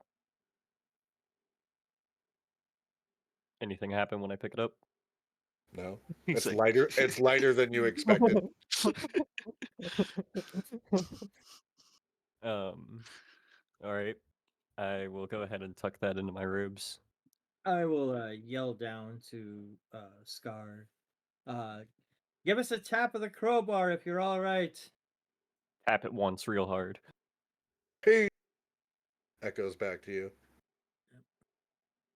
I'm gonna make Really? an investigation roll, just looking at all of the walls in here. Okay. 16. No, empty room. Ooh. Nothing. Okay. Empty room. I'll start making my way back. Okay. As you enter that blackness again, you notice that it's almost like it's parting in front of you. I'm gonna pull the horn out of my jacket or my robes. When you do, it almost seems like that energy is being funneled into that tooth. Ew. I'll walk to the center of the room and just hold it out in front of me. Okay. As you are holding it there, the book on the center of the altar starts to shake a little bit, and then it snaps shut. And when it does, light in that room returns to normal. And now there are 3 closed books sitting on that altar. Ew. Interesting. Yeah, see, Um, that's that kind of stuff I don't mess with. I don't have my bag of holding to scoop them up into now. Um, and again, is it the same book as the other two? Now that that one in the center is closed, they look like 3 identical copies.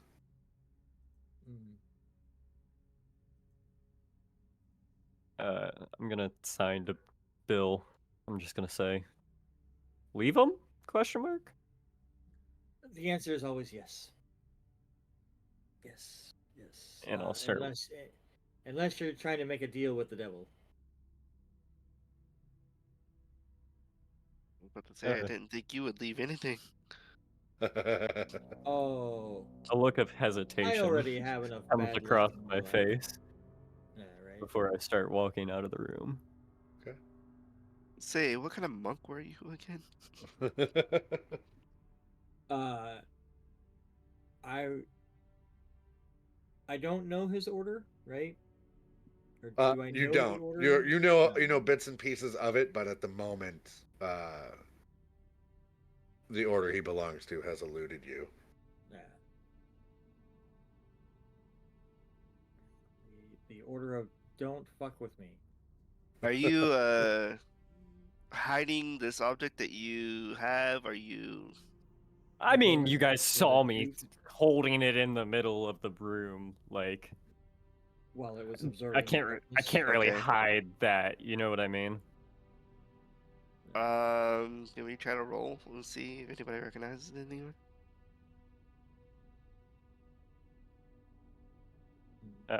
I'm also just going to sign over to Bill that I'm just going to sign the name Leviatar to Bill. Leviatar? Yes. Ah. Uh, it's Leviatar. Yeah. Leviatar. Um, I I rolled a would. 16 on history. Is there anything- In reference to that tooth, the name or the name? Yeah, I you would would not have understood that sign language. Oh, okay, yeah, that makes sense.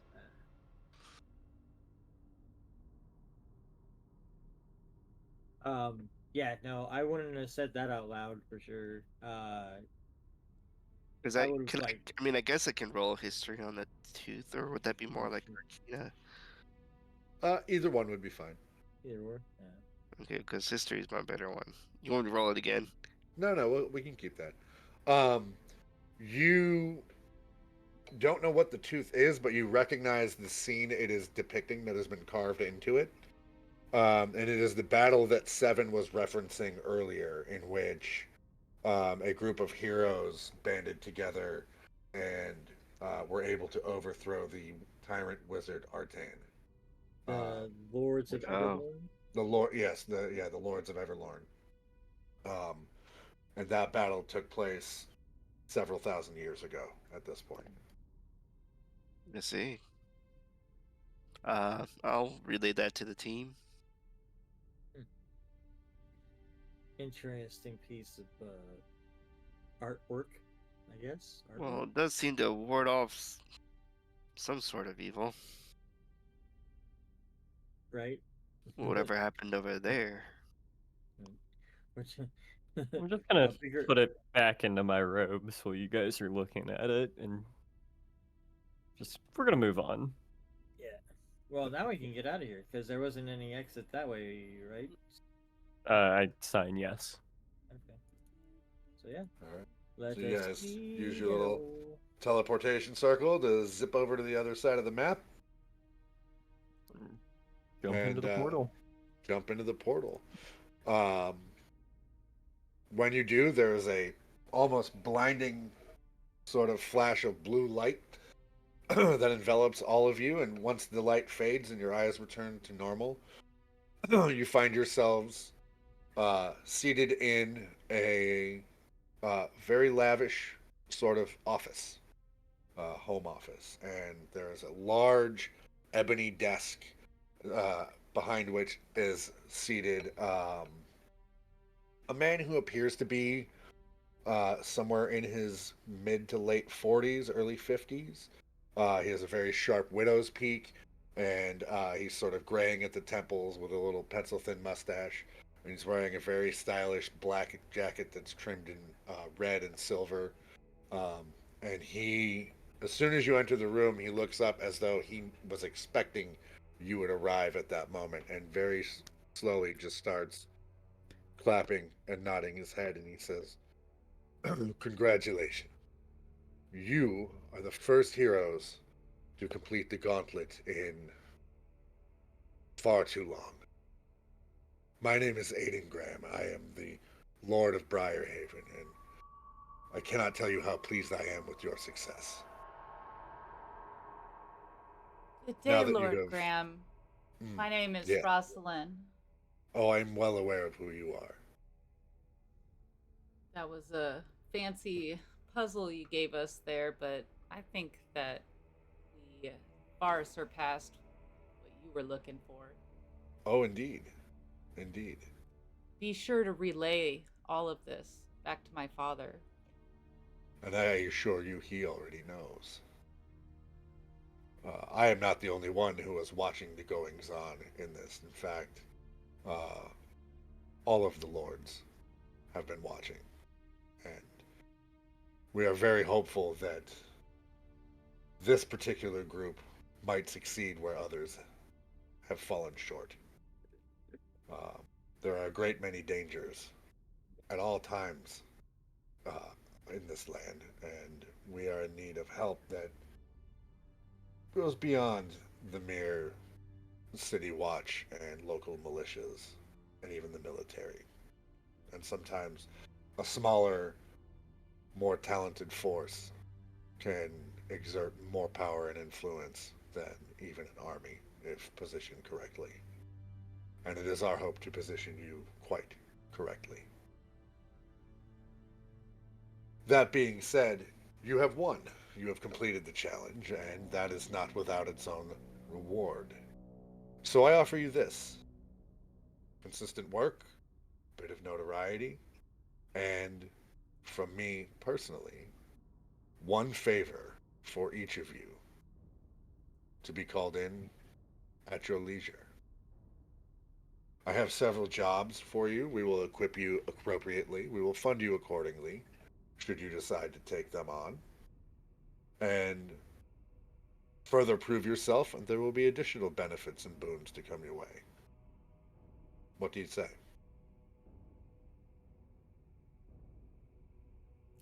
I'd like to take you up on this offer. I sign over to him. I think you know how I feel about deals, about favors. And he very quickly signs back to you, you have nothing to worry about. I'm going to kind of glance over at Lady Roz and ask, what are you trying to get out of this? I'm gonna need training before I take over for my father. Hmm? Okay.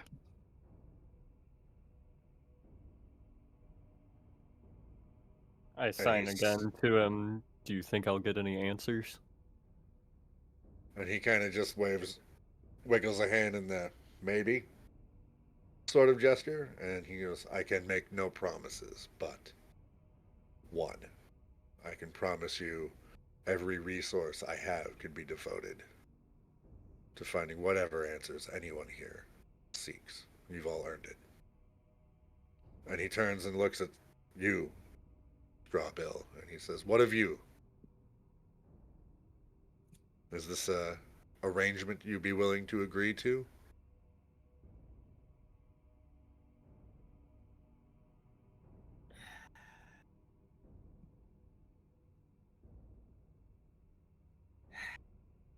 We will have a discussion about what it is I'm willing to do and what it is I'm not willing to do. Give me some time to think on this. I My pockets are heavy, but not quite heavy enough. And he just gives you sort of a respectful nod and says, we can discuss things further later. With that, I would like to invite you each to. There are accommodations here in the manor for you for the evening, or you may freely return to your rooms at whichever inn or tavern you are at this evening. And we will be in contact with you shortly. And before he is done getting that information out to you, a large set of double doors off to the entrance to this office space that you're all sitting in sort of fly open, and a disheveled guard comes running in, um, followed by a couple of house guards who were trying to keep him out of this moment that you are all having. And the guard sort of is standing there with his hands on his knees, sort of trying to catch his breath. And Gramm looks at him and he says, "What seems to be the problem? Why would you interrupt a meeting like this?" And the guard looks up at him, breathing heavy, and he just says, "Sir, it's Black Marsh. It's gone." And that's where we're going to end for tonight. Oh my gosh, that was good. Thank you. You're very welcome. Thank you guys Yay. for playing. That was a lot Alex. of fun. Yeah. Yeah. That was a lot of fun. Thank I you. never That was a lot of fun, yeah. this map Right on. again. Very clever dungeon. Thank you. Thank you. You guys handled it very, very well. A lot of punching. A lot of punching. Yeah, I- those fists of fury from Kyle were clutch. I did like the Minotaur. That was pretty cool. Thank you. I knew, like, you put that up in a turn order and where the zombies were. I was like, this is gonna be good. I was like, that's weird. What's that doing up there? That's Yeah, right. That's I don't remember this. Thanks to our chat. Thanks for joining in, you guys. You can always join our Discord below. And if you haven't already, give us a follow. Follows are free. We're going to end the stream here. But we do have Lantern Song campaign coming up next Saturday. So be prepared. Going to be some fun stuff. Check it out. All the games on this channel are fantastic. You guys won't be disappointed. Very dope. Yes. Bye, chat. All right.